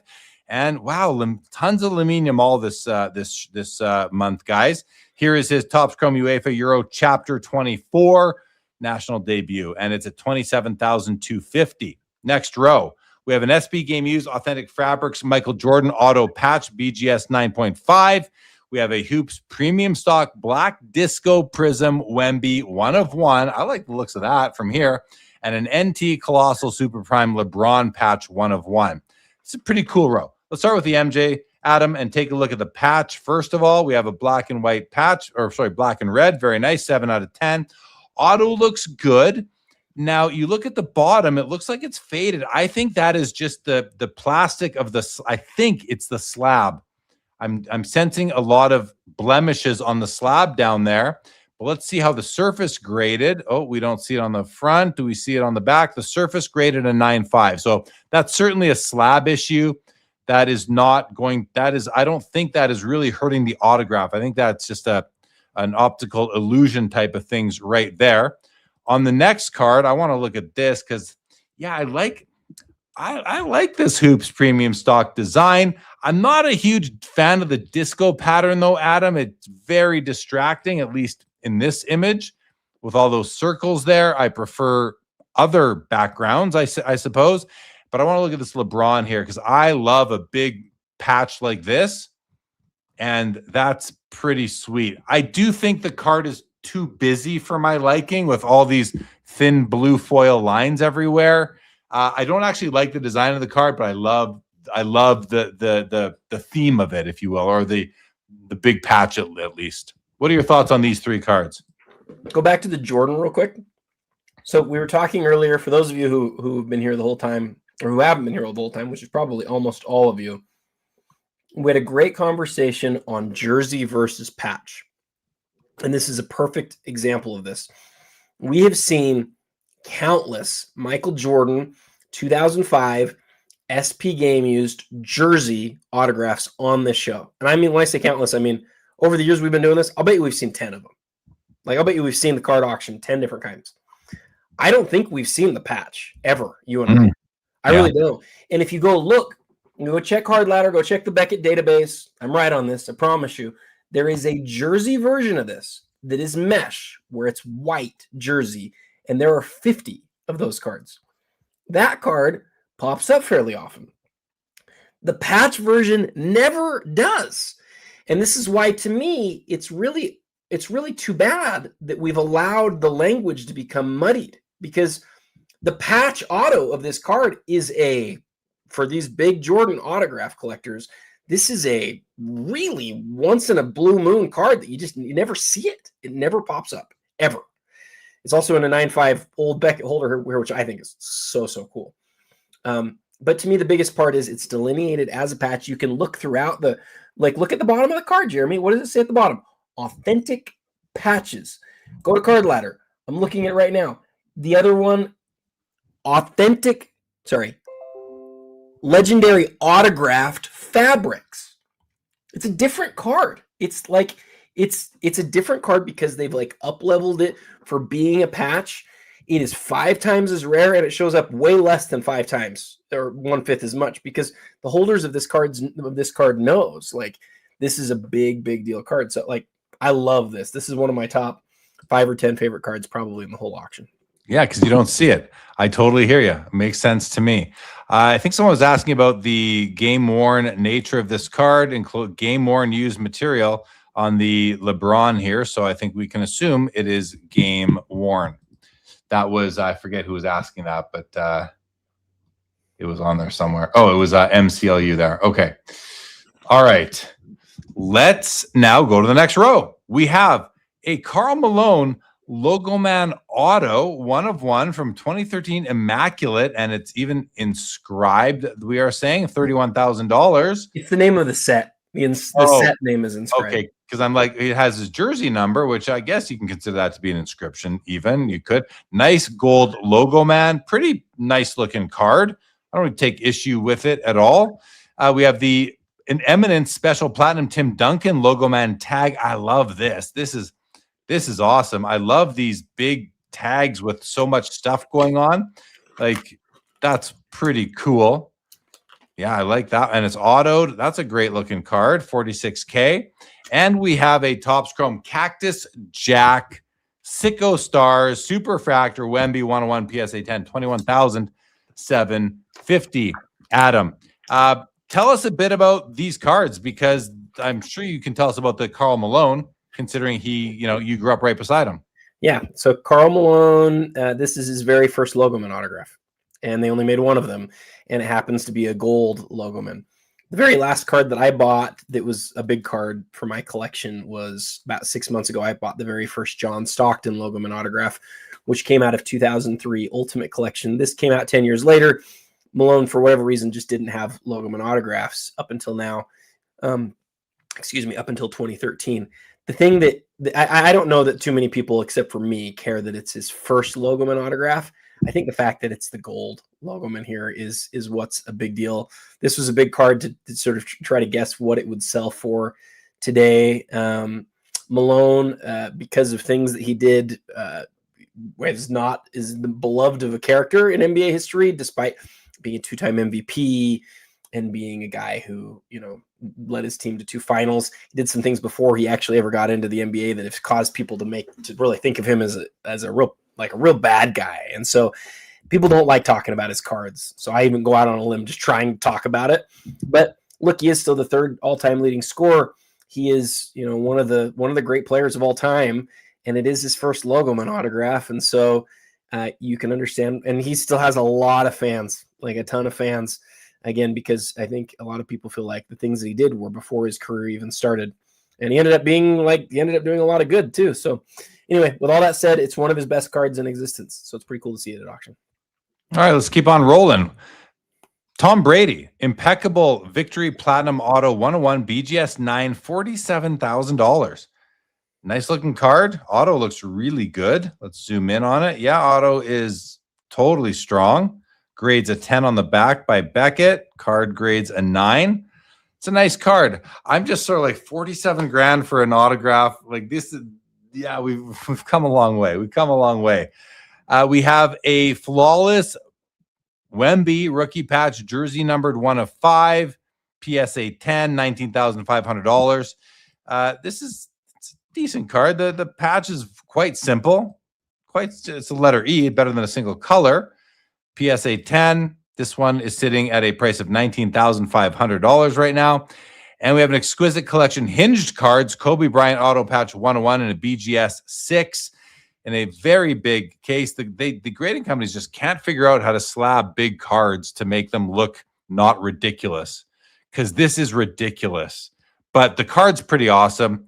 It's an on patch auto, which is pretty cool. We have 4 jersey pieces on the left here. It's a booklet card.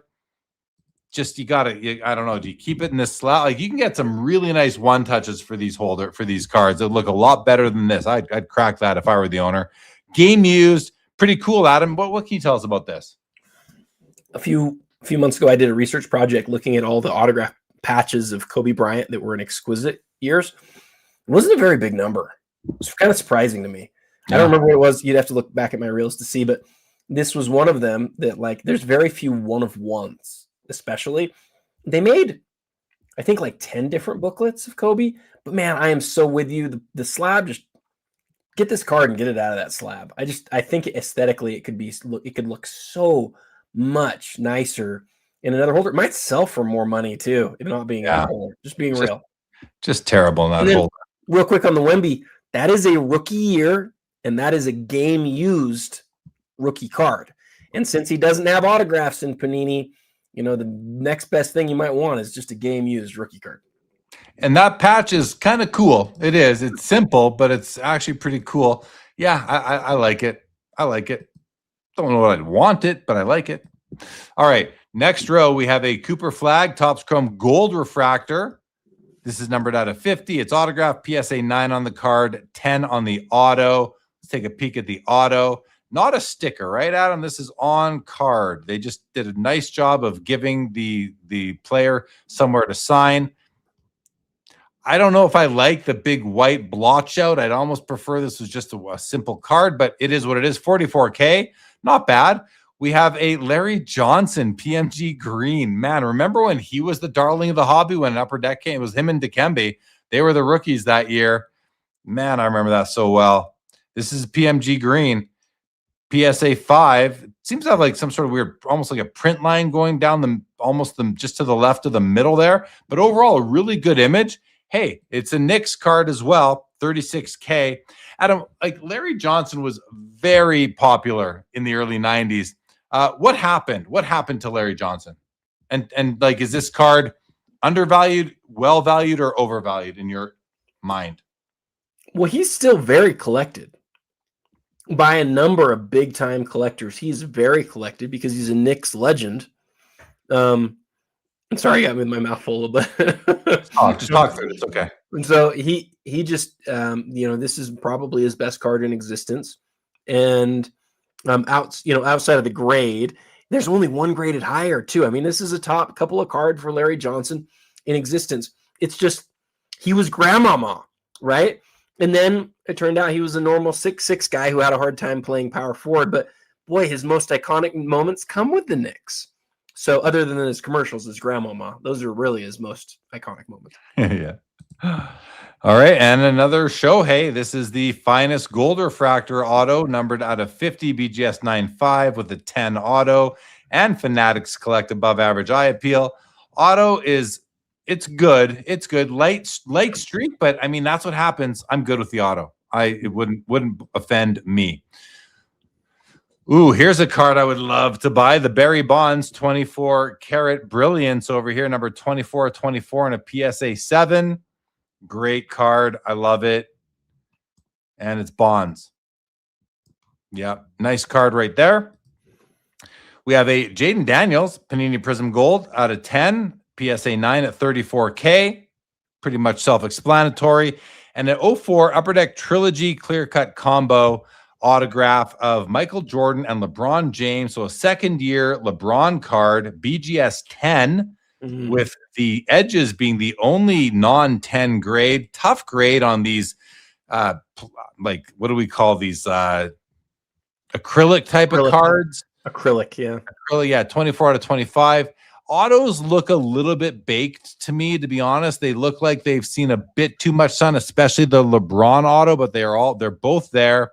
So still pretty good. We're at 62.5 on that one. Adam, any thoughts on the row?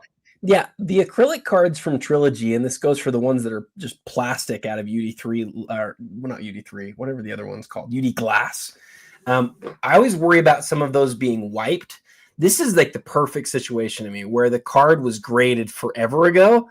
And yes, you'd like them to be a little bit bluer, but they're still there. We've seen a lot of these where they're really faded. I think you almost have to think about like what the average auto on this surface looks like. And these I think are actually, I mean, again, they're not perfect, but for this set, I think they're actually pretty good. Okay. Appreciate it. Good thoughts. Lamine Yamal is like every 2 rows. Everywhere, we're getting a Lamine card. Yeah. He's Kobe this month. Yeah. Yeah. This is the month, right? When does the World Cup end? When does it end? Like, how long does it last? It's pretty long, right? I mean, it's like what, like 2-3 months? Okay. I think maybe I'm wrong. I think it's at least a couple months. I think Okay. If anyone knows, I'm sure some of you guys know in the chat. Let us know how long the World Cup lasts. We have 2026 Bowman Chrome Final Draft Superfractor Shohei 1 of 1. PSA 10 is at 62.5. Brand new card here. Looks really cool, actually. I like this. I like the graphics. And I like the yellow outline around them. I don't know. It's neat. Showtime. Japanese. 17. Dripping blue paint. Kind of neat. Hey, it's a creative design. Mid-July, Adam. So about just over a month, really. Ends a month from now. Thank you, Genchik. Thank you, Crypto. Thank you, Genchik again. Davey says, I think it's ending around Fanatics Fest. Yeah, exactly. That makes a lot of sense. Good call. And Ken Wood confirms mid to late July. All right. And we have a Leaf Limited Tom Brady rookie out of 350 and a PSA 10 at 72.5, Adam. 72.5 for this Tom Brady rookie, which I don't think I've really seen much of before. Maybe one or two times. Yeah, that grade is doing some heavy lifting there. I would say so, for sure. All right, let's go down to the next row. Shohei, Trout, MJ, and LeBron. I mean, it's a common theme here, guys. Adam, any cards here you want to talk about? Is that Heritage signed on? Is that just a paper stock? It almost looks like it's hollow. No, it's just paper. That is really cool. I like the collection. Game used memorabilia, Trout and Shohei. Look at all the colors. That's like a 4-color Trout patch and a 3-color Shohei patch. The autos are good. 8 on the card, 10 on the autos. Corners at a 7.5 are the weakness, and that's just maybe because it's got black top and bottom borders. But I think this is I love Topps Heritage, so I think this is really cool card right there, Adam. I'm glad you pointed it out. 13,250 on it. Let's have a look at these autos on the M. This is another Trilogy acrylic. These autos look better than the last one we looked at. Oh yeah, these autos are great. I love that. Numbered out at 25. Beautiful card right there. And there's the Shohei. Any more comments on the row, Adam? The other glass card that we saw is like a thicker acrylic. This one's like a straight plastic card. You could bend this one. The other one you can't bend. It's like a 1/4 of an inch thick. Not a quarter. Right. And on Instagram, on Instagram, Christina from Christina's PC from Card Ladder said that it ends on the Sunday of Fanatics Fest. That's when the World Cup ends. And my Instagram just stopped after 4 hours. Instagram stops your live. So I have now closed that window. We're now flying on only YouTube, Twitter, LinkedIn, and I think that's it. Yeah. Oh, Twitter. Yeah. LinkedIn. Yep. And your Instagram is still going, Adam, for probably a few more minutes. It is, yeah. All right. There's a Brady Kaboom. This is a 2021 Bucks card. It's a gold. It's a 65K in the BGS 9 holder. And what do you know? We haven't seen these guys in so long. Shohei Ohtani and Lamine Yamal. And there you go, Adam. Your Twitter, I think your LinkedIn just died too after 4 hours. So let's keep on. Any comments on this row? No, I did just go to close a bunch of my own windows, and I totally forgot the 04 Exquisite Kobe thing that we were talking about. Remember I said there's the 2 different versions in the same auction. The one that's the point is currently at 120 grand, and the one that's the other one is at 55 grand. There's a difference in patch quality, but that's pretty substantial difference. Less than half still. There's the 87 Fleer Jordan sticker and a PSA 10 for $48,000. I don't get it. I just don't get it. PSA collectors. Which sure. I can't. I just don't get that, but okay. Another one of these 15 flawless sold the game Messies. These cards are growing on me the more we see them here, Adam. I really like it, and it's messy. PSA 9 60K. Have a look at the auto. Looks really good, actually. Auto is graded at 10. Look at this. What a great auto. This might be the best Messi auto we've ever seen. It is solid from start to finish. Look at that. Look at the long stroke. He did not let up. Wow. I think that's the best Messi auto we've ever seen. And we look at a lot of them here. I like the shoe piece. Cool card. I like it. Here's your stat of the day for this Messi card. We did not see one, I think, for about a year and a half. And then when we finally saw one again, it was the 10 of 10, and that's important because it's a jersey number. The gold version sold for $549,000. Then a week later, the red sold for $192,000.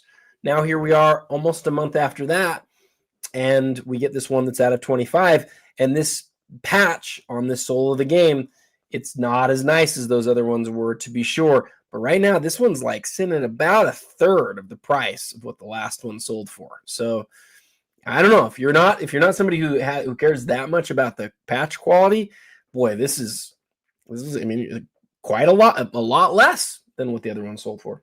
Yeah, I think it's cool. I like the simplicity of the shoe patch. It's nicer than that silvery one we saw before. I like this one. Personally, I like this one better myself. And then we have the Nolan Ryan PSA 8.5 rookie card, where he is keeping Jerry Kuzman company. And it's an older grade, but it looks really good. Look at solid purple circle here. I will say that. A little bit of a registration problem. You can see some white in between the letters there, which isn't ideal. It's got the burlap pattern, which I don't love the looks of, but this card looks really solid. Bottom left corner might be the weakest of the corners. Zooming back out, you can also see a bit of a register. Look at, yeah, okay. Look at to the right.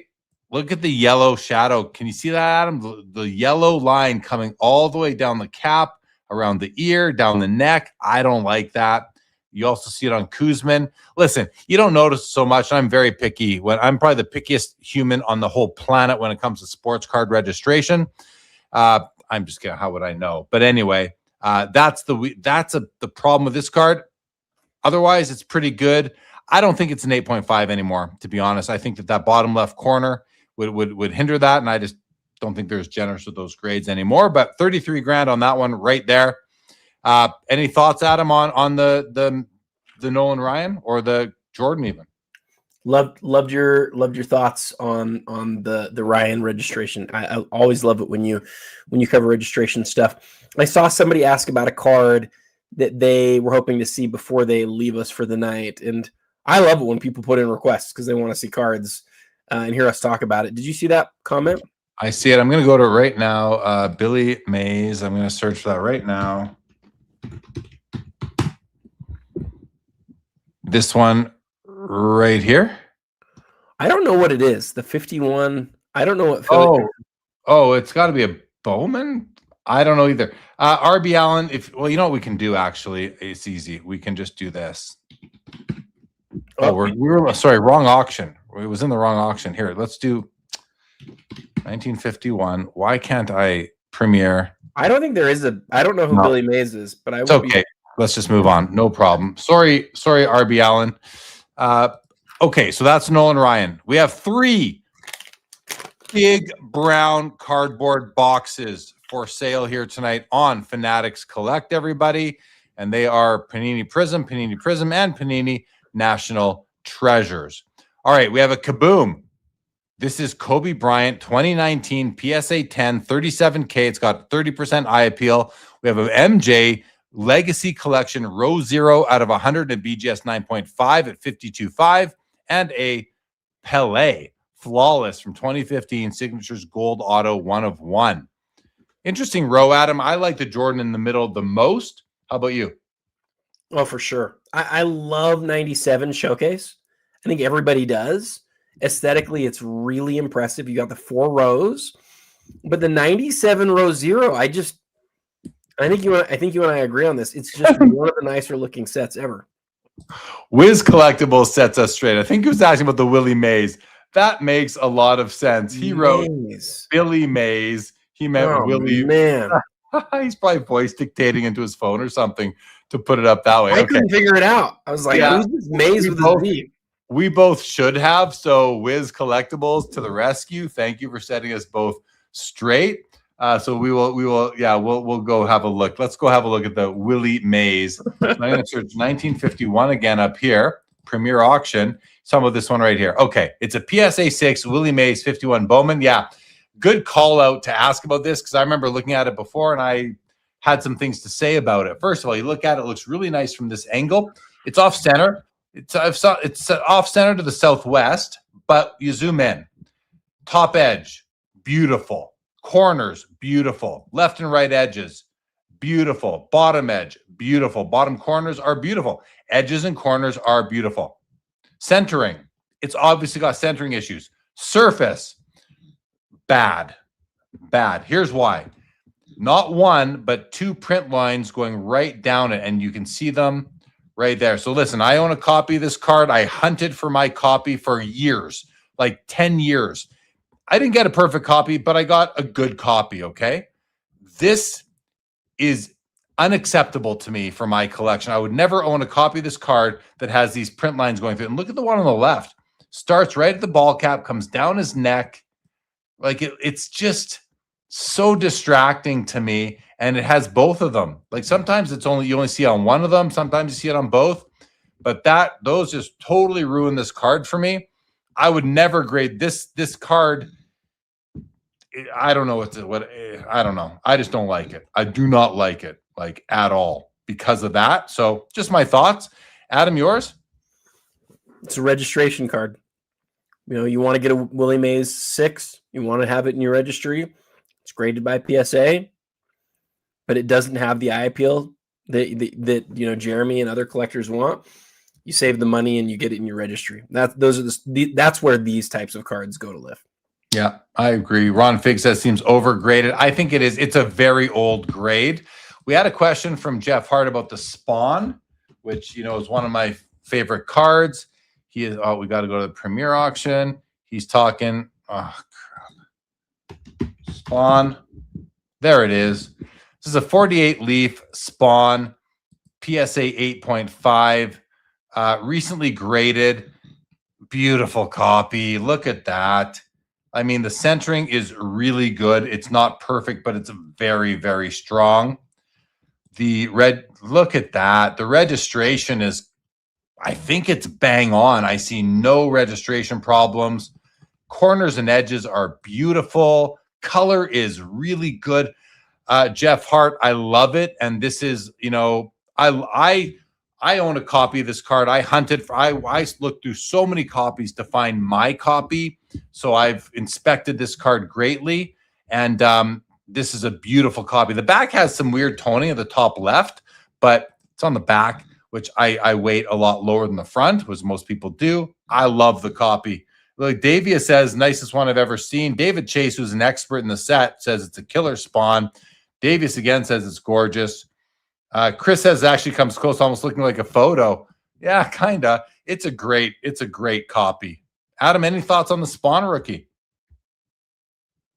Sorry, on mute. I love your thoughts on it.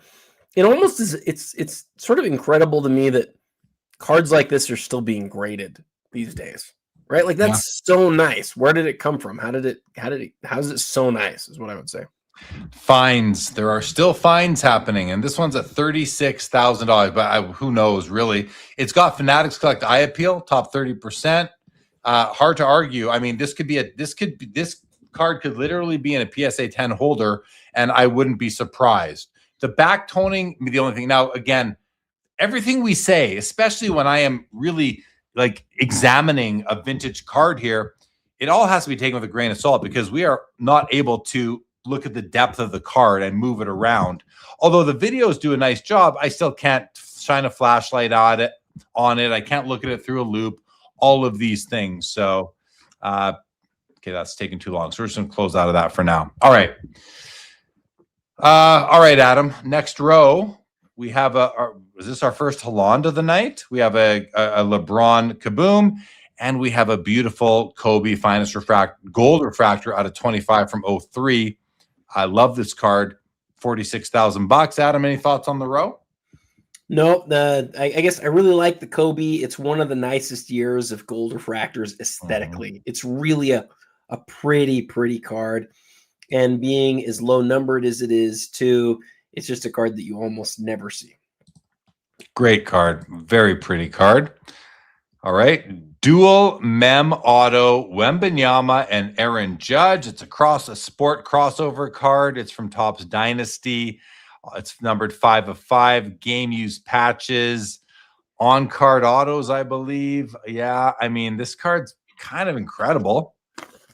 I mean, the only way you can improve is, replace Judge with Shohei, but it's Judge and Wemby.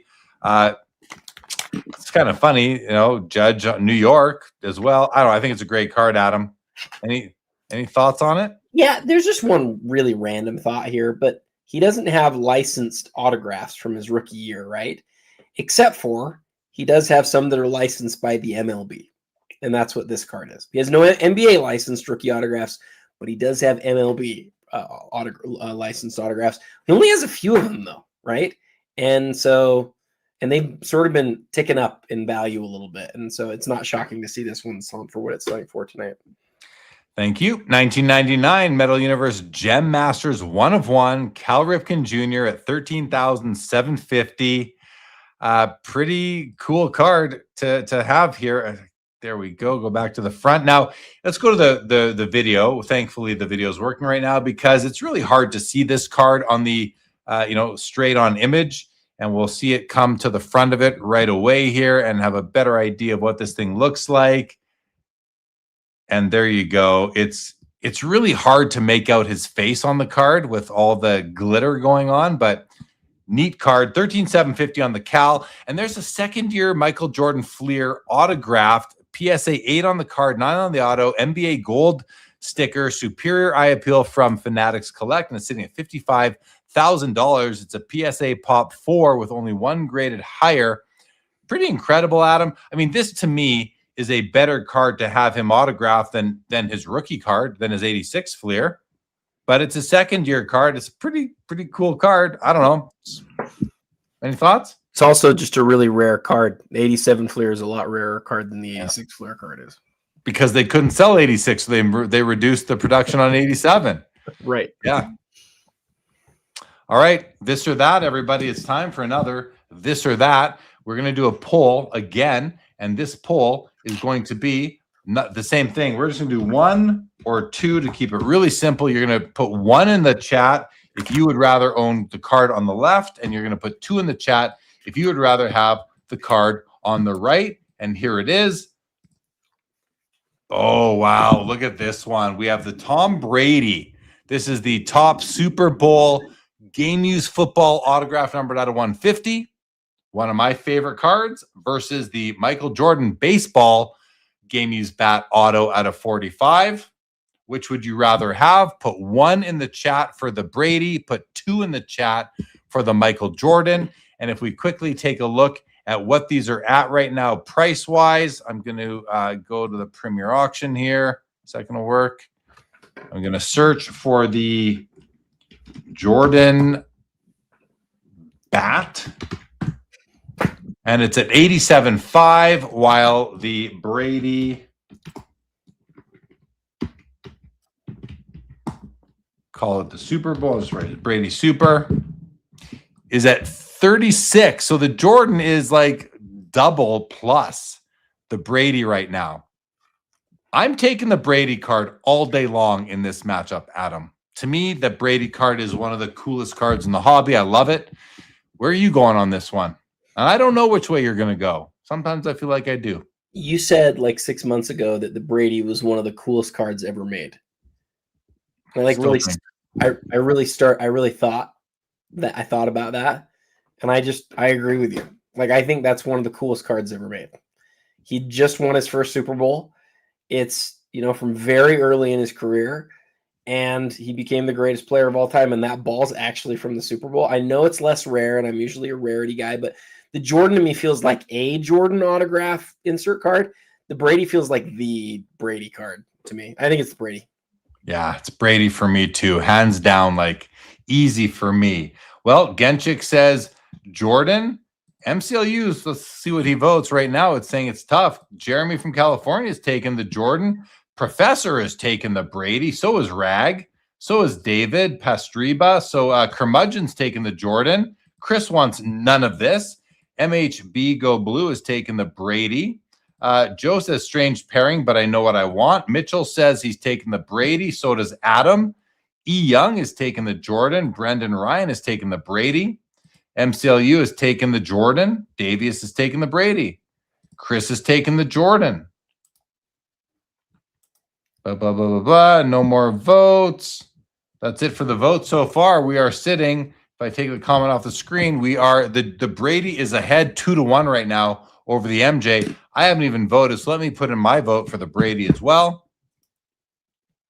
Is it coming? Did it go in? It got in there. So we've upped up. We've increased the percentage now on the Brady again. So I love the Brady. I love this matchup, by the way, Adam, because they're kind of obscure cards, right? A lot of people don't know even about this Brady Super Bowl card, and it's you're going against an obscure Jordan autograph mem card. They're both auto mem, so I love this matchup.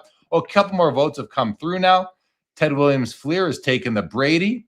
So is Mikey's Cards. So is Brock from Acquire. And so is Filippelli, also taken the Tom Brady. So there we have it, guys. Thank you for playing along. The final vote as I go end this poll, I'm stopping it right now, is 76% for Brady and 24. So it's 3-1 Brady over the MJ on this one. All right. Oh, and Jeff says Brady 100%. Yeah, we're with you, Jeff. Well, I'm with you anyway. All right. Let's take that off the screen now. And let's have a look at the clock. Let's go have a look at the top of the auction as we are hitting the the part where Adam and I both get a little bit loopy, although I'm not feeling loopy yet. Adam, are you feeling loopy? I just feel tired. Maybe I need to decide. Do I want to be loopy or tired? I think loopy me is better than tired me. Loopy's better. Let's go loopy. Okay. Let's top of the auction. Well, the Wemby's got more bids now. It's up to 440 for the rookie year Wemby NT Logo Man tag patch. The gold Wembenyama is kind of sitting at 360. Same with the Jordan PMG. Those have stalled out at 360. 280 on the Jordan auto here, which is incredible. The ultimate. Brunson's at 260. I feel like that might have got a bid or two, since wasn't he at 240 there, or 220 even? This other Jordan auto's at 260. Wemby's at 250. Oh, the PSA 8 84 star 195 Jordan took a 10% bid, went from 200 to 220. Dual auto 240 for Jordan Kobe, and on and on. 190 on the exquisite 1 of 1, Adam. That got some bids. Yeah, it's pricier than the last time it sold now. So it's one of those instances where 6 months after buying it, even in modern 1 of 1, it's actually worth more today than it was then. Yeah, pretty cool. My favorite Shohei in the auction is up to 130. The PSA 4 52 tops mantles at 130. I told David Chase that if I saw him in the chat that I'd do a quick vintage only filter for this. So let's quickly have a look so everyone can see the scope of the, I'm going to stop it at 1981, the vintage scope. We have 25 cards that come. I'm just going to kind of scroll through these for everybody. Mantle Gretzky Babe, Mantle Spawn Al Kaline PSA 9 rookie 54 tops at 35K. We saw the Nolan Ryan. There's the American Caramel Ty Cobb at 29,000. There's the George Mikan PSA 6 48 Bowman rookie at 29,750. It's a nice copy. 2 181 Ruths here from 33 Gaudy, a PSA 4.5 and an SGC 5. The PSA 4.5 is well outselling the SGC 5, but it is a nicer copy, so I'm not surprised. The Willie Mays with the print lines is at 20,000. Here's a beautiful Willie Mays 52 tops PSA 4 with NBA gold eye appeal at 18K. 53 top satchel PSA 8 at 17,250. I don't know what this Diego Maradona little disc card. I mean, it's the size of a thumbnail. 16,500. American Caramel Lou Gehrig, beautiful card here, 15,000. But I love this. This is my favorite Gehrig. PSA 4.5. It's a beautiful copy. 33 Gaudy number 92 with eye appeal is at 14,750. Pele's Aquarella PSA 6 at 14,500. We have a 53 tops Jackie PSA 7 at 13K. We have a Hank Greenberg Diamond Stars at 12,500 for the 8.5. Autographed Walter Payton rookie PSA 7 miscut with an autograph authentic auto is at 81.25. I got to see why this is miscut. Must be the back.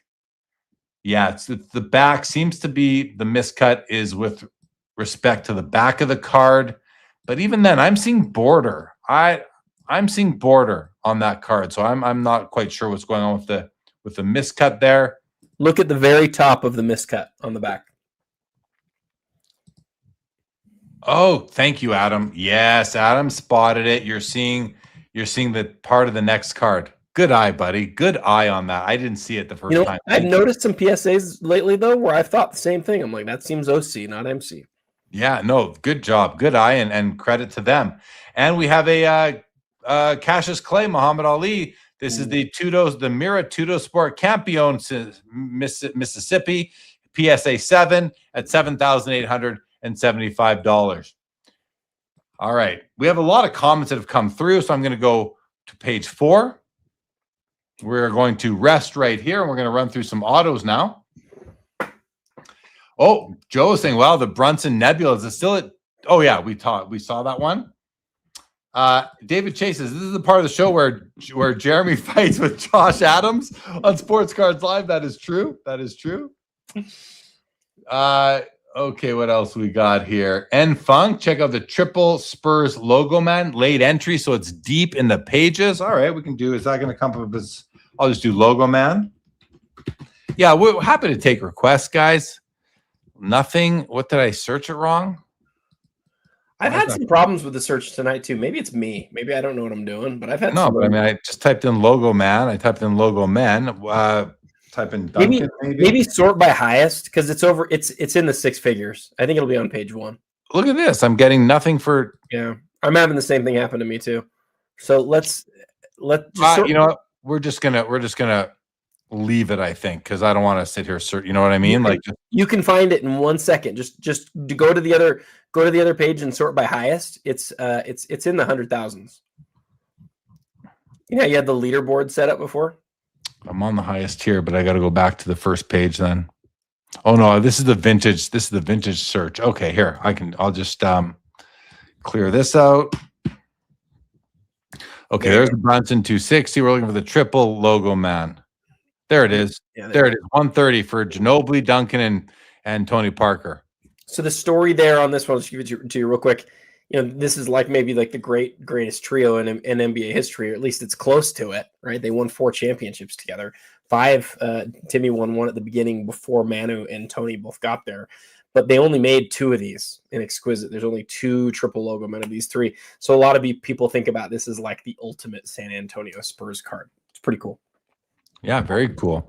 I mean, just put Wemby on there instead of Manu, and I think there's a couple. Yeah, I don't know. Who do you take off? Ginobili or Tony Parker to make room for Wemby? I mean, not that you would, but if I wouldn't, I definitely wouldn't because they were teammates. But and it's 5, but yeah. But I think the Spurs fans like Manu more than they like Tony. Okay, I do. All right. Okay, back to the auction. Tom Brady, flawless auto patch, like we were talking about earlier. $38K right now for this one. Shohei, the Topps Heritage, red auto rookie, BGS 8 at $34K. And a gold medallion Kobe PSA 10 at $55K for the rookie in a Pop 6. Pretty impressive card right there, I would have to think. Adam, any special comments on the Kobe here? I really like the Kobe. I had a PSA 7 for years of that card. It's not the hardest card to get because they were Series 1 and Ultra was 1 in 12 packs. Series 2 was actually 1 per pack. So they made it a lot easier to get a gold card in Series 2. But Series 1 was 1 in 12. This is from Series 1, obviously, with the rookies. But the reason that this card is worth what it's worth is it's a really condition-sensitive set. The edges on these were just a nightmare. And so my 7 was really like one of the nicest copies that I've ever seen. I can't understand how one of these would be a 10. It's crazy to think about that. Yeah. But, for whatever reason, some end up being, more nicely produced. And so that's heavy lifting by the 10 right there for sure. Yeah. Thanks for the comments and the insight into the edges there. Jeff Hart says, I'd make a logo man, the Admiral, David Robinson, Duncan, and Wemby. Yeah. I don't know how I forgot. I don't know how David Robinson slipped my mind there when we were looking at the triple. That would be cool. That would be way cool. Yeah. Absolutely. All right, next row, we've got a flawless dual Anthony Edwards and Karl Anthony Towns. Logo Man 1 of 1. Pretty cool. Pretty cool. Neither, well, not neither, but I just now I think of Towns on the Knicks, right? But again, this is from 2021. Cool card, 24K right there. In the middle is an Eminent Special Emerald Tim Duncan Conference logo patch auto. Is that a game? Is that a patch from a game worn patch? That's so. Oh, it's like an all-star patch, right? Yeah, that's crazy cool. That's really cool. Yeah, really cool card. I don't know where that's from on the logo or on the jersey, but like that's the sort of card where when you see it, you think, I need to go find where that patch came from. Can you see it? Do you see it anywhere on the front? It's not all-star, it's Western Conference. I know. It is all-star then. Yeah. This image is upside down. I love it. Yeah, cool card. Oh, well, actually, if you look at his jersey, no, I don't see it on the front, unless it's up on the shoulder there. Does it say what year the jersey? I think it's like 2015 or something. It looks like Adidas, and that's the Adidas. Yeah. Will you read the back real quick? I want to see you try to read upside down. No, I'll get a headache. Want to do that? No, I don't. I'll get a headache right now. That's pretty rude. Sorry. You said, do I want to see you read upside down? No, thank you. Kaboom, green, Christian McCaffrey, 101 PSA 9s at 19.5. That's got to be a big card from 2023. Absolute. It is. It's 19,500 big right there. All right, continuing along, we have a rookie year jambalaya of LeBron James and a BGS 9 at 28.5. We have a Curry exquisite rookie auto at a 225. One of the two or three different versions of this card, Adam? Different pictures of him, I believe. Of Curry? Yeah. There's two. Two of them. Yeah. So we have this one here with us right now at 34K and a dual logo man of Sexton and SGA from 2018 Immaculate. Player worn, $25,000 with autos. Any thoughts on this row, Adam? We've seen the LeBron sell a couple times recently, and you can see from this price, like this is not a PSA 10.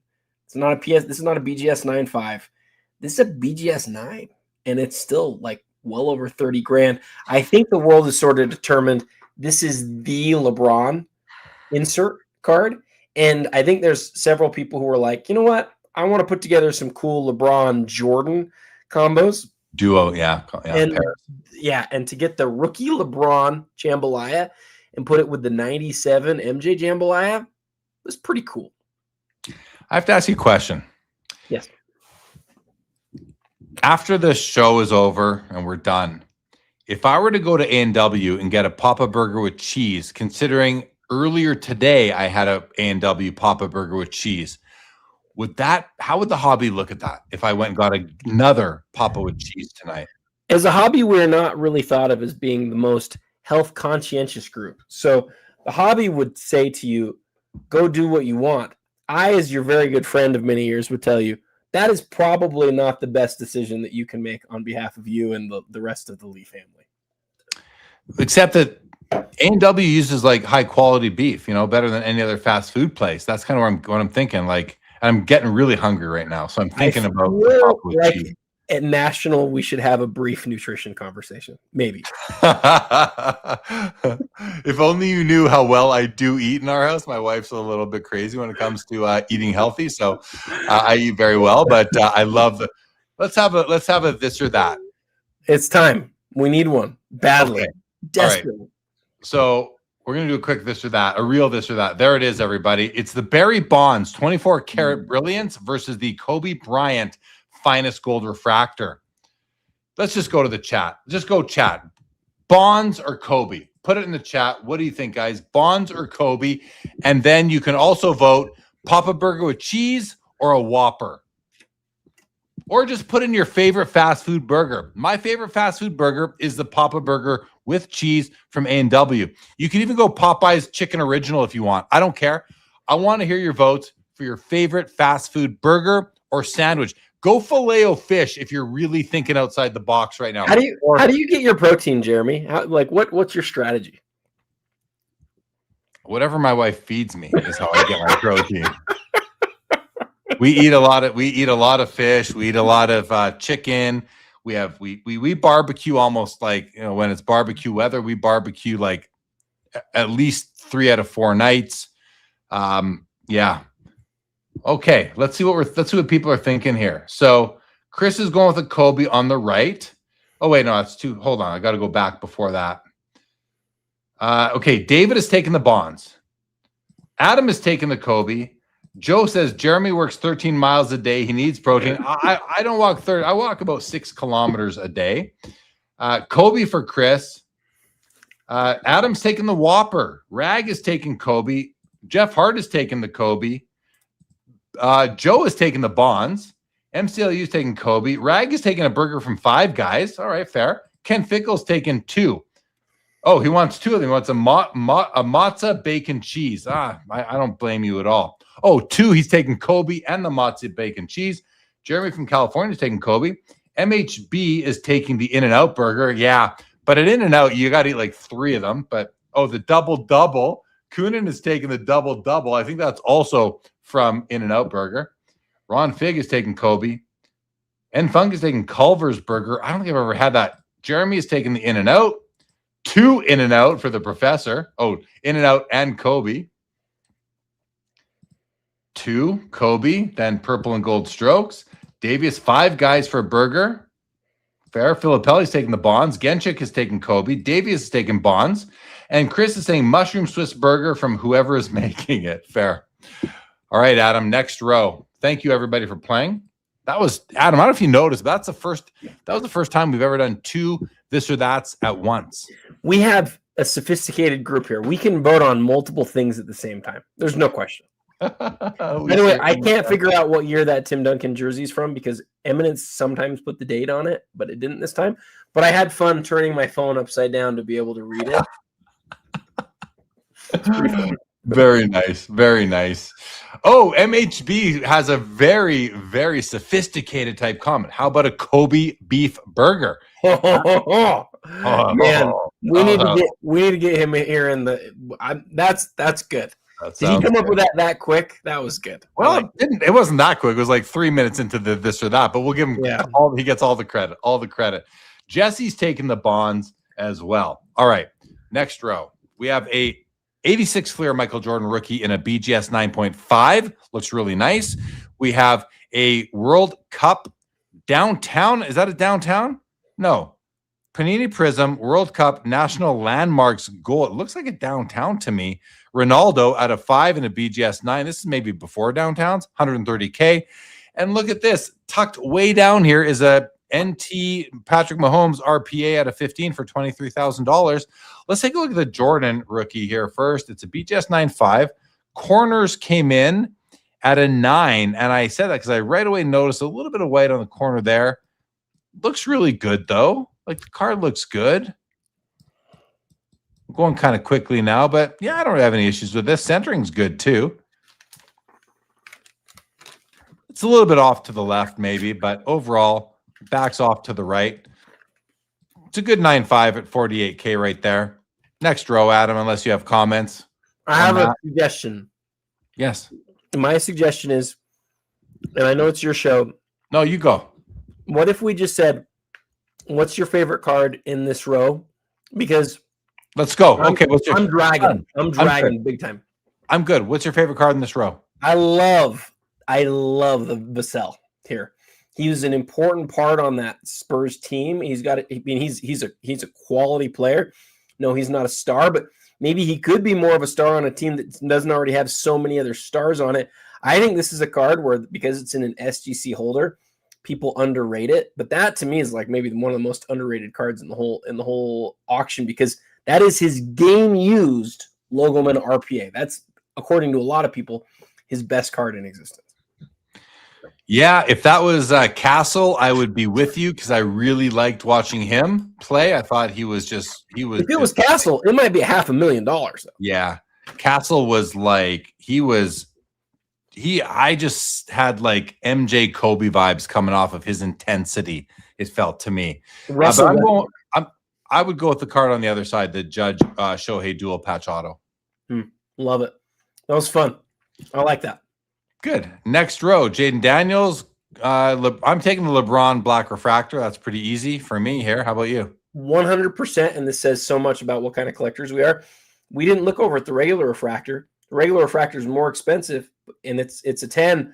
I want that 9 Black Refractor all day over the regular refractor, not even in the same galaxy. I picked the card without looking at the grades on either and wouldn't care unless this was like a 5 or something. All right, next row. Ooh, this is fun. I'm taking the card in the middle, the MJ finest refractor, even though it's got the coating on it. By a mile. It might have some greening, but look at that pop.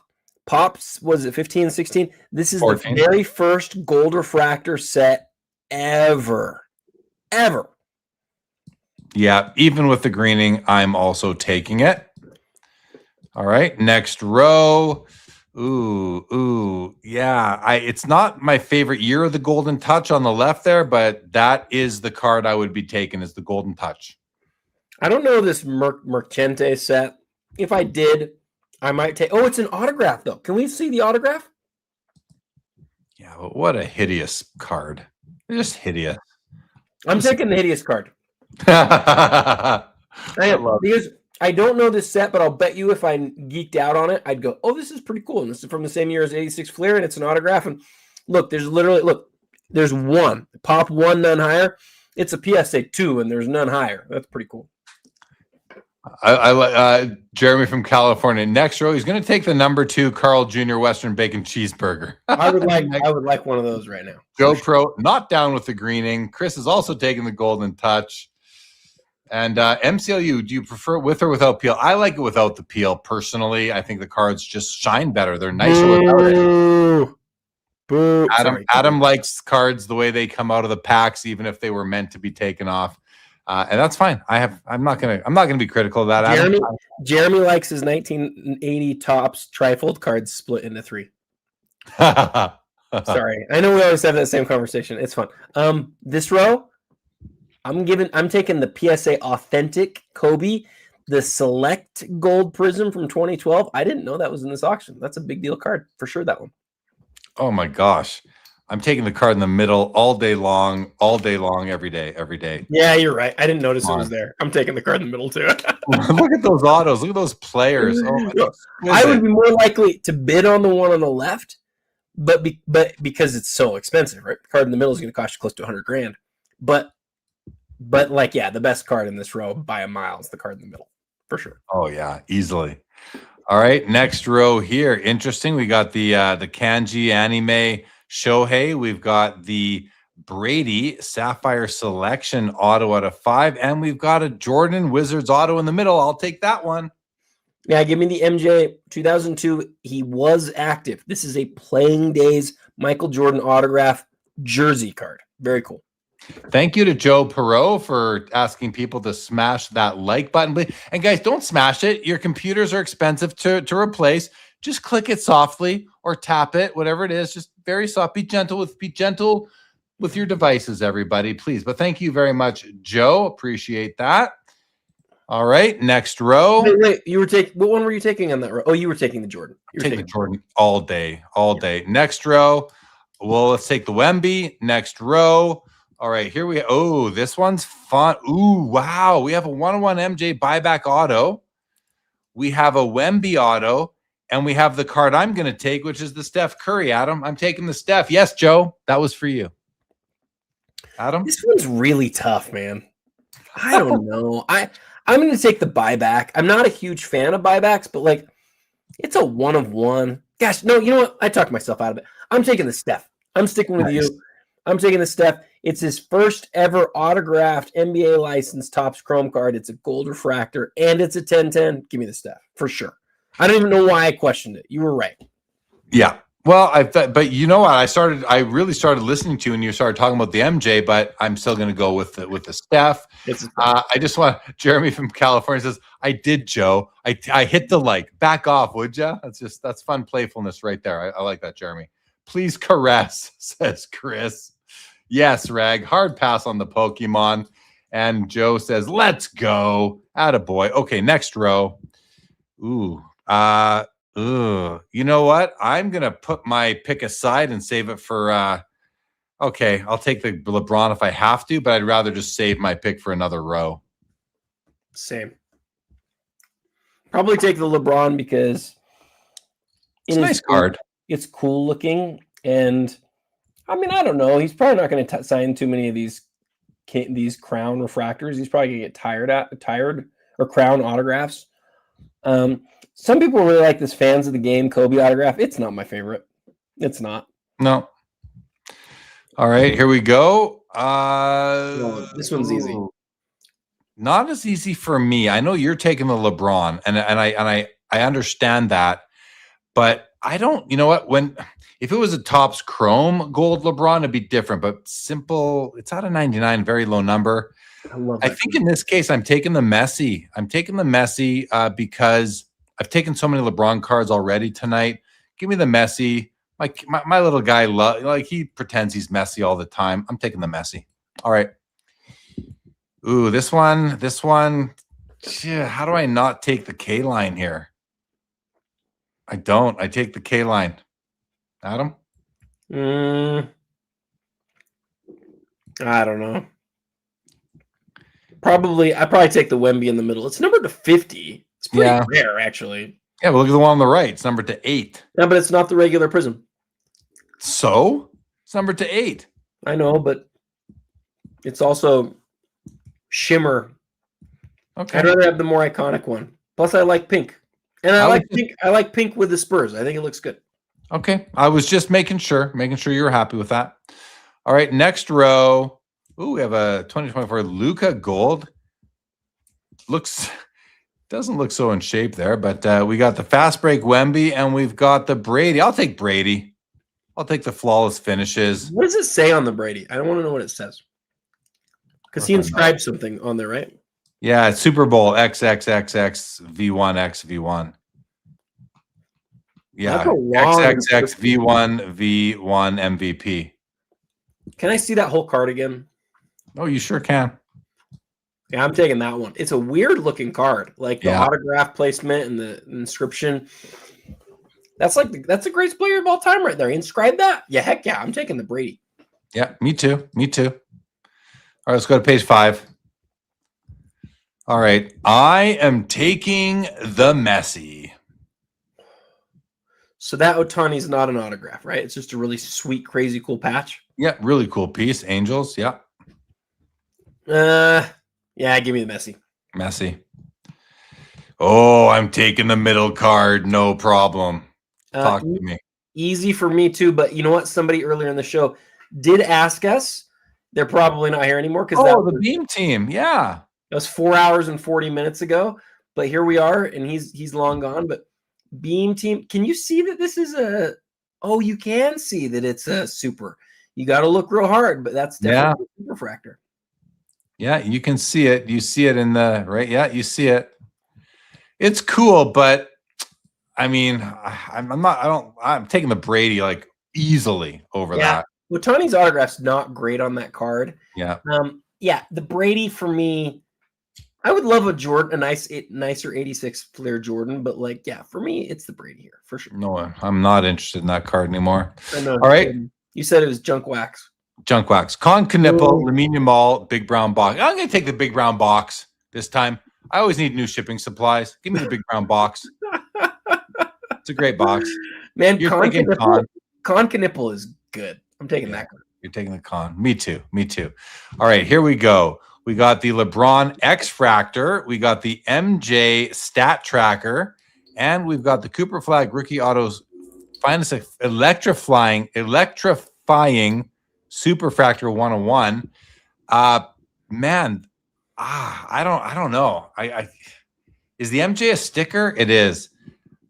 I don't want to take the LeBron, and I'm not taking the MJ because I don't do sticker auto. I have no sticker auto policy, so I'm taking the flag.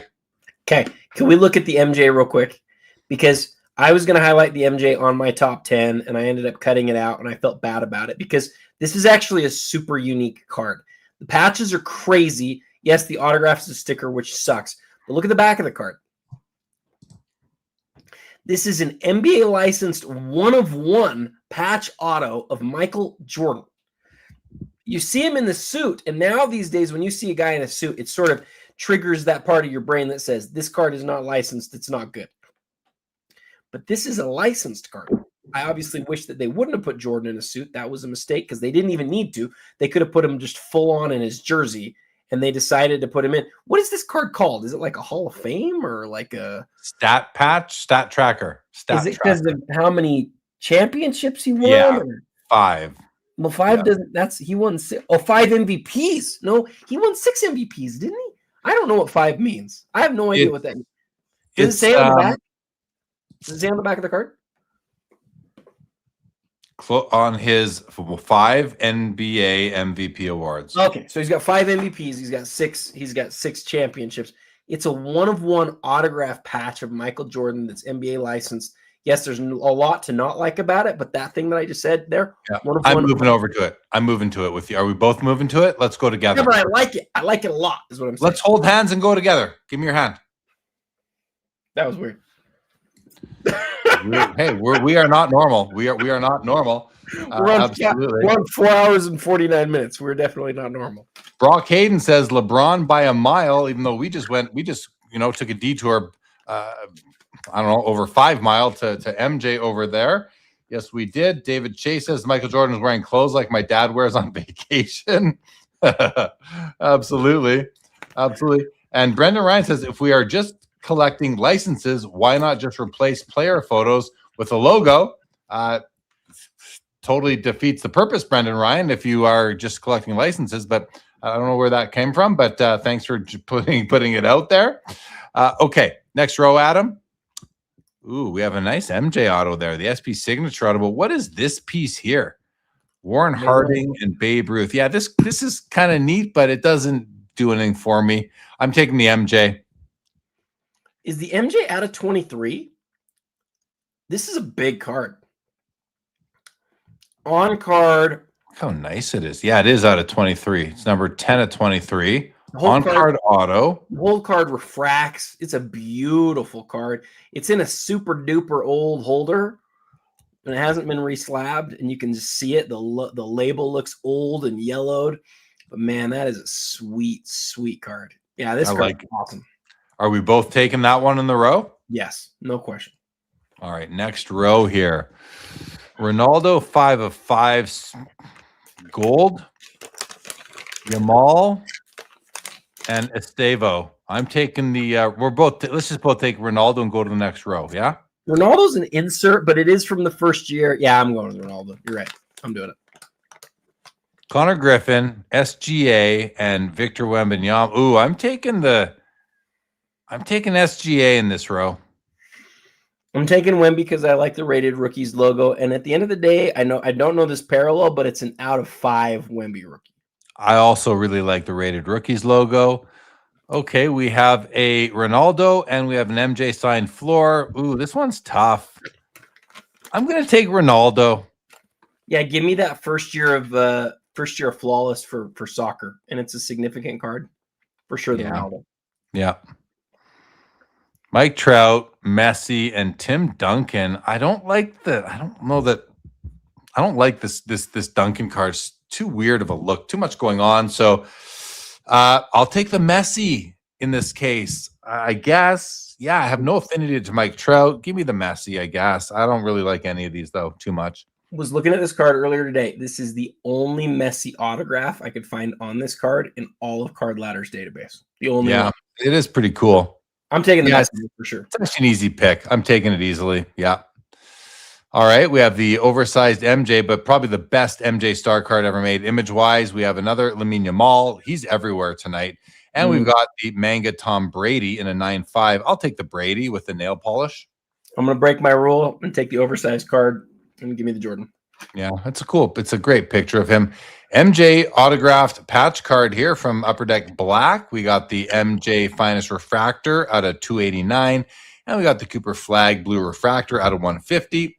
I'm taking the card in the middle here, Adam. Even though that auto is pretty cool, I'm taking the Masters in the middle. You took the words out of my mouth. Everything that you said. Oh, you know what? The autograph is 23 out of 25. I'm still taking the gold refractor, though. Me too. All right, we have a Shohei with auto that is on there, but hard to see. It's a color match at least, but that auto is very faded, so I'm not taking that one. We've got the Brunson NTRPA. This is at a 5 at 47K. And we have the Spectra Black Spectacular Kobe patch auto 1 of 1, which I think is the card that I'm going to take here. And I would love if we took it together, Adam. We could be card bros. I'm taking the Brunson. It's the out of 5 out of NT. The only thing that's rarer than that is the Logoman autograph, which is, I don't know, hundreds of thousands of dollars, I would think. I just have no love at all for this overall NT design. I don't know. I like Jalen Brunson a lot more than you do, though. Yeah. I really like Brunson a lot. In this row, I'm taking the Babe. Me too. In this row, I'm taking... Ooh, I think I'm taking the card in the middle here. I think I'm going to take a autograph Mega Cracks.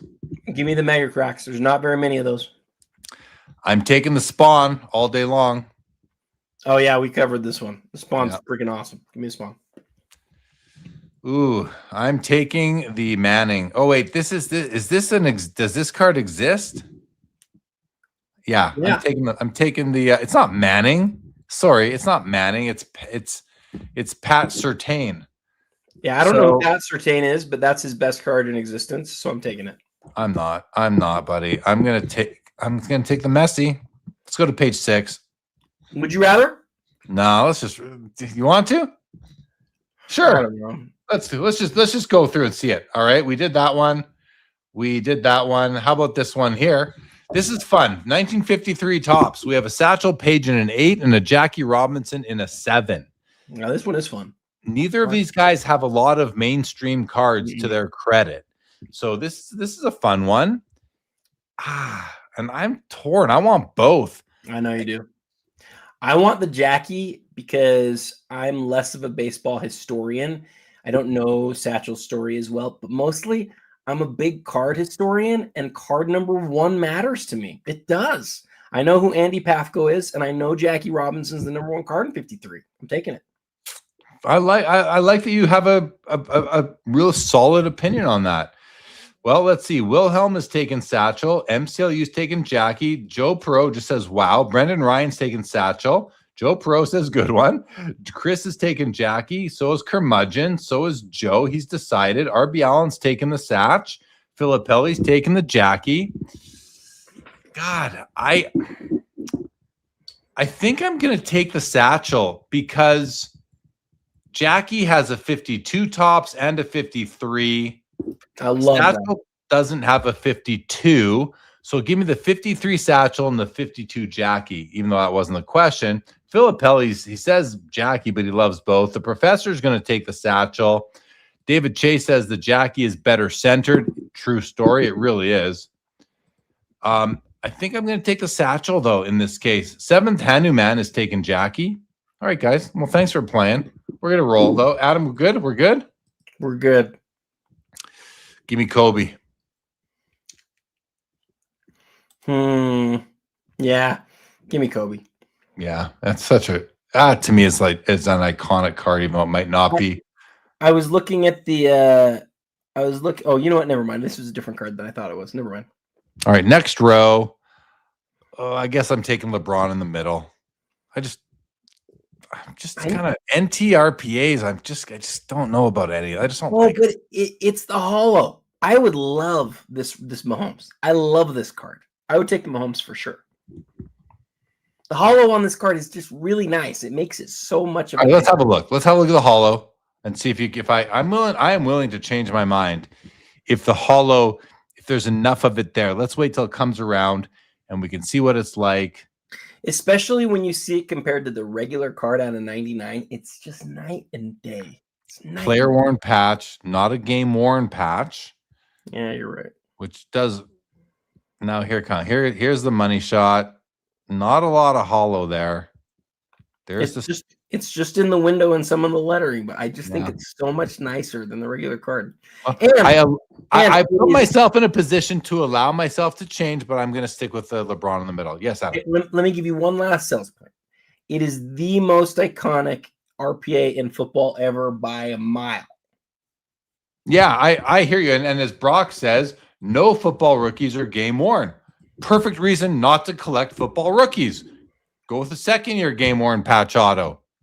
From the Panini era, at least, he says. Yeah. Right. And I, you know, yeah, for me, I would just go with a different card altogether. But again, just me. Next row here, we got the Kobe, we got the Caitlin Clark, and we have the Lamine Yamal. Kobe 101, I'll take it. Same. Oh, third year MJ autoed Fleer, 20K. We have a Shohei rookie above average, BBM Classic out of 75. I think that one kind of looks cool. And a LeBron Topps Chrome Skyrite Black Refractor out of 10. I want to look at this. I've never seen this card. I like this one. This is a BBM I actually like. Oh yeah, that's awesome. This looks like a legacy collection. It does. I love the production of this card, but I have to say the name above average might be the worst name for an insert or for a card ever. It's not great, but it is above average. That's a terrible name. But aesthetically, that card is phenomenal. Phenomenal. I love it. And this, have a look. Oh, I love the Topps Chrome logo. Skyrite signatures. Okay, don't hate that. The stamp is nice. He's in the clouds. Nice spot for I like this card. I actually like this card. But to pick one in the row, I'm taking the Shohei. Taking the LeBron. And neither of us are taking the MJ auto. Fair. Okay. Next row, Shohei 101 Topps Pristine Pearlescent Superfractor, Peyton NFL Shield, Game Worn Auto, and a LeBron Altered Authentic Exquisite number pieces. Ooh, I mean, how do you not take the Peyton? But I do like the Shohei. I'm taking Peyton Manning.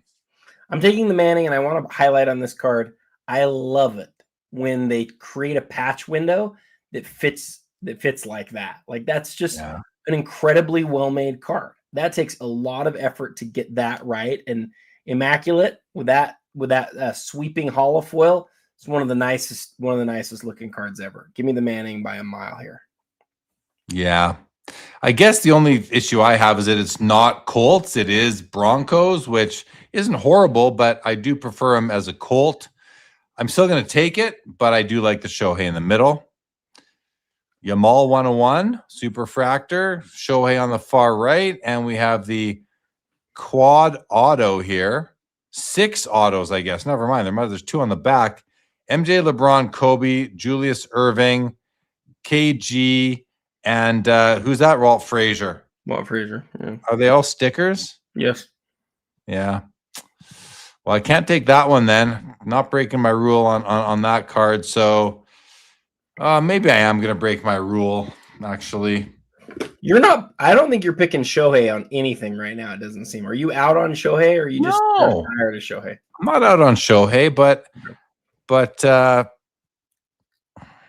I'm taking the six-star signature too, or 6. Yeah, I think I am. I think I'm going to break my rule on that one. Yep. Okay. Ooh, I'm taking the Prism sticker in the middle here. Are you? Yep. Oh yeah. Well, there's only 2 cards in this row that I even understand, and I'm just not a D Wade guy, but it's a cool card. BGS 9 on here is actually kind of a big deal on that card. That's the highest graded copy. Yeah, I like the. I'm gonna take the Wade. I'm gonna go with the Wade. I really like the Wade too. Yeah, take the Wade. Take the Wade. Oh, what up, Yair? What up? All right. Oh yeah, I'm taking the Babe Ruth again here. Man, is this another 2015 flawless? How many 2015 flawless soccer cards are in this auction? It's got to be 10 or 15. Yeah, I'm going to take the Ruth. Yeah. Ooh. That Kobe is awesome. I'm taking the Kobe. Kobe here by many miles. This is one of those sets where those people who collected in this era really realize this Kobe right here is a big time card, but because it's not autographed, because it very rarely sells, it just hasn't caught up in terms of value with a lot of the other cards. But in a lot of ways, I would take this over some of the limited logos. You just never see that card. It's incredible. I love it.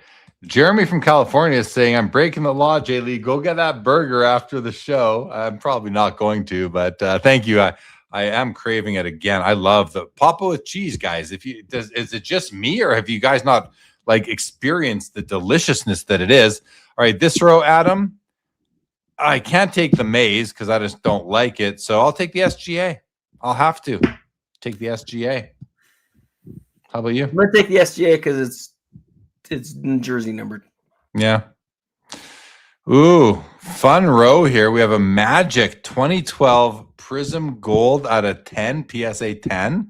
We have the Brett Favre 24 Karat Brilliance and the Kobe Bryant Duncan Go Nuts, which looks real. I'm taking the Kobe. It looks super clean. Yeah, that's a great copy, guys. If you're looking for this card, this is a great copy. Super clean. It's not, that mustardy color, which we saw on the weekly the other night. This is a nice copy. I'm taking that one, Adam. How about you? Yeah, so I noticed the other day, and I just posted this, that a record was set for 2012 Gold Prism last weekly auction when the Yao Ming sold for more than any retired player ever had. I thought that the Magic had a chance to catch Yao here, but Yao's just a more collected player. He's in on a set like this. Yao sold for $30-something thousand. I don't think Magic's going to get there, but I'm still taking the Magic here for sure.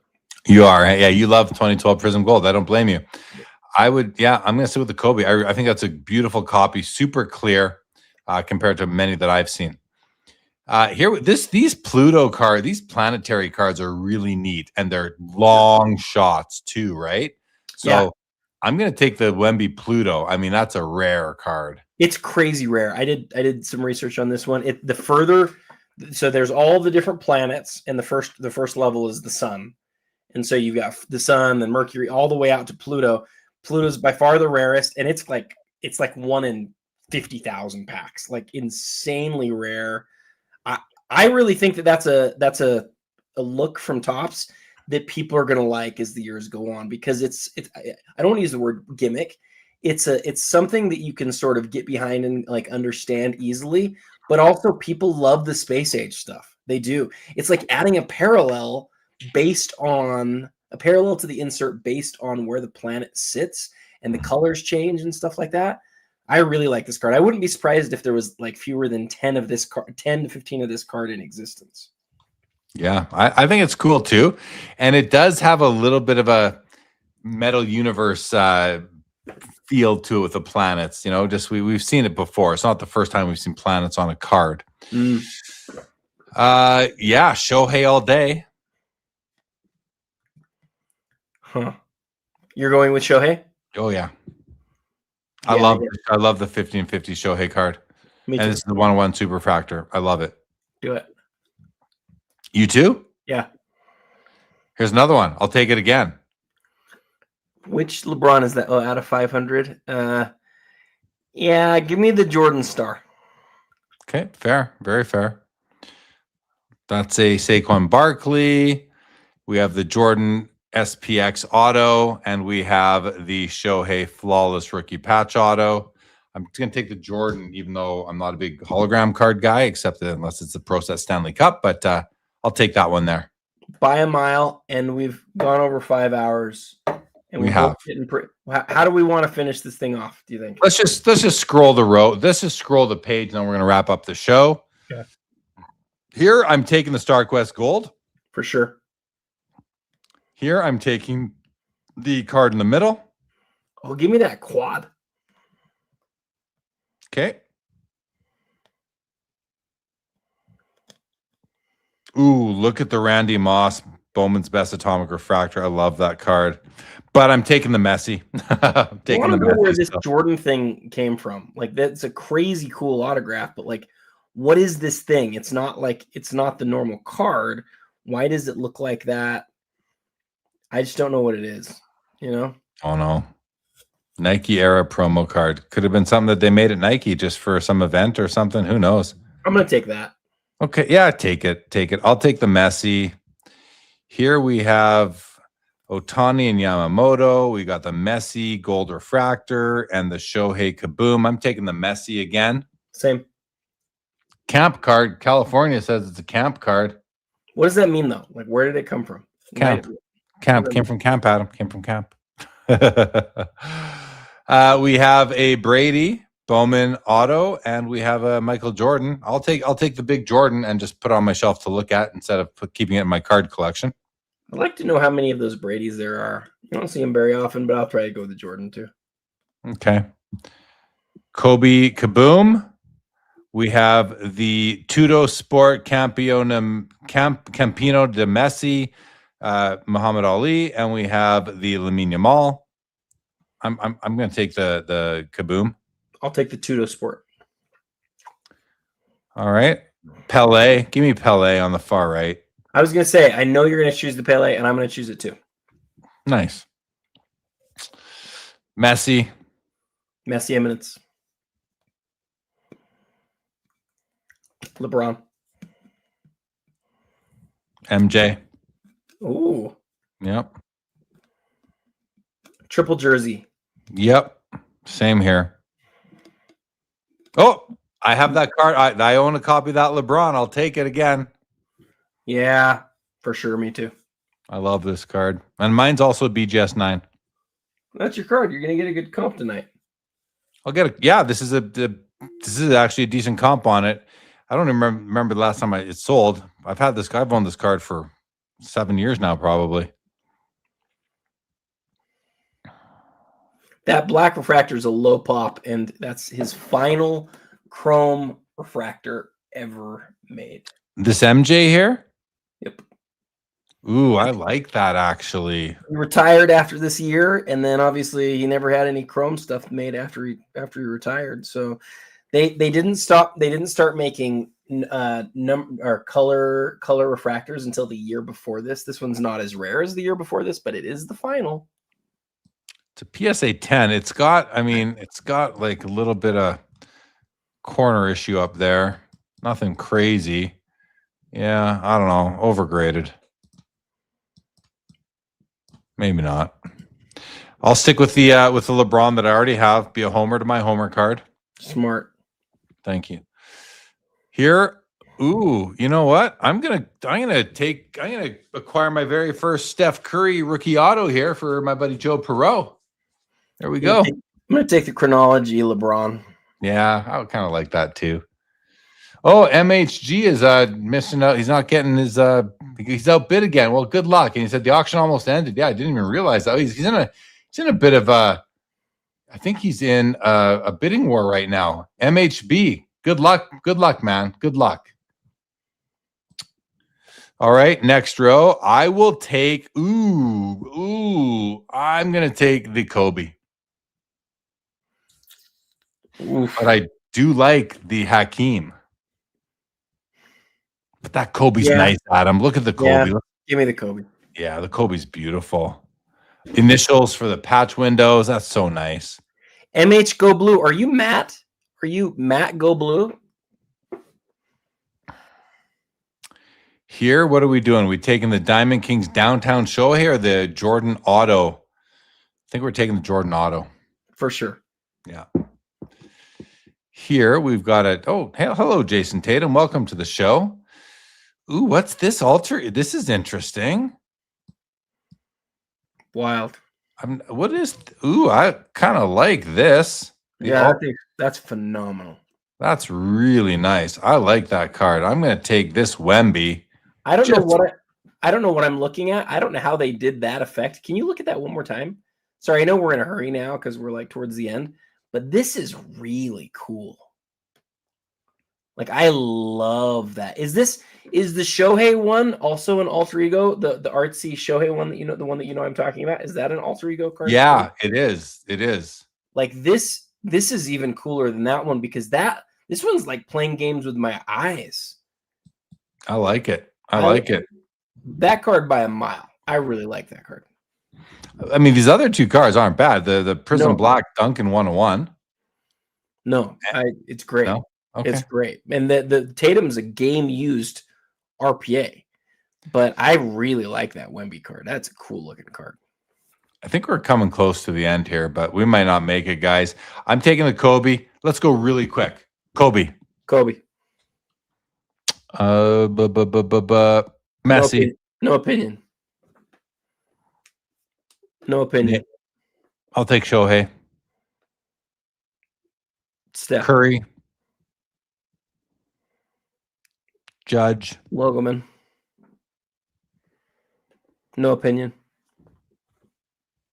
Ronaldo. No. Messi. Triple. Yep. Same here. Actually, the Court Masters is got some foil on it that's really hard to get right. A 10 on this is really cool, and it's a pop one for sure. The MJ. I'll take the Brady on the far right. 101 Nebula. You hate Yeah. BGS 10s so much. I hate BGS 10. You're right. Ray Allen. Yes, all day long, Ray Allen. Mikan. Starring role MJ. I guess so. Check out that Bonds. I'm in love with that card. I'll tell you why I'm in love with it is the era. Like this is collecting history right here. I'm not sure if he signed the sticker and they put it on or they put the sticker on beforehand. Bonds' autograph's amazing. They put a big, awful embossed stamp over the thing, and it's numbered 1 of 1. Like from that era, that is crazy cool. And I know you don't like it because it's that. No, but I'm really considering it. Like I don't know who this guy is, and downtown Kobe is nice. I think I'm investment wise, I take the Bonds. I collecting wise, I take the Kobe, and I'd have a downtown in my. Nah, I'm taking the Bonds. I can't get into the downtowns. Okay, Bonds. Satchel. Yes. Castle. Yeah, I mean, I've owned this the titanium MJ here.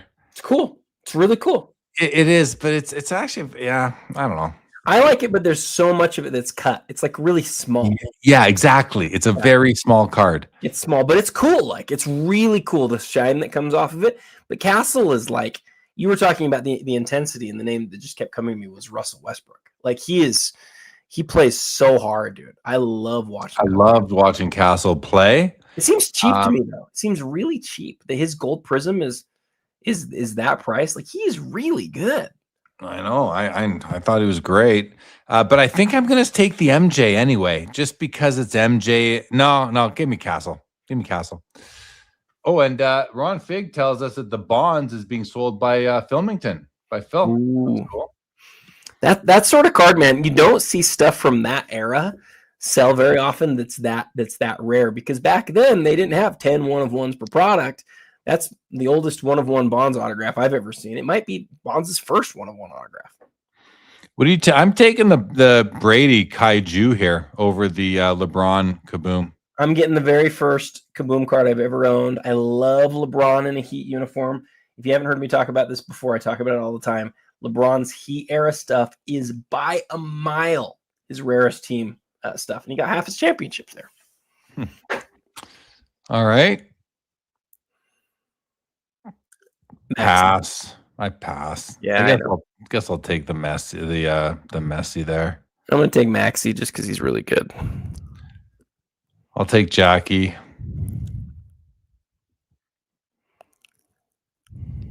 You were done, right? Did you? Yeah. I took. I can't even remember what I took from that row, but I did say the Maxi. MH is bidding on the Spawn. How much value in that new grade of 8.5 versus a 9? Yeah, I don't know, man. I don't know. I would just focus on the card. But I know if you're spending that kind of money, you have to look at all the aspects, including when the card was, like the serial number, the slab. It's a beautiful copy, though. I think it could be a 9 all day long. But again, I'm not looking in 3D, so it's tough. It's tough.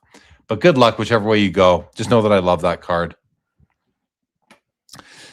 In this row here, I guess MJ. Yeah, MJ. I'll take a Gehrig here. Yep, same. Take the Messi. The Wemby. Give me the Shohei. No, I'll take LeBron. Give me the vending box.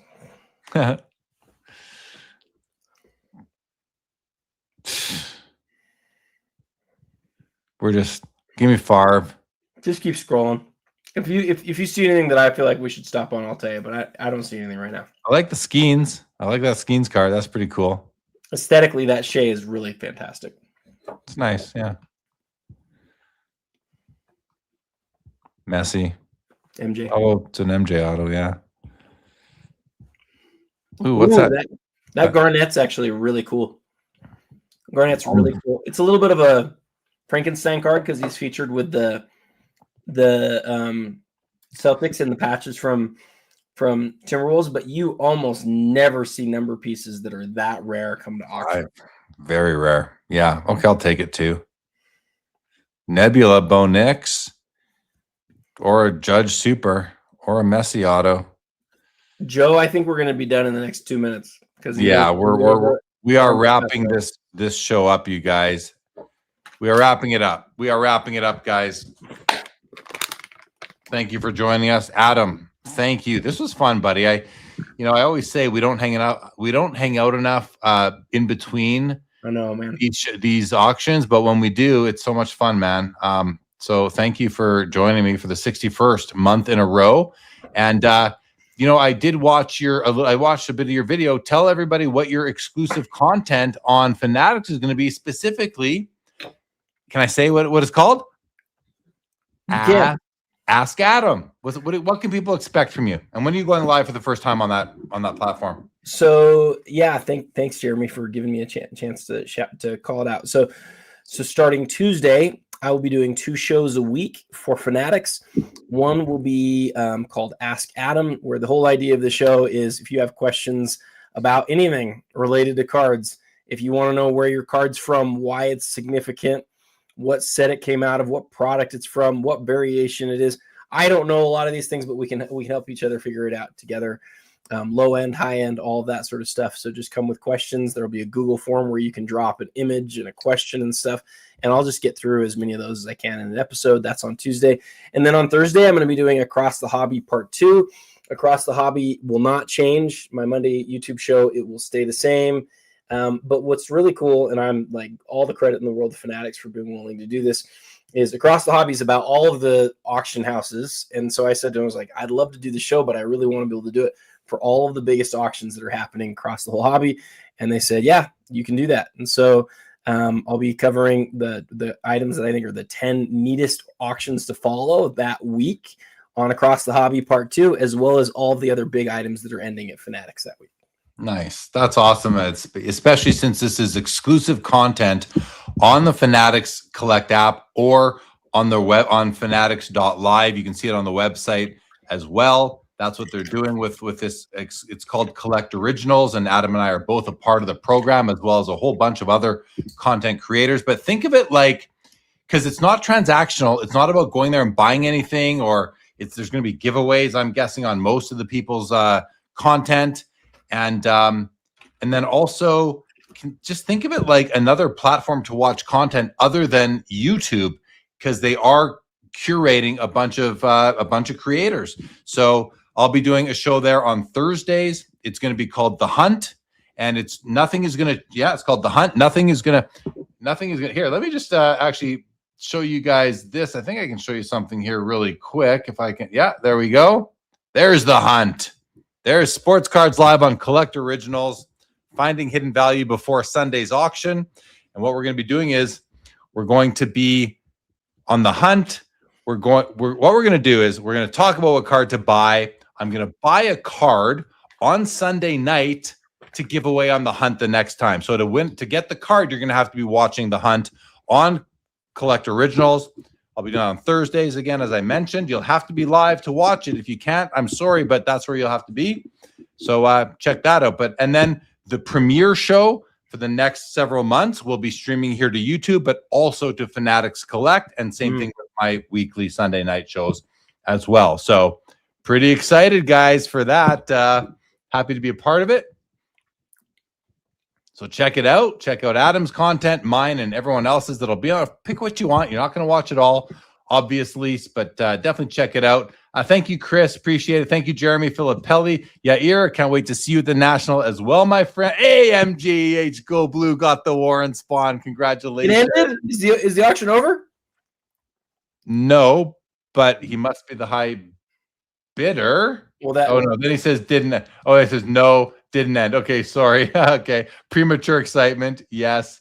And Jeremy from California says, Adam, how do I make my wife think sports cards is a lifestyle? Great job. Well, first of all, well, as you might know, that's my theme song, not Adam's, but it's Adam's. Well, he's here too for sure. But Adam, how can he make his wife? You know how you do it? The best way, I hate to say it, is to make a bunch of money with cards. That way your wife might think it's a lifestyle. Yeah, I think that's probably true. Great advice, Derby. Wives want to be able to spend money on something. So anyway, guys, thank you for joining. This was fun, Adam. This 5.5 hours went by quickly. You don't have it yet, MGH. Well, good luck the rest. Good luck the rest of the way if you get it. I hope you do. We'll see you guys back here. Today's Thursday. Sports Cards Live on Saturday. Weekly show on Sunday. See you then, everybody. Adam, thank you. You're the man, Jeremy. Chat, thank you. We'll see you back here soon. Have a great Friday, everybody, and a good weekend ahead. We'll see you here on Saturday night. Thanks for tuning in and being a part of the Sports Cards Live community. Don't forget to like, subscribe, and most of all, keep collecting. More great content to come. Sports Cards is a lifestyle.